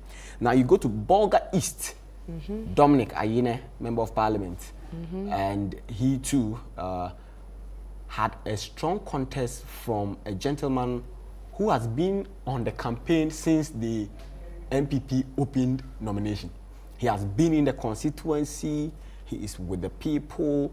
I engaged him and he talked about how many boreholes he has drilled across Bolga East, and sometimes they just know what the people want. They want access to basic amenities. And if you can provide some of these things, why not? So he was on the ground providing all these facilities to the people. So even the NDC in the region was scared of that seat because people said, well, Dominic Ayine has gone more than 3 times and he's going again. The people are tired, and then this is a candidate who has the resources, and he's a businessman, he has his own resources, and he was giving it out to the people. And the latter part, you would hear in some places, Dominic Ayine will say, don't worry, he doesn't understand politics. I'll show him politics and all that. There were any reports that the point is that Dominic Ayine was campaigning more than usual because he felt that his seat was really under threat. Because there was a time he wanted to speak to him on Eyewitness, and he said, "Charlie, guys, I'm on the ground campaigning, so can we do this another time?" But it was unusual for him to hear that he's on the ground campaigning. It then tells you that he had a run for his money, and if care was not taken, he will lose it. He may want. But he did well. He did twice well. He did amount. pretty well, yeah. And he really gave it a good run because everyone in the region is shocked about that results because Matthew was really giving him a good run. Yeah. And everyone felt that the Bolga East was going to flip blue because Matthew had campaigned to the extent that he campaigned all over and into Bolga Central. Wow. It means he was done with East. He was now moving to Central. Also, he thought on the 6th of December to campaign in Bolga Central. Oh, wow. Urging people to look for places where people who hail from the East but are living and working around Central just to speak to them. He had to work overnight. So that vote is out of hard work. But I'm looking at the figures, Sami, take us through the figures. At the end of the day... So at the end of the day, Matthew Salas Amwa, 7,415.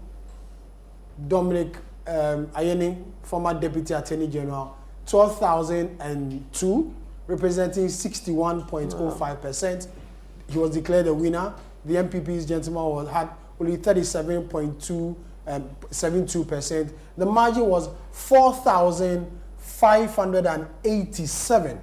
4,587. Registered voters, 26,194. Total votes cast, 19,660. So these were the figures as released by the Electoral Commission. The margin between the two candidates, Dominic and Amwa, 4,587 votes. Now this Amwa, is he from the area? Is he from the area? Because the name Amwa. Yeah, so it's not Amwa. It's pronounced Amwa. Amwa. Okay. It's a Frafra name, Amwa. But not the spelling. Not the account spelling. Okay. So it's Silas Amwa. Okay. Amwa and Amwa. Okay. So he's from the place, and he's been a businessman who is based outside the country. He comes home, he does his business. But the New Patriotic Party giving him the chance, he has decided to settle there and run his campaign throughout. So he has been on the ground more than Dominic Ayine, and he just told people that that was not how we play politics. So he'll come last minute, and they spend. So while Silas had started spending far earlier, years ago, you run out of cash. Now, when the campaign became heated and Dominic Ayine stepped in and was pushing, he couldn't catch up. Yeah. And that was the game. Forget of what you said, the messages, last minute goodies that were sent, you can't catch up. Last minute campaign resources, you don't have enough. Wow. So, for example, campaigns where they will go speak to the people and maybe give 2,000, Dominic doubles it, 4,000, 3,000. You are giving 2,000 cedis or 200 cedis. For the people who got it. So you can't catch up because you've already spent. So for Silas, he did a good job, and that was one of the seats the New Patriotic Party ticked to win in this election. And he really spent. But last minute spending, he couldn't catch up. Look at the presidential results. Bolga East, when Silas was getting 7,000, Bawumia got 4,000. Wow. And Dominic Ayine, whilst he was getting his 12,000, he gave John Mahama 14,000. Okay. And if you see Bolga East and Bolga Central, people call them brothers. And if you see Dominic Ayine and Isaac Adongo, they're always close together. They know how to work their game. So the two of them, actually, they took the Bolga area, that is Bolga East and Bolga Central, and flipped it NDC. Now let's go to Boko. Interestingly, a lot of people had fears about maybe because of the conflict. Would people even vote? Yeah, would people they vote? turn Yeah, out? because it was scary. So I was in the Garu area, and there was a route that could easily enter Boko. It was just like a 5 minutes drive from Garu to Boko. So I said, okay, let me just spy around. And when I entered Boko, plenty of people were gathered under the Baobab tree voting. And I realized that, well, thanks to the efforts of the candidates, the presidential candidates and then the parliamentary candidates. I'm told there was a request made to the Inspector General of Police that for Boko, the military should be allowed at the polling station. Okay. So when you go to every polling station in Boko, you would see at least 2 military men and maybe a fire personnel, or 2 military men, a police, 2 military men. So the military were constant everywhere. At every polling station, there were 2. Okay. And the people came out in their numbers and voted. So it gave me that assurance that Boko will be peaceful. So I decided to then tour the whole Boko. What happened is it was a very quiet place. Okay. People were not seen walking around, apart from the polling stations where you see people gathered and voting. And the collation made me scared because when we started collating some of the results, you would see the NDC leading. And for example, you see a place where the NDC has 1,000 votes, Dr. Mahmoud Bawumia 4. Then I began to wonder what's going on here. Then again, I realized the conflict. You know, this was an area that MPP could not campaign in the Boko zone months to the election when this conflict started. The Boko Naba had warned that anybody who associated with Dr. Mahmoud Bawumia and his party would be attacked. So MPP candidates could not campaign in this area. There were no MPP activities or anything associating with Dr. Mahmoud Bawumia or his party. So I was like, okay, then maybe that's why the candidates couldn't campaign. But again, another twist is, Vivian, people were scared when they were voting in Boko. You saw the process peacefully, but people were warned, even MPP, constituency, and regional executives. We don't mind, that's your party, but if you vote for that party in this polling station, you know what's going to come. So as you are voting, you don't know whether they're saying who you're, and then deal with you after. And that's why when we come to collation, I'll tell you, a lot of errors happen at the regional collation center. Why? Some of the EC officials were filling the forms under duress. Wow. It was late and people were policing whatever they were doing. So when the Boko results came, for example, Boko Central, Mahama Yariga. Yeah, because look at the results here. 25,000 and just 3,000. Yes. This is and that's interesting. So the Mampugu part in Boko voted for Dr. Mahmoud Bawumia. The Kosasi part in Boko voted for John Mahama. But the interesting thing is the numbers and how many of the Mampugu communities were able to be whipped up to come out and vote. Because the Boko conflict, the Kosasis have always said that when the NDC is in power, they are able to have peace. So they were able to whip up all those people to come out for the sake of peace. So they went heavily, and Mahama Yariga, also being a candidate, also went heavy. And look at the margin he gave his opponent. And Mahama Yariga getting 25,350 and giving his opponent 3,000. Yeah. Then again, presidential, John Dramani Mahama gets 26,000. Again, if you see Mahama Yariga's vote and Mahama's vote, Mahama Ayariga got 25,000. John Mahama got 26,000. Now, the parliamentary candidates, Paul gets 3,000. Dr. Mahmoud Bawumia gets 13,000.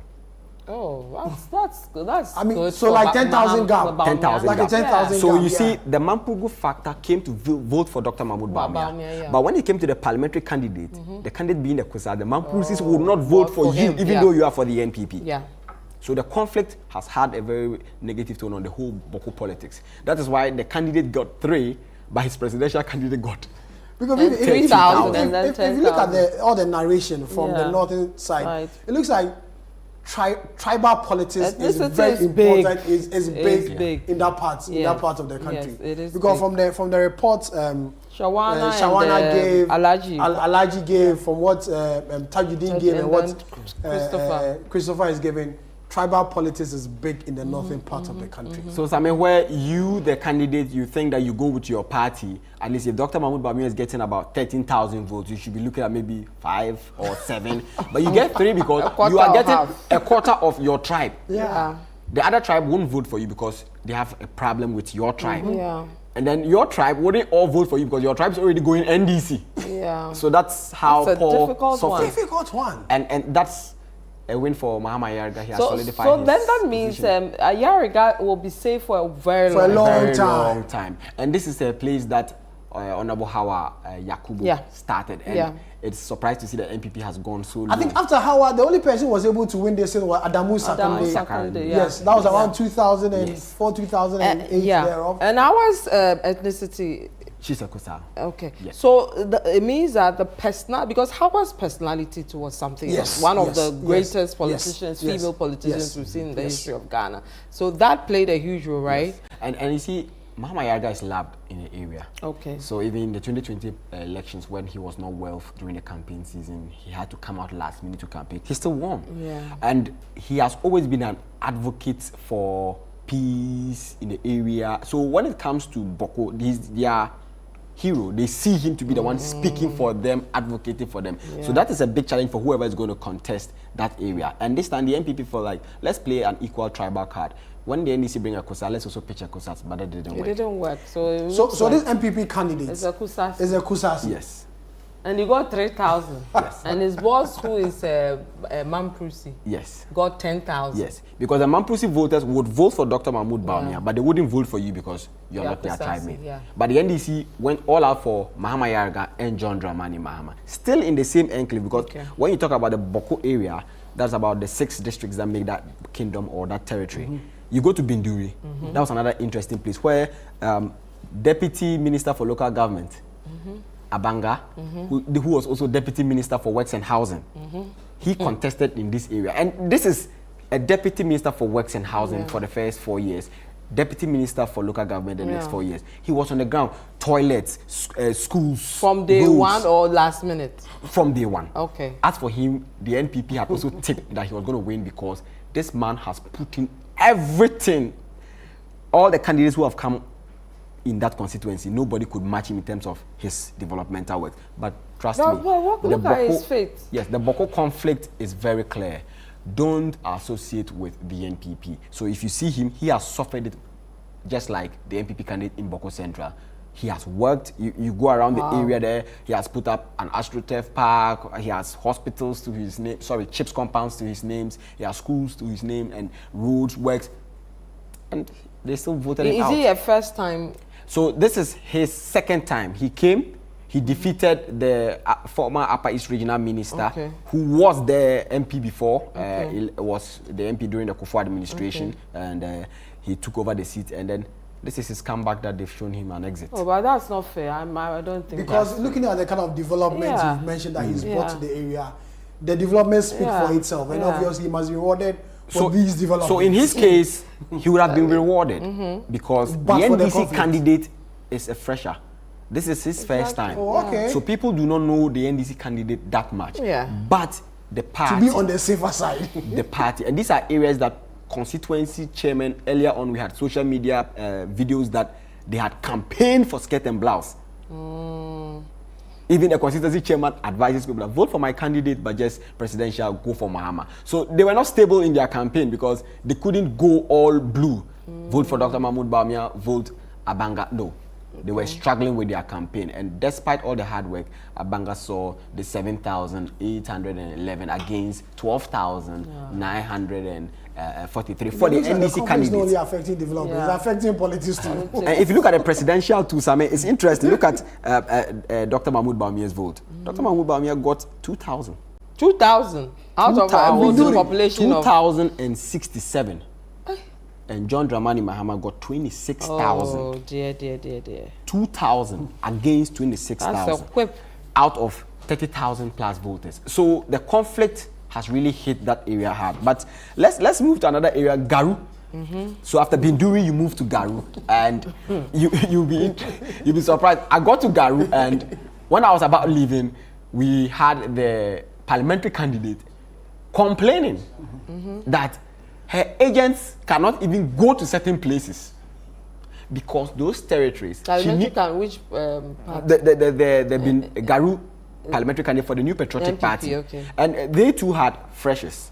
So the NDC candidate was coming for the first time. The NPP candidate was coming for the first time because the NDC candidate who won in the previous election was voted out during the primaries. So this was a new face coming to also contest. So they were all fresh and they were going to contest.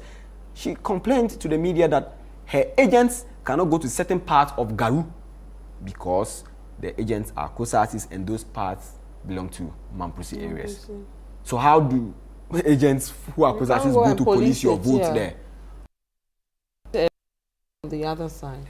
If the party even wanted to work with people there, the threat is already out there. Don't associate. So it was difficult for candidates in this area, and this is also part of the Boko enclave. So you saw that whilst the Madam Ladi was getting 7,936, the NDC candidate got 17,832.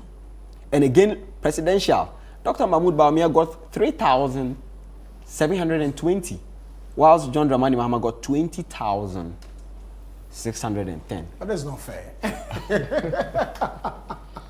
Let's leave the Boko enclave for a while. Let's go to Bulsa South, where we have known faces there, Bulsa South and Bulsa North. So Bulsa South. Yes. Bulsa South, we have Daniel Gariba, who is the district chief executive, who has contested the seat. This is his third time. And he has always gone against Clement Abbas Apak. And this is somebody that Clement Apak was all over the ground saying he's buying vote, he's campaigning and hoarding. He had all kinds of accusations that the man was doing A, B, C, D. So people thought that maybe Apak was going to lose because he was crying foul everywhere. But then again, this is Bulsa South. And this is the man on the ground with the people every day. The 8 years he has been DCE. So he has brought development to people's doors. But still, the NDC factor there came out. And Chris, don't you think the voter turnout could also be a factor? Because if you have a voter population of 21,000 and only 15,000 show up. Yes. And look at the gap. Almost 7,000 people refused to vote. Yes. Imagine if these 7,000 people had joined him. There may be an upset there. So when we spoke to the candidate after the election, one, he blamed the voter apathy and said his people didn't turn out for him. But the question is, those who didn't turn out, how do you justify whether they are NDCs or MPP? But he says that's his problem. But the question is, you've lost it 3 times. So where are you coming from making this argument of your people? You've lost it 3 times. And again, you look at that same area, presidential, whilst Dr. Mahmoud Bawumia got 4,531, John Mahama had 10,540. Okay. So the NDC had really just taken over the whole Upper East region and given the NPP a tough run in terms of the gap. Then again, you move to Bongo. Bongo was not a contest. Bongo was not a contest. Edward Bauer wasn't going again. Yes, he wasn't going again. He had lost the primaries. And there's the thing about Bongo. Before Edward Bauer was Alberta Bongo. And Alberta Bongo won the place until he wasn't going again. Give it to Edward Bauer wasn't going again, and Charles Bauer took over. Now, are they related? No. Now, lawyer Charles Bauer and Dinah's contest was interesting because this is an MPP candidate who has contested 2016. It is 2020 that she didn't contest. But before 2016 and 2012, she was the candidate for MPP. It is 2020 that the NPP communication director, Peter Imbisa, defeated her and contested and also lost. So coming back to face Charles Bauer, people thought that this is Dinah who knows the grounds more than anyone. But still she lost 9,500. But in 2020, the former DCE for the area contested. Yes. Because I remember that's Peter Yimbisa. I remember went to that particular constituency to do constituency watch. He was then the MPP's parliamentary candidate. Yes. In that who was also the district chief executive. Yes, he was the DCE at that time. But he lost, and then this woman took over, and people felt like this is a woman who has been there 2012, 2016. She only lost to Peter, and she's back. Charles is coming for the first time. What could Charles do? But look at the margin. Charles, 30,000. 114, Dinah 9,000. Okay. We have to be wrapping up now. Any other? Yes. So let's look at Bulsa North. Okay. Agalga's place. And you would see the chief executive of the Maritime Authority come in there, 10,000 for Bulsa North, 10,157. Not bad. But Agalga, 13,000. And he actually gave Agalga a good run. And this is his first time, so maybe people are hoping that he will come back again. Interestingly, the whole region went green. And some of the things that I noticed was the NDC had a game plan. Most of the polling stations had lawyers. Collation Center, we were at the Collation Center for 3 days. All these 3 days, the NDC had their legal team seated, they had their technical team seated. The NPP technical team only came to the Collation Center when the EC was about to declare. For the 3 days we were there, they had just not showed up. Maybe they knew their fate.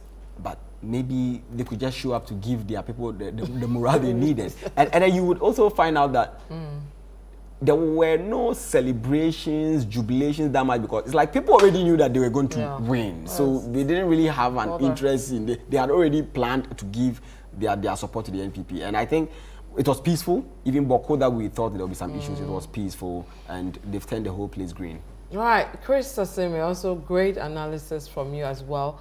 This is where we end the show. Our time is up. I want to say thank you to Tajuddin Abdullahi, taking us through the Savannah region. Chris Asima, taking us to the Upper East region. And then joining us via Zoom, we had Shawana Yusuf taking us through the Northern region.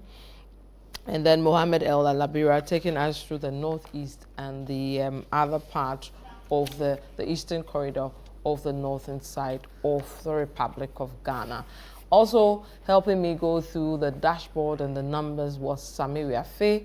And then my name is Vivian Kai Lokko. We'll see you tomorrow as we wrap up Situation Room. We'll bring you something bigger, better. You'll love it tomorrow. You'll want to join us tomorrow. See you. Bye-bye.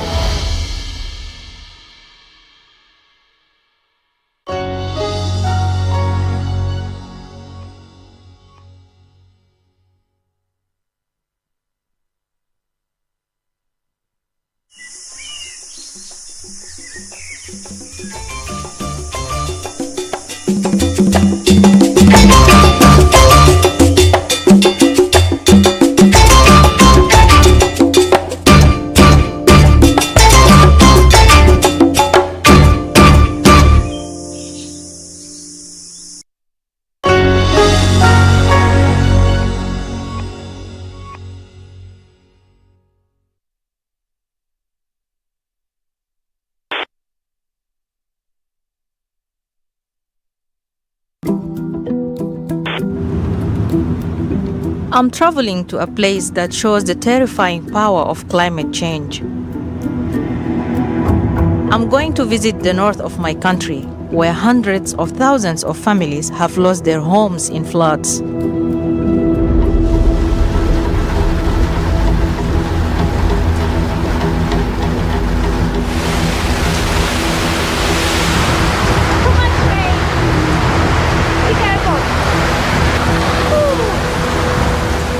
Climate change driven by fossil fuel use has increased the risk of flooding across the world. I've heard oil pollution in the area is making a bad situation even worse. The oil in the environment and in contact with the human being is a silent killer. So with this flood right now, it is a disaster. You can see the flooding waters here. Look at the water and look at the camp this side. The only thing that's supporting those people is this long water dike to keep them dry and safe. I've managed to get rare access to the area to try to see what's really going on.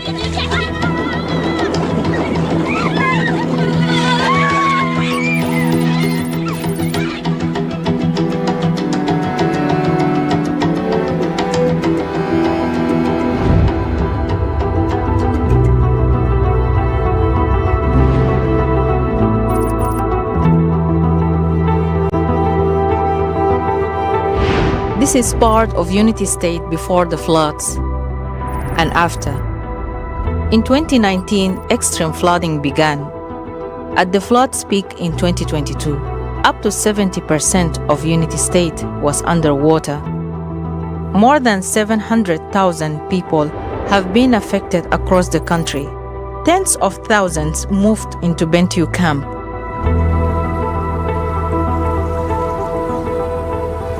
Today I'm meeting a village elder called Nyakuma in camp. She's agreed to show us her flooded home. Nyakuma!